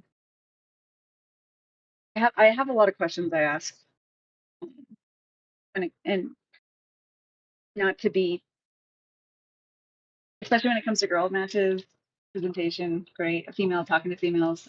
I like make girls better a lot too, and I feel like girls don't get a lot of attention from females, and so I get really nitpicky with females. Not because I'm trying to be harsh or rude, but because I really want them to get a lot better. Because I feel like we don't get that leadership. That's why. And so, can I ask why, if you are the more experienced, or is it because lack of confidence in leading? Because she's the champ. Okay. Do you feel confident leading? Even though you like, that's a question. Is if you have, and we can honestly have a conversation outside of this, but is your confidence in leading, because it did look like you let her take over quite a bit, but it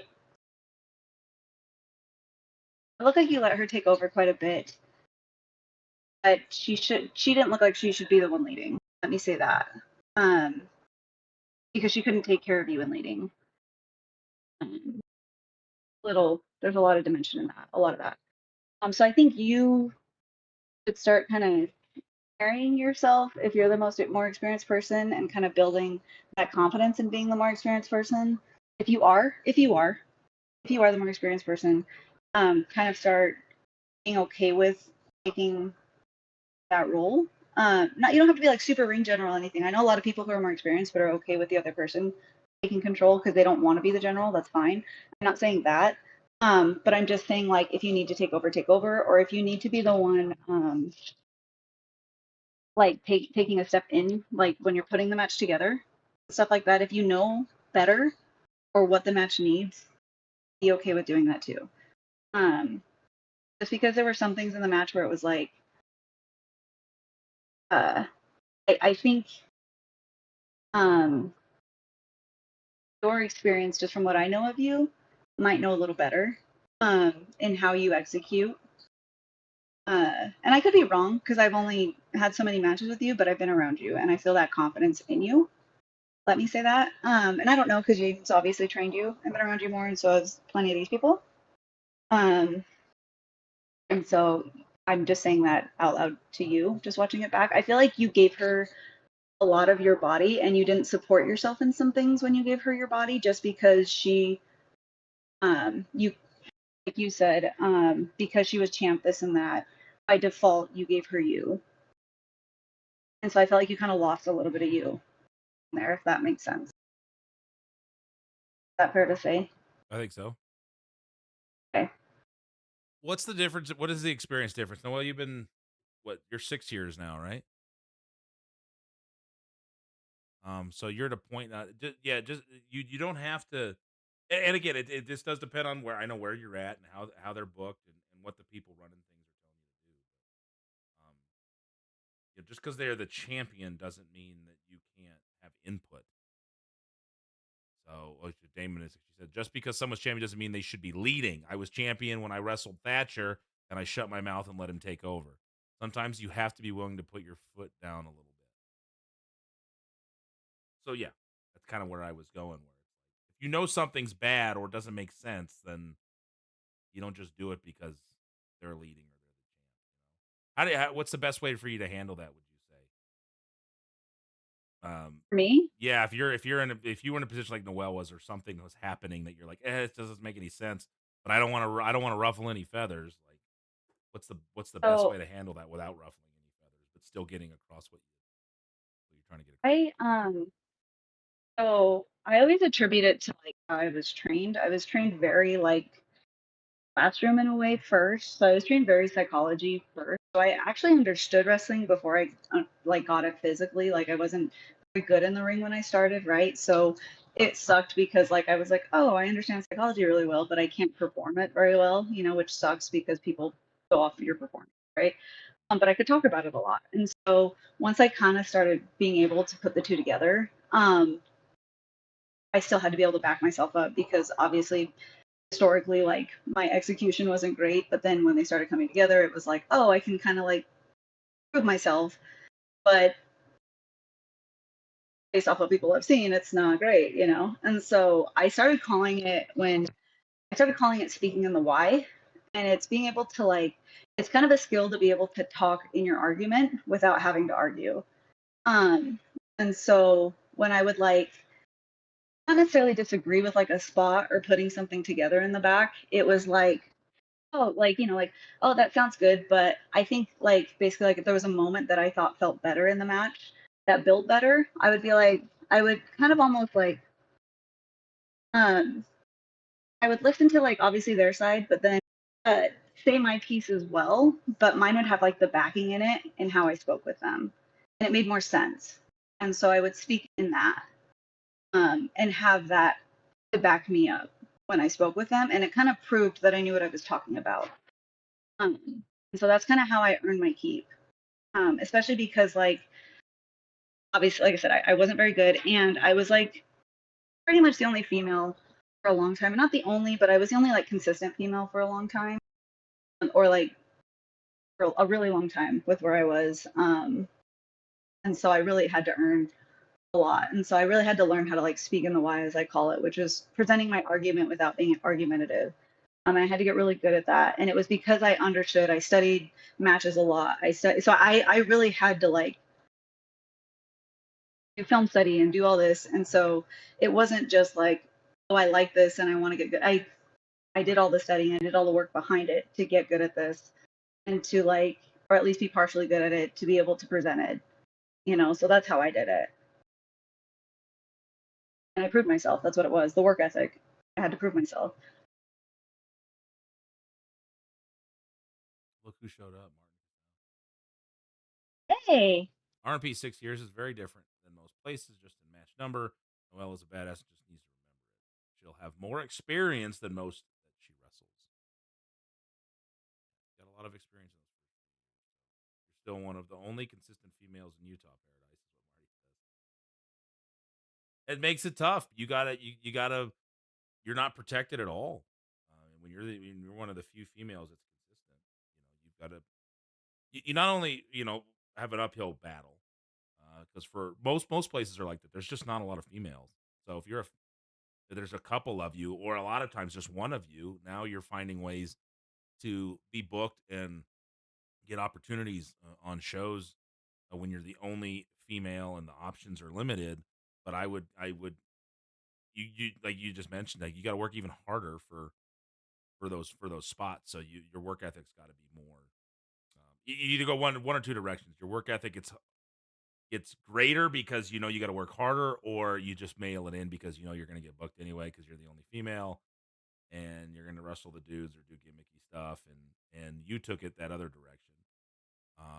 But that's harder to do. It's a harder place to be in when you're the only one.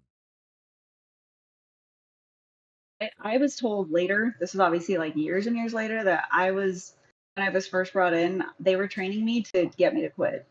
So they were purposefully like running me into the ground.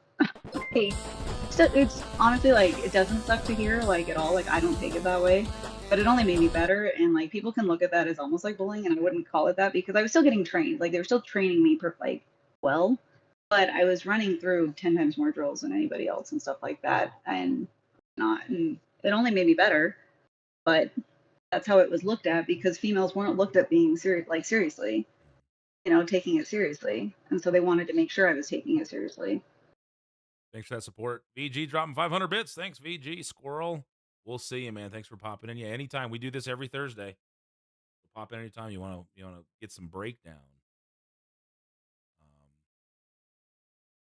Did we have any other matches? Did anybody else send anything? Was that it? Marty, what's going on, man? I'm assuming it's too late for you to jump in now. I'll have to get moving. You have a good one too, man. Appreciate you.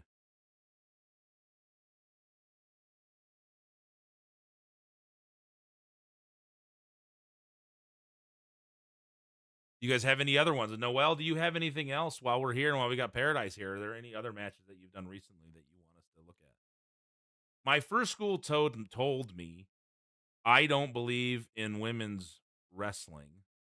You'll never be on my show. And I was like, why am I here then? Then I went to Lilith. That was really the first. That was what you were told. I'm assuming you're sitting as Lilith and not as Noelle, because Noelle came here first.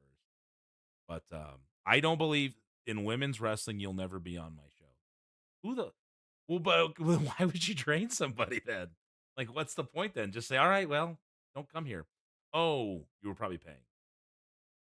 That's the only thing I could think of. Like, why would you still have them there? And if you wanted them to keep paying you, why would you tell somebody? I don't know.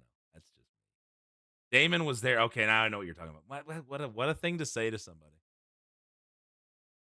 Believe me, females in wrestling, like the things that they get told. I'm not saying males don't go through it. By all means, I'm not taking that away from them, but it's just, yeah.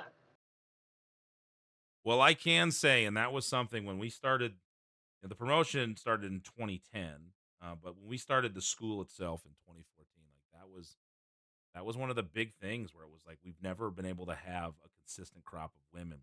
That was a priority, at Rocky Mountain Pro NRW at the time, was finding women that wanted to wrestle and building that up, because there wasn't really. I'm trying to think of any females that were consistent at that time that were out here, but Na signed up, and Kelly, the Daisy, Angie, like it became a thing quickly. You just put it out there that was a focus, was the women. Like, we wanted to have a legitimate women's division, not just a couple women that wrestled here and there.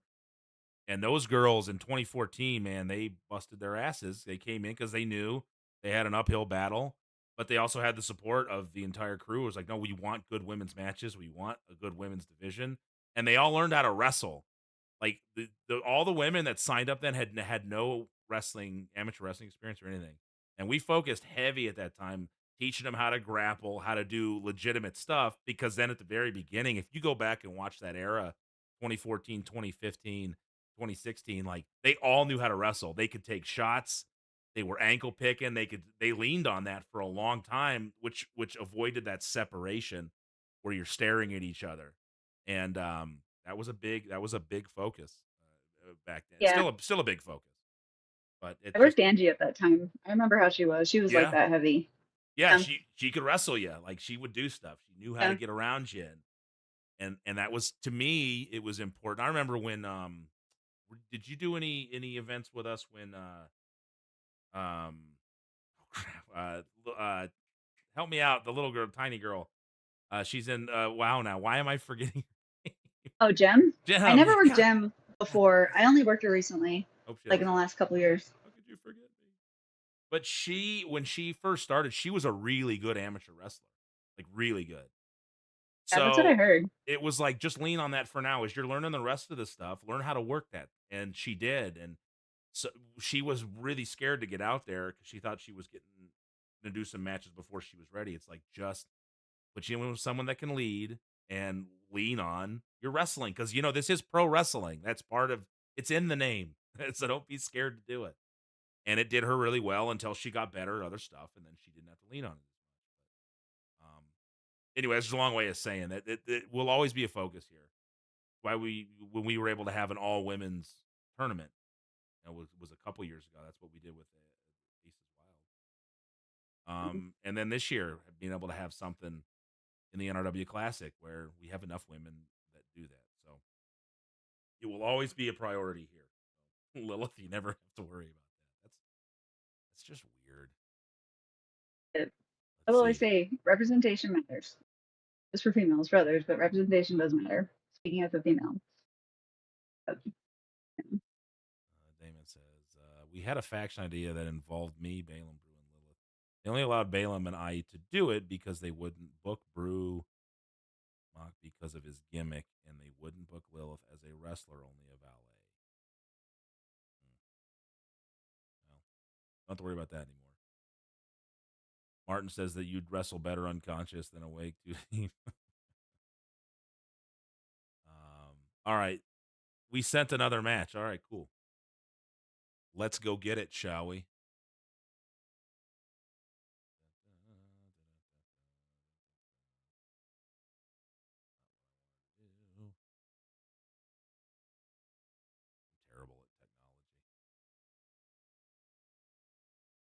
All right. Match critiques and 1915. Are we sure this time?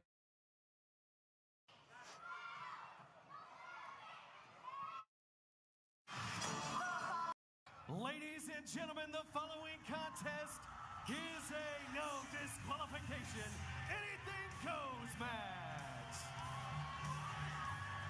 Introducing first, making her way to the ring from the Devil's Toy Box. What in the world? Hold on. I'll get it back up here. Sorry. You can see it, right? Just fine. It is. Well, Eric was trying to get to it that it's anything goes match. Well, I'll rewind Shalance it demanded a little bit this. so people on the Discord or on Twitch can see it. All right. So here comes Noelle.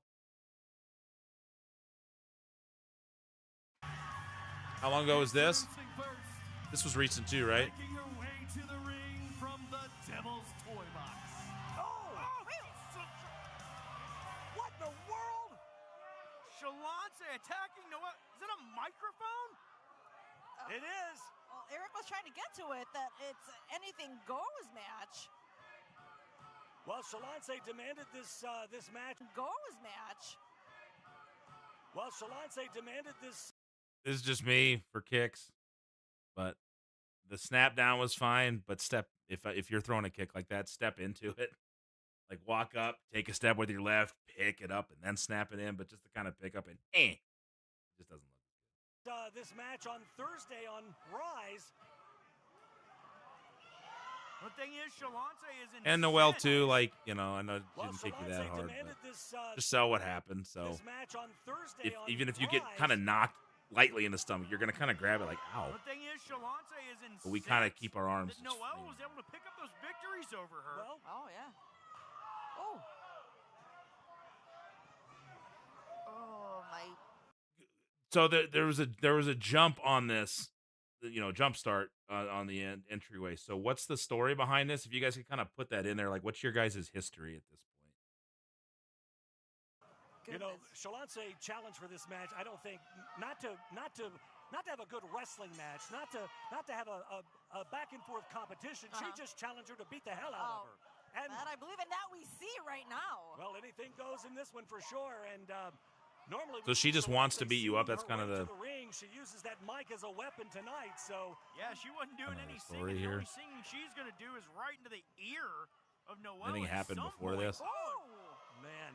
Noelle's at least hearing bells ringing after that kick. Those microphones are all metal too. She connected right in the base of the skull of Noelle. That's got to have done some major damage here. Notice the gear there too, Shalance. That was inspired by Beyonce's Her shirt says "Ooh, people." Oh well, That's some fair. of those. That's fair. Well, Try to get your face up there sooner Now just choke on the her out crawl. with that. It sells something. Like she's done quite a bit of strikes all over. Like identify something because you're just kind of like a little kid, like learning how to crawl, but you've taken hits. Hold on, I'm gonna see. Sorry. Okay. We've been feuding. I beat her on her first match back, then once again, and then when I went on a winning streak, and this is her locking in and getting revenge and reclaiming her locker room. If you were locking in, I wish you were on you a little bit more. Just so cocky. Like I wish you were like on you. You wish she was on Like her I more? understand she got. Yeah, because if she's like locking in, like I don't know if this is a blow off or not, but like I wish she wouldn't let up instead of getting cocky right here. Yeah, Beyonce's her shirt says "Ooh, people." Oh well, That's some fair. of those. That's fair. And again, I don't know the story, so I could be way off the mark. Well, she beat her once. She beat her twice. Beat her on her first match back. So she came back, Noelle beat her. Then she beat her again. And then you went on a winning streak. And this is her locking in and getting revenge. So is it kind of like you've taken over the locker room because you're more successful and she just returned and then you beat her, so now she's pissed at you? So if you went on a winning streak, are you coming out strong in the winning streak, or are you barely eking out the wins? Sorry, I know we're asking a lot about the story, but it kind of plays into how. Yeah, makes a difference.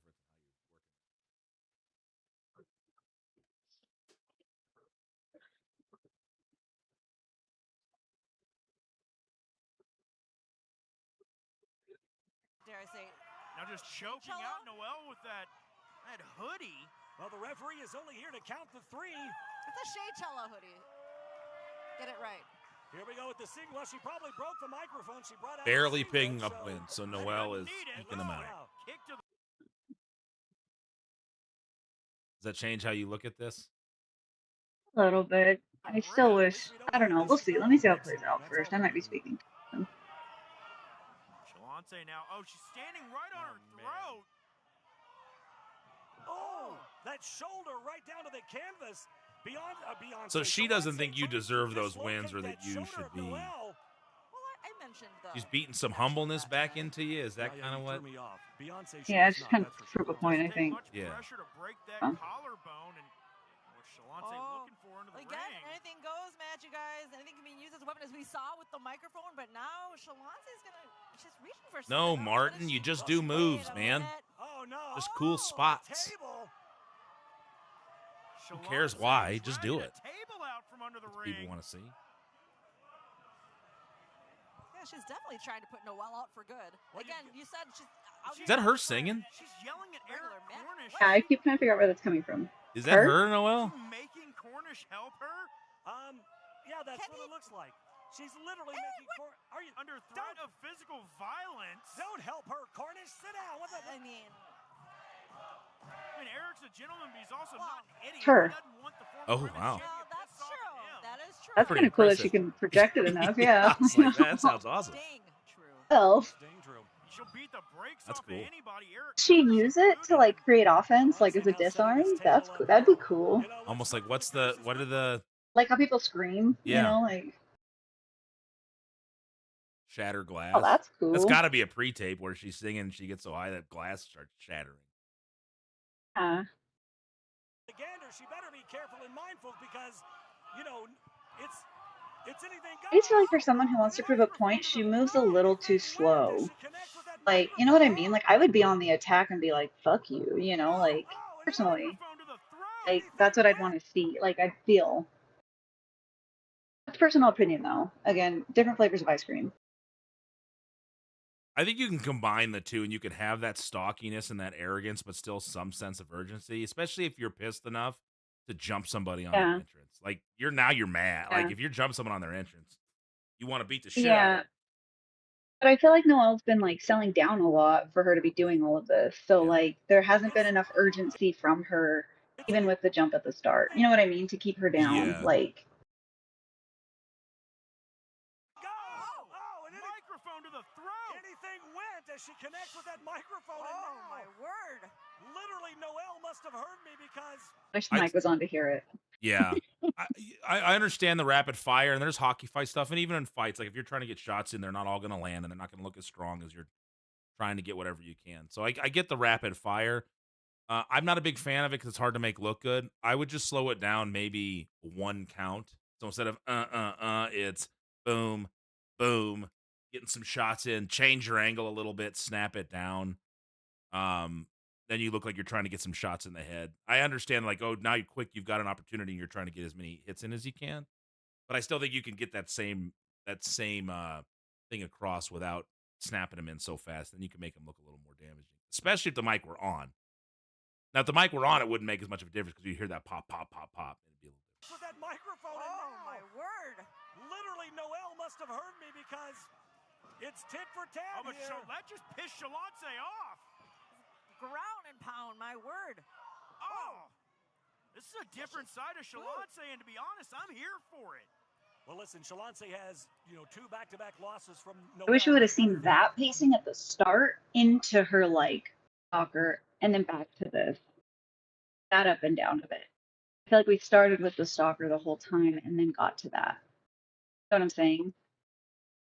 From, like, the back check into that pacing, we didn't quite get that kind of urgent, like that kind of aggressive pacing at the start. She kind of started where she was the arrogance already. Instead of like, I'm gonna fucking ground and pound you first and like get to you, do my stalker-esque. Noelle gets up a little bit and then she's like, fuck, I gotta get back on top. I'm gonna put you in your place. That kind of idea is kind of what I wish.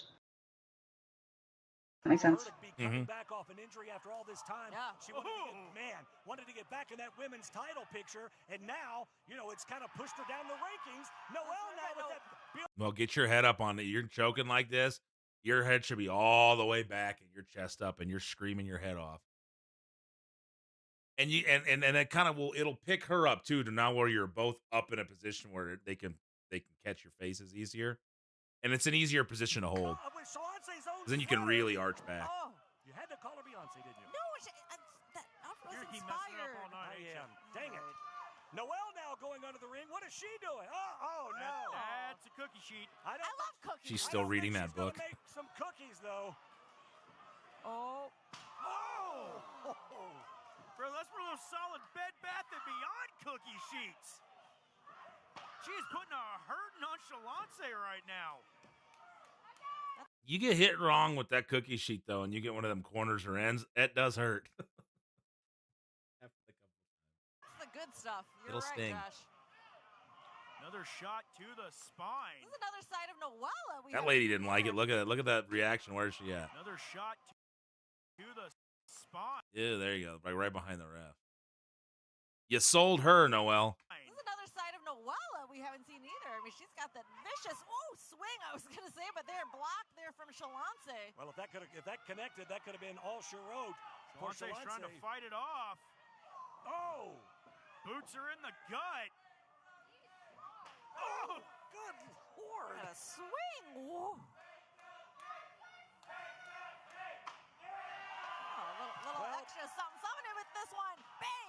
Wow! Ooh, lower back. Baking a cake, apparently. Apparently so. Sheet cake. My word. See what I did there? I did.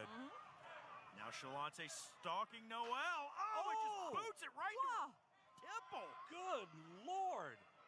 Now, we talked about how much this win would mean for Shalance, but how about for Noelle to get 3 in a row against a former women's champion here? Oh, Shalance. Surfboarding Noelle just Damn it. stomps her down into the That didn't work. Noelle at the last I think Noelle just stomps her down into the canvas. Noelle at the last second. Damon could coach you up on that one because he does it. Your tailbone did. I bet you tailbone felt. Yeah. There it is, Dave. There he is. I saw it setting up. I'm like, So you've got to be flat for this to work, Noelle. Like you can't do it from that position. And Damon, correct me. He's stealing my shit. Coach through this. Correct me if I'm wrong, but she's got to get you into a position where you're flat, and then she's picking your upper body up. Then you're turning, and you still got to protect your face, but you're just up way too high, and there's just nowhere for you to go. Stomps her down into the canvas. Noelle at the last second, able to turn her head away. Commentary. Luckily saving herself. She broke her nose. Well, you see that table sitting ominously up in that turnbuckle that Shalance set up earlier. And again, anything goes here. Noelle throws a shot to Beyonce. Shalance, dang it. Shalance, for gosh sakes. I'll get it together at some point. And now Noelle taking the boots to Shalance here. Oh, no, Noelle. Oh, she charged him with that microphone. Shalance smartly rolling out of the way. I don't think Shalance expected Noelle to have such a flurry of offense here. Well, Noelle has her cusp. She said it's time to smile. You know what that means? Fingers are ready. Going for the fish hooks. Oh, she's got her. Smile. Sing now, Shalance, sing now. There's some classic Noelle right here. Is the fish hook legal in OVW? Because they're not. The ref's not counting it, so you can answer that. Yeah, you got to be flat on your stomach, and then she picks you up by your arms. However, how do you say the name? Shalance? Shalance? Sorry. Shalance? Also needs to be straddled over Noelle. Doing that from that side is very awkward and pretty unsafe. It's hard to coach that over text. Yeah, no, that was good. It's a no DQ. Thank you. Okay. Yeah. That makes sense. I didn't even think about it. They've been using weapons this whole time, and I'm like, wait a minute. Yeah. Okay, that was a dumb question. Thinking about that. Yeah. Sorry. But when you're aiming the mic in the corner, even though you're gonna miss, don't aim for the top turnbuckle if her head's in the second. Where'd that happen? Was his back a little bit? Just barely here right before this when she Right moves here. out of the corner. You miss at the top turnbuckle. I don't. Maybe you stumbled and I didn't catch that. But like she's very clearly at the second, but your level is for the top. Like you miss over the top. Oh yeah. And like, why wouldn't you aim lower if that's where she's at? So it's very obviously a miss. You know. That's just me being picky. Yeah, no, but that's good. Shalance, thank you. I don't think Shalance expected Noelle to have such a flurry of offense here. Well, Noelle has her cusp. Said it's time to smile. You know what? Noelle, and again, it's just a little technical thing. Grab her, pull her up. It's time to smile, and then you've got to snap the hook in there. You're kind of fumbling for the snapmare. So it's got to be you grab her, you get real big so the crowd and the camera can pick up. Your eyes get bigger, and you go, time to smile. And then you basically uppercut into it, and then boom, snap and go down. You're kind of like saying it, and then you're fumbling around. So wordy. Yeah, we don't want to be too wordy on these breakdowns. That means fingers are ready. Going for the fish hooks. Oh, she's got her. But you know what I'm saying, Noelle? With that, like, make it bigger, and then pause, and then snap in, grab, and go. Work on that timing. Wait a minute. Woo! Hang on, pinning predicament. I also wish she would have been more intentional on that break too, because if not, it discredits your hold, like your little gimmick thing. Because that isn't that a gimmick thing for you, the little smile thing. It is. And so she's discrediting that for you by so easily just being able to pull on you. So she needs to break that with a little bit more strength to not take away from what you do. Even like a kick up or something from there as you're pulling the head. Yeah, just something that's not just like they're so easy to manage. Wait a minute. Woo! Hang on, pinning predicament. Wow, that was close. Noelle able to get her shoulder up on the canvas last second. Well, to your point, Linda, absolutely it would shoot Noelle even further. Oh, look out! Oh! Reversals after reversal. Neither woman wants to go into the table. Oh, shit. She's trying to drive her through it. Noelle's trying to keep her base. All right, good. Wow. Had to take a lot to stop that momentum. Front face lock applied by Noelle. I think that's the only thing that kept her on her feet. And this could be an absolute blatant chokehold here. Did you fall back a little bit there, or was that the intention? Onto the table. Essentially, if she wanted to. Shalance clutching at her throat. Noelle's got the microphone again. Wait, what? Were you choking her? Here because it's the only thing that kept her on her feet. And this could be an absolute blatant chokehold here because I think that's the only thing. Okay, well, they're saying it is. I don't want to watch that again. Canvas lap. I like the idea of it, but I don't know. Was it an execution thing? Something was a little off. Yeah. Well, to your point, Stuff like this, like you need to be very Noelle even further. Oh, look out. Intentional in what's happening so people understand it. Like the first couple were pretty good. I do got to say they did a good job as she starts to fall back, like getting that stopped and not going through that. Yeah. That was a good. It was an accident. Okay, well, you both did a good job then. Like she got her hand down and you did a good job not falling through it. So. Wow. Had to take a lot to stop that momentum. Front face lock applied by Noelle. I think that's the only thing that kept her on her feet. And this could be an absolute blatant. Like I almost feel like if we're trying to sell that choke, like at this point, as she's coming back up, like your left arm could have sunk around, and then if you could have jumped up on her and like put the shins on the body, yeah, so they can see now that's what you got, maybe. Because as you guys, and this is kind of one of those things we were talking on a 2-Dame earlier, like as far as always getting the hand on the back, even when you're reversing to try to look like you're really throwing each other into it. Hang on, pinning predicament. Wow, that was close. Noelle able to get her shoulder up on the canvas last second. Hey, what's going on, Shalance? Shalance in the chat. Welcome in. We're just watching your match here. Well, to your point, Linda, absolutely. All right, so that looks good. Hand on the back. Noelle, you got to get a little more behind that because if you guys, if as they're running past you, even if they're going to reverse, you put the hand on the back and you look like you're pushing, it'll push you back to where you can get more extension and it'll look.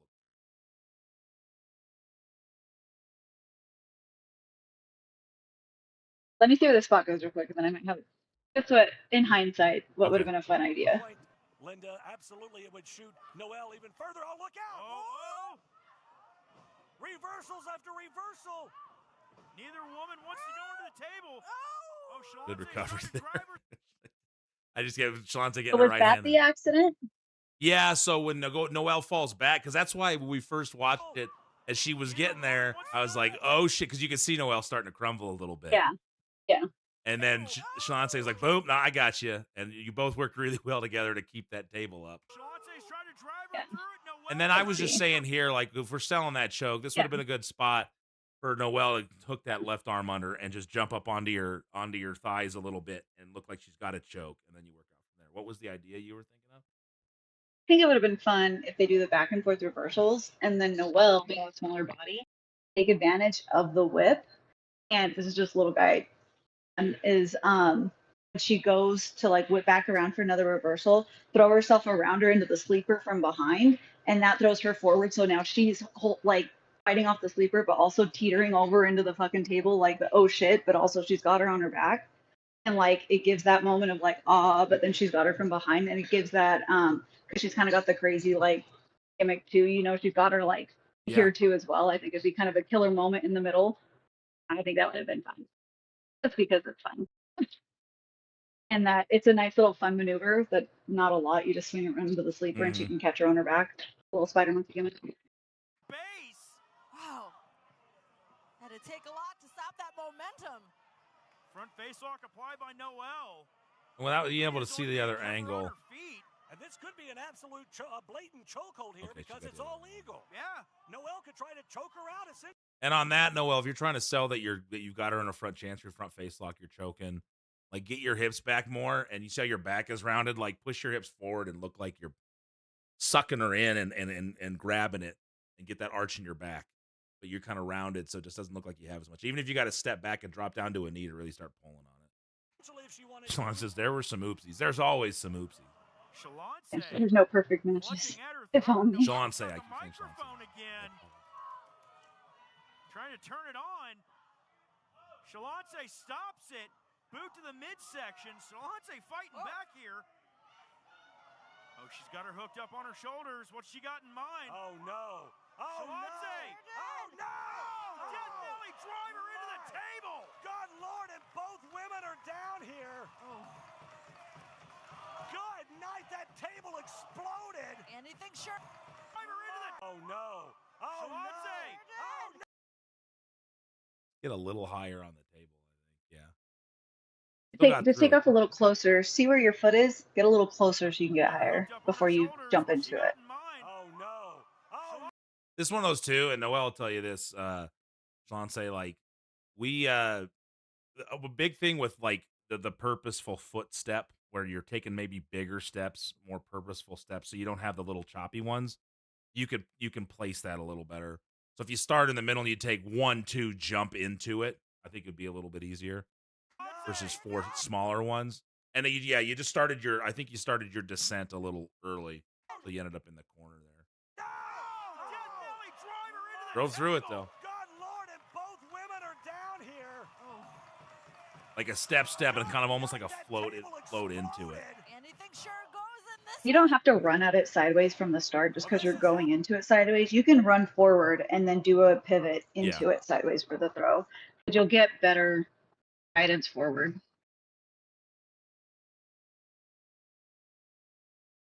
This still right here is perfect for like a How I Feel on Mondays meme when you see people like Monday morning. It's over where Shalonte is. Me on Monday. Oh, he rolls it tough love, and Shalonte now trying for the pin. 2. Yeah, it's over. Here is your winner, Shalonte Royale. Shalonte finally gets her revenge, guys. After 2 losses back-to-back from Noelle, Shalonte finally able to pull out a win. Now you guys are continuing this, right? Because it was Noelle had a couple wins. Shalonte just got one back. There were some things you mentioned at the beginning, though, as far as the pacing that you would have liked to have seen different. You want to break that down a little bit? Because I do think there was... It picked up as the match went on. But yeah, at the beginning, it seemed like there wasn't much urgency. there was arrogance, but I don't know if there was as much anger or like. Especially, it's not like you're in the start of a storyline where you're establishing. You're already established, so Hold on like just you a have a second. reason. Hold that thought. Shalonce's in an ad. The ad just popped up. Let's give it. Okay, she's back. All right, go ahead. So we were just asking about as far as like the pacing. Shalonce is what we were talking about. Go ahead. Yeah, so it's just the fact that you're already in a storyline. You're not establishing a storyline, so you're already established, right? So you already have a reason to be going after her. So instead of like coming in, you already have, yes, you hit her from behind, so you already have an advantage, but you need to maintain the advantage, so stay on top of her. And then you can get the arrogance when you're like, after you've had her in the ring for a second, because people on the side of the ring can't really see what's going on. So just give a little bit on the inside of the ring so that the stance of who's watching, once you're in the, like, right, the ring is the stage, so the people once you're inside see, the tussle, the urgency there. And then once you finally gotten her solidified that she's down, then you can kind of give it some breathing room. And then you did have a moment where she got on top, and then you found that urgency again. So those are the ups and downs, those peaks and valleys that we want. You still want them. You just don't want to start down. You want it to start off a little hot, because you did. You started off hot with the hit from behind, but you didn't maintain that. That was the only thing. But if someone didn't see that, then you kind of lost it. So I would have kept that urgency at least a little bit until you threw her into the ring, got a little bit more, and then just kind of then stood up, that little like almost Orton smirk, where he gets that little like, okay, I fucking got it. And then kind of maintained, your arrogance. And then once she got on top, then do what you were doing where you were getting back on her. I think that would have brought just a little more meat to it, a little more body to the story of what you were doing. Versus just knowing you were already going to be on top coming in. If we go back, we'll go back to the beginning of it. So and we'll do it without pausing. But as you kind of see that with that pacing, like just trying to talk through it. Yeah, and I could be wrong. Maybe it didn't. I felt like you slow down. I just felt like it was a jump start, and then there was, I guess, no worry that Noelle was going to do anything. So there was a lot of. That's it. Yeah. Introducing first, making her way to the ring from the Devil's Toy Box. What in the world? Shalonce attacking Noelle. Is that a microphone? It is. Well, Eric was trying to get to it, that it's anything goes match. Well, Shalonce demanded this match on Thursday. Just something I know. It's like if you're gonna you hit her with that first microphone, I'd turn the microphone where everything you're popping now is with the bottom of the microphone here. It'd be easier to hold it. I would have popped her from behind, given her a few, set her up, like pull her over to the side of the ring on the stairs, set her up, pop her in a suplex on the outside, boom, hit her in the back, hit her to the side. You can face smash her there, toss her in, but do all that in a go motion, toss her in, get to the inside, give her one more thing, and there's your breather. Then you've done something, there's solidified action happening versus just some like that are feel the same tempo throughout the time. You know what I mean? She said I was supposed to just beat her up and have fun making her pay deliberately, but not to rush. There needs to be a feeling. It doesn't have to be a rush like speed movement. It needs to be a feeling of like getting her, like an attack. Is that like? Yeah, I think what you're trying to say there's you can still put a little more on her that would then cause her to sell a little bit more for you, so you can slow it down and take more. I think is what we're trying to say. Like, you get it out at the beginning, and you snuck attack her with the mic, hit her a few more times, do some things on the outside. When the time she gets in, now you're really slowing it down because you want to put enough to her to where it makes sense that she's just out of it. I mentioned the connection with that tonight. That she can sell down for you longer. You've done damage, enough damage for the cell to maintain itself. Anything goes, match, you guys. Anything can be used as a weapon happen as we saw with the microphone, but now Shalonce's gonna More of a stock of anger than arrogance. wait a minute. Yeah, yeah, exactly. Yeah. Really good way to say that. Shalonce dragging a table out from under the ring. And Noelle kind of explained Shalonce like the story what you guys had going Noelle on. up for good. Again, you said she's out here not just for she's yelling at Eric Cornish. Is she making Cornish help her? Yeah, that's what it looks like. She's literally making Cornish under threat of physical violence. Don't help her, Cornish. Sit down. Because like here, she hasn't really taken much but strikes. I understand it's like an object, but she hasn't like taken like slams. She hasn't taken suplexes. She hasn't taken much to like keep her down. Besides like strikes, even being smaller, strikes wouldn't kill me unless they were like on the run, like allowing me into a buckle. You know what I mean? Like I would be fighting over the table to stop it from coming in the ring or something. You know, like there would be a story there happening before it even got set up. Anything went as she connects with that microphone. Oh my word! Literally, Noelle must have heard me because it's tit for tat here. That just pissed Shalonce off. Ground and pound, my word. Remember the match review? What's that? This is a different side. What's the time on the match? And to be honest, I'm here. The time on what?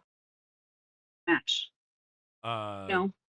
I'm gonna go back a little bit. Well, sorry, it's not. Sorry, I forgot that you have the whole show. You don't have the match time.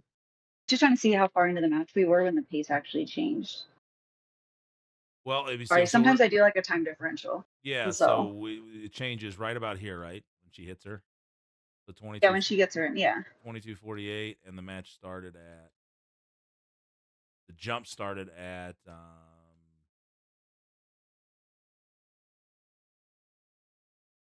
19:30. So what? 3 You're minutes? 3 minutes in without any kind of real pace change. Like that's a long time. We say don't go 3 minutes of heat, a full 3 minutes of heat without a fire up, right? Like you want a pace change, right? You don't go a minute and a half of heat without a fire up or something. Yeah. So look at it that way. You want a pace change somehow. She's only taken strikes. That's kind of the point. So it's actually about 4 minutes. So see, so Well, yeah, so 3.5. That's a long time in wrestling to Well, go without. And Shalonce, though, to be fair to you, like you're going off of what you were told the story was, and you're trying to give exactly what you want, and you could get feedback there that would be, no, we wanted you to look like this, and there could be a breakdown reason. This is just us seeing it from an angle of we weren't there. We vaguely understand the story based on what we've been told, but then how you can kind of look a little more intense and purposeful while still giving that same type of pacing that they're looking for. Like, for instance, the amount of time it took to get the table, like we all know, you go out to get a weapon, especially a table, that's going to take time. So you got to do something to her. So she either gets shit canned out of the ring, something happens where she eats something enough to where it would make sense. She's either down because she got hit so hard, or she's so far away, she's crawling her way back. So you shit can her to the outside. She eats it on the floor. You know, maybe there's a post there or something, but that gives you time to then go out and get the table. And I do like, though, that she hits you and she starts attacking, and then now you've woken up, and that's good. Like I the first watch through, that was something that Paradise had mentioned. She's like, I like that. I like that pacing, and just what I wanted to see it sooner. But it's this is hindsight stuff too. Like when you're in the middle of it and we're out there trying to get find a table that's awkward to get in the ring, it takes way more than we ever wanted. Yeah, how many watches will you watch back like this because you don't want to see half of it? The best, exactly what happened. The best is put the chairs or the weapon or the chain in this corner, and then they don't, and you jump out and you can see the skirt comes up, and you're like, ah, shit, where is it? And everybody's like, I don't know. She said, I wanted her to fight back too, so was giving her windows if she wanted. Then before I was going to give her more, we were instructed to get the table. Okay, I got so, and that's it. And that stuff we don't see, or we weren't in real time. So you got to do what you're told there. But yeah, that's fair. I'm glad she said that. Noelle can also do a better job fighting back. If you're a baby and you've got a heel on you, or you got somebody that's putting it to you, like fight back. Like because they'll cut you off when they want you to get cut off. Like, don't just ragdoll it. Don't die on them, you know. And if you're fighting back a little too much, then I can go, oh, hey, thanks for the follow. Appreciate it. We do this every Thursday. So, Shalance, if you have more matches you want to send in, we would love to watch them and break them down. This is an every Thursday thing. Where was I going with that? Oh, if the one in control, whoever's putting the heat on can shut that back down. So if you hit me and I don't shut it back down, keep hitting, and then I'll shut you down. If you're doing it too much, then I might say, hey, sell for me a little bit more. But then it's incumbent upon me to give you something big enough to sell long enough where you're not fighting back. So that's kind of where we're going. And there's a good gray area there you got to kind of settle in to make it all make sense. Jamin says this could be just me, but just an idea. I know the singing is a big part of the character, but I feel like this would have been a match to not do it and make it a point in commentary that this isn't the same Shalance, like an all business ass kicker to get her locker room back. I wanted her to give me a reason to turn it up, and she did, yes. And that's it. She should have given you more, though, throughout. Like, even at the beginning, like, you shut her back down. She just can't quite get on top because you got the jump on her, and she spends the whole time trying to. Freaking ads. I don't have the thing up that shows me that, so my apologies, guys, when you see the ads coming up. If anybody sees the ads are popping up, please let me know. There's the Discord you could send it to. Shalance, there's a match critiques one in there. Isn't Noelle the heel here, or do I always assume Noelle is? Yeah, I wouldn't pick up Noelle as the heel in this instance, but again, there's a whole story behind it that I haven't seen. So Shalance is the heel. Okay, that's what I was picking up. Way to be wrong, Preston. Well, listen, Shalance has, 2 back-to-back losses from Noelle. You got to think, for her to be coming back off an injury after all this time, she wanted to get back in that women's title picture, and now, it's kind of... So I would sell that slap up more. You get slapped. If you're going to drop to your knees with your chest up, looking at the camera, grabbing your face like, what the fuck? And then you're in a better spot for her to do the choke on you. Yeah, and just real quick in the choke, your face is up, which is great, but I would say pick your eyes up. We don't realize that when we don't pick our eyes up, we don't actually look like we're looking up because lighting makes our eyes look closed. So, and so you're looking down, pick your eyes up. Just a side note for everyone, actually.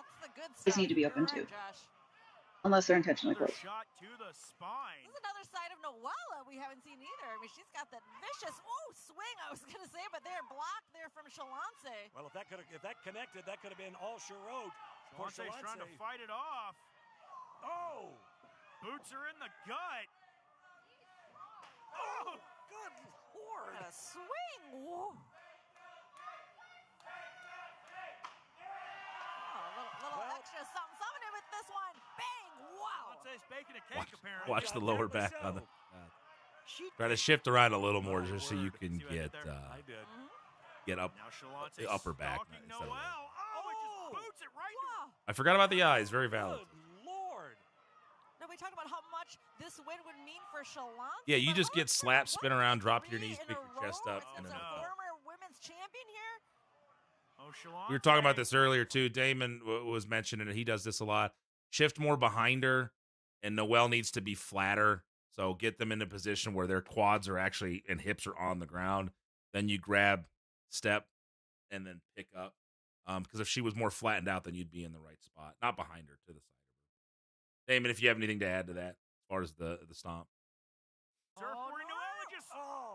Stomps her down into the canvas. Noelle at the last. She's got to be completely flat to start that out. So do something to her to flatten her out, and then go for it. Well, you see that table sitting ominously up in that turnbuckle that Shalance set up earlier. And again, anything goes here. Noelle throws a shot to Beyonce. Shalance, dang it. Shalance, for gosh sakes. I'll get it together at some point. And now Noelle taking the boots to Shalance here. Oh, no, Noelle. Oh, she charged him with that microphone. Shalance smartly rolling out of the way. I don't think Shalance expected Noelle to have such a flurry of offense here. Yeah, just get her flattened out. You'll be able to hit that. It's time to smile. You know what that means? Paradise, you had something on this too as far as the getting out of this. I don't think Shalance was here. Yeah, I just said just give because it's hers. It's one of her gimmicky things, I believe, like her character deals. So like a signature idea. So give her more credit it and find a better way to get out of it, so it's not so easy in the sense of just like putting her down. I would like he said, you know, you could kick up out of it or like pop your hips up and catch the head scissor with your legs is a way to do it. If that's something you do or are capable of, or just find a way to like do like that. You could do the ear clap, you know, do the bell ring, you know, you could something like that even. If you're like the heel, you know, but the little crawl up the arms, you know, kind of deal, or like pull her hair even down to you to get your legs up, something. But I would just give it a little more credit to get out of it. Find a little bit more intentional way to get out of it, I would say, before you grab the head scissor. And Noelle, if she can get her arms inside of your legs, it just makes it easier. Pin. She's kind of like up on her shins. Because she's pulling down, come underneath, yeah, then she can hook it. Oh, hang on, pinning predicament. Hey. Wow, that was close. Well, able to get her shoulder up on the canvas last second. Well, to your point, Linda, absolutely it would shoot Noelle even further. Oh, look out! Oh. Here it is. Reversals after reversal. Neither woman wants to go into the table. Oh shit. Shantae's trying to drive her through it. Noelle's trying to keep her base. I'm keep putting that over. That's a good job not letting that go awry. Take a lot to stop that momentum. Front face lock applied by Noelle. I think that's the only thing that kept her on her feet. And this could be an absolute blatant chokehold here because it's all legal. Yeah. Noelle could try to choke her out essentially if she wanted to. Shalance. That's where you guys are trying to figure stuff out because something went wrong, right? You guys are trying to, you're in recovery, right? If I'm understanding what happened. Right? At that point, yeah. So like I would say, I know you're trying to like call a spot or figure it out, but like to make it less obvious that you guys are like huddled heads, like you were saying, find a way to like wrench it in, like pick up your heads first at least, so there's a confident place, and then like wrench it somehow to get there, and then like pick it up again. So you're not just like it's like the suplex call where you're not struggling at all and you're sitting in a suplex together calling a spot for the world to see, and then you hit, you know, get out of it somehow. Even though you just called the whole spot in a suplex position, right? You know, but yeah. So just find a better way to not show you're sitting here together huddling because you're literally huddling to call the spot. And like if you're the person in the hold, like because she is technically the one on top, just move your legs and show a struggle at least, so it doesn't look like you're again huddling. You can at least try to recover the look of it in some capacity. Again, you're both just kind of hanging out. It's just little things you can try to do. Again, you're just trying to help each other at that point.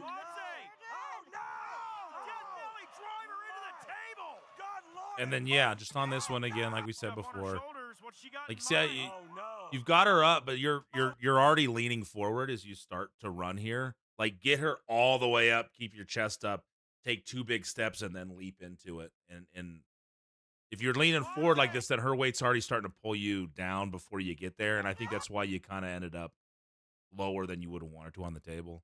And you drove her with enough force, and you put her there safely flat, so you guys got through it fine. But then you could break it up a little higher. Hooked up on her shoulders. What's she got in mind? Oh no! Oh no! Oh no! Death Valley driver into the table. Good Lord, and both women are down here. Oh. Good night, that table exploded. Anything sure goes in this one.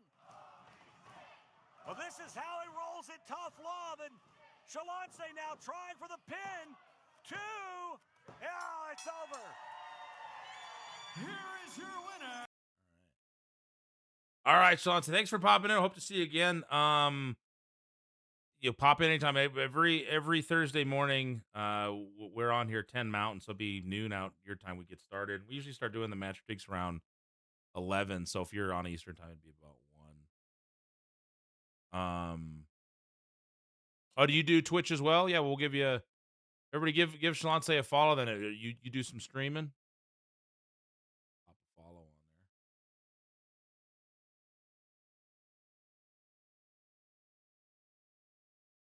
Yeah, the Discord. Here's the Discord. If you just want to click on there real quick, if you just click on that, that's the Discord, and then you'll see the match critiques in there. So, but thanks for popping in. We want to watch any matches you got. Anybody else you know that wants to have stuff watched, and give us some ideas, and we'll break down everything that we can. Do you have anything else to add to that, Paradise?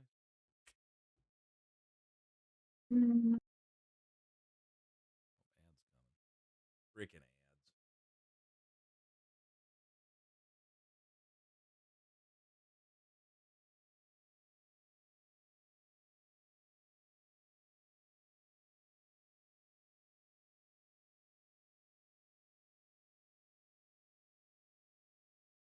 I like having Paradise in today, though. Yeah, she was way better than the other guy that I usually do this with.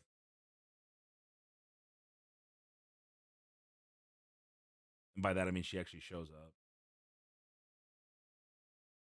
And has more to say. Makes more sense. All the time. I talk a lot. We're both wordy. That's good. Your friend would really like it. We all learn it. All right. Well, I think that's going to do it for matches today. Do you have anything you want to say to these fine folk before we get out of here? Keep your heads up. Keep your places up. Biggest thing. Let them This is see it. the money makers. I always say this is it. Right here, a little L. Your fingers. That's how you should be moving. That's it. All right. Well, thanks for popping in today. I appreciate it. I appreciate you Any of these days, like when we're on doing it and you have the time and you can break away, just say, hey, guys, you chat in like you do. But if you're like, hey, I can actually jump on, it's no thing to just pop you on. Honestly, like, my Thursdays are pretty free, so unless, like, a meeting gets thrown on my Thursday, which isn't, like, my busiest day, I can do most Thursdays. So, Okay. whenever you want me. Yeah, no, this would be great, and you bring another perspective. The more perspectives we can have, the better, because we're gonna see stuff that the other ones might not. So you're gonna pick up on things that Marty and I. You do it in the chat every time you do it. It's like, oh, I didn't even see that. So every little bit we can. We really want this to start. I feel picking so up. bad because, like, I'm, like, way behind, or, like, I can't type it out fast enough. Like, Yeah, it's gone. A lot easier when you're sitting there and we can see you and hear you, and yeah, because you can see it as we go. So I really want this to turn into something that can really help people, because you can only coach in person as many people as are here, but this is an opportunity for any other wrestlers. So spread the word. Anybody else that has matches, knows people that could use this help, this is a chance for them to get it. I get asked all the time after shows, hey, did you see my match? You got any critiques? And we're not watching it with that critical eye at that point, especially if I'm like producing it or I'm doing a bunch of other stuff. So this is a chance where we can really sit down and find all the little things. We like doing this. This is why I run anything. I didn't get into the running end of stuff to run a promotion. I wanted to coach. I did the promotion stuff because someone had to do it. I started the school because I really wanted to teach people what I'd learned, and I have fun. Come in anytime. All righty, well, I'll let you get out of here then.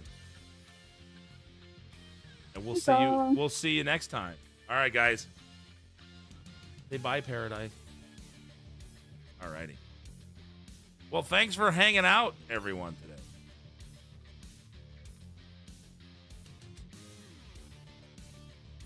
That one. We'll go to the hang screen over here. Thanks, guys. That was great to have her on here. Anytime we can get that. Maybe next time, Marty. But Marty, I'd have went live on your channel if I'd have heard anything. I just wasn't sure if I should jump on. I was just waiting for you to do it. But next time, I'll just go live from yours as well. I'm doing the TikTok thing too, so I'll probably just drop the kick one because nothing. We're going to raid over to Mastodon, everybody. Say what's up to Mastodon. When you raid over, make sure you type it in. You are raiding with Yaden. We'll do it again soon, everybody. I got to go get my lift in before strength and conditioning tonight. So take care of yourselves. Appreciate you being here. We'll see you next time. Goodbye, everybody.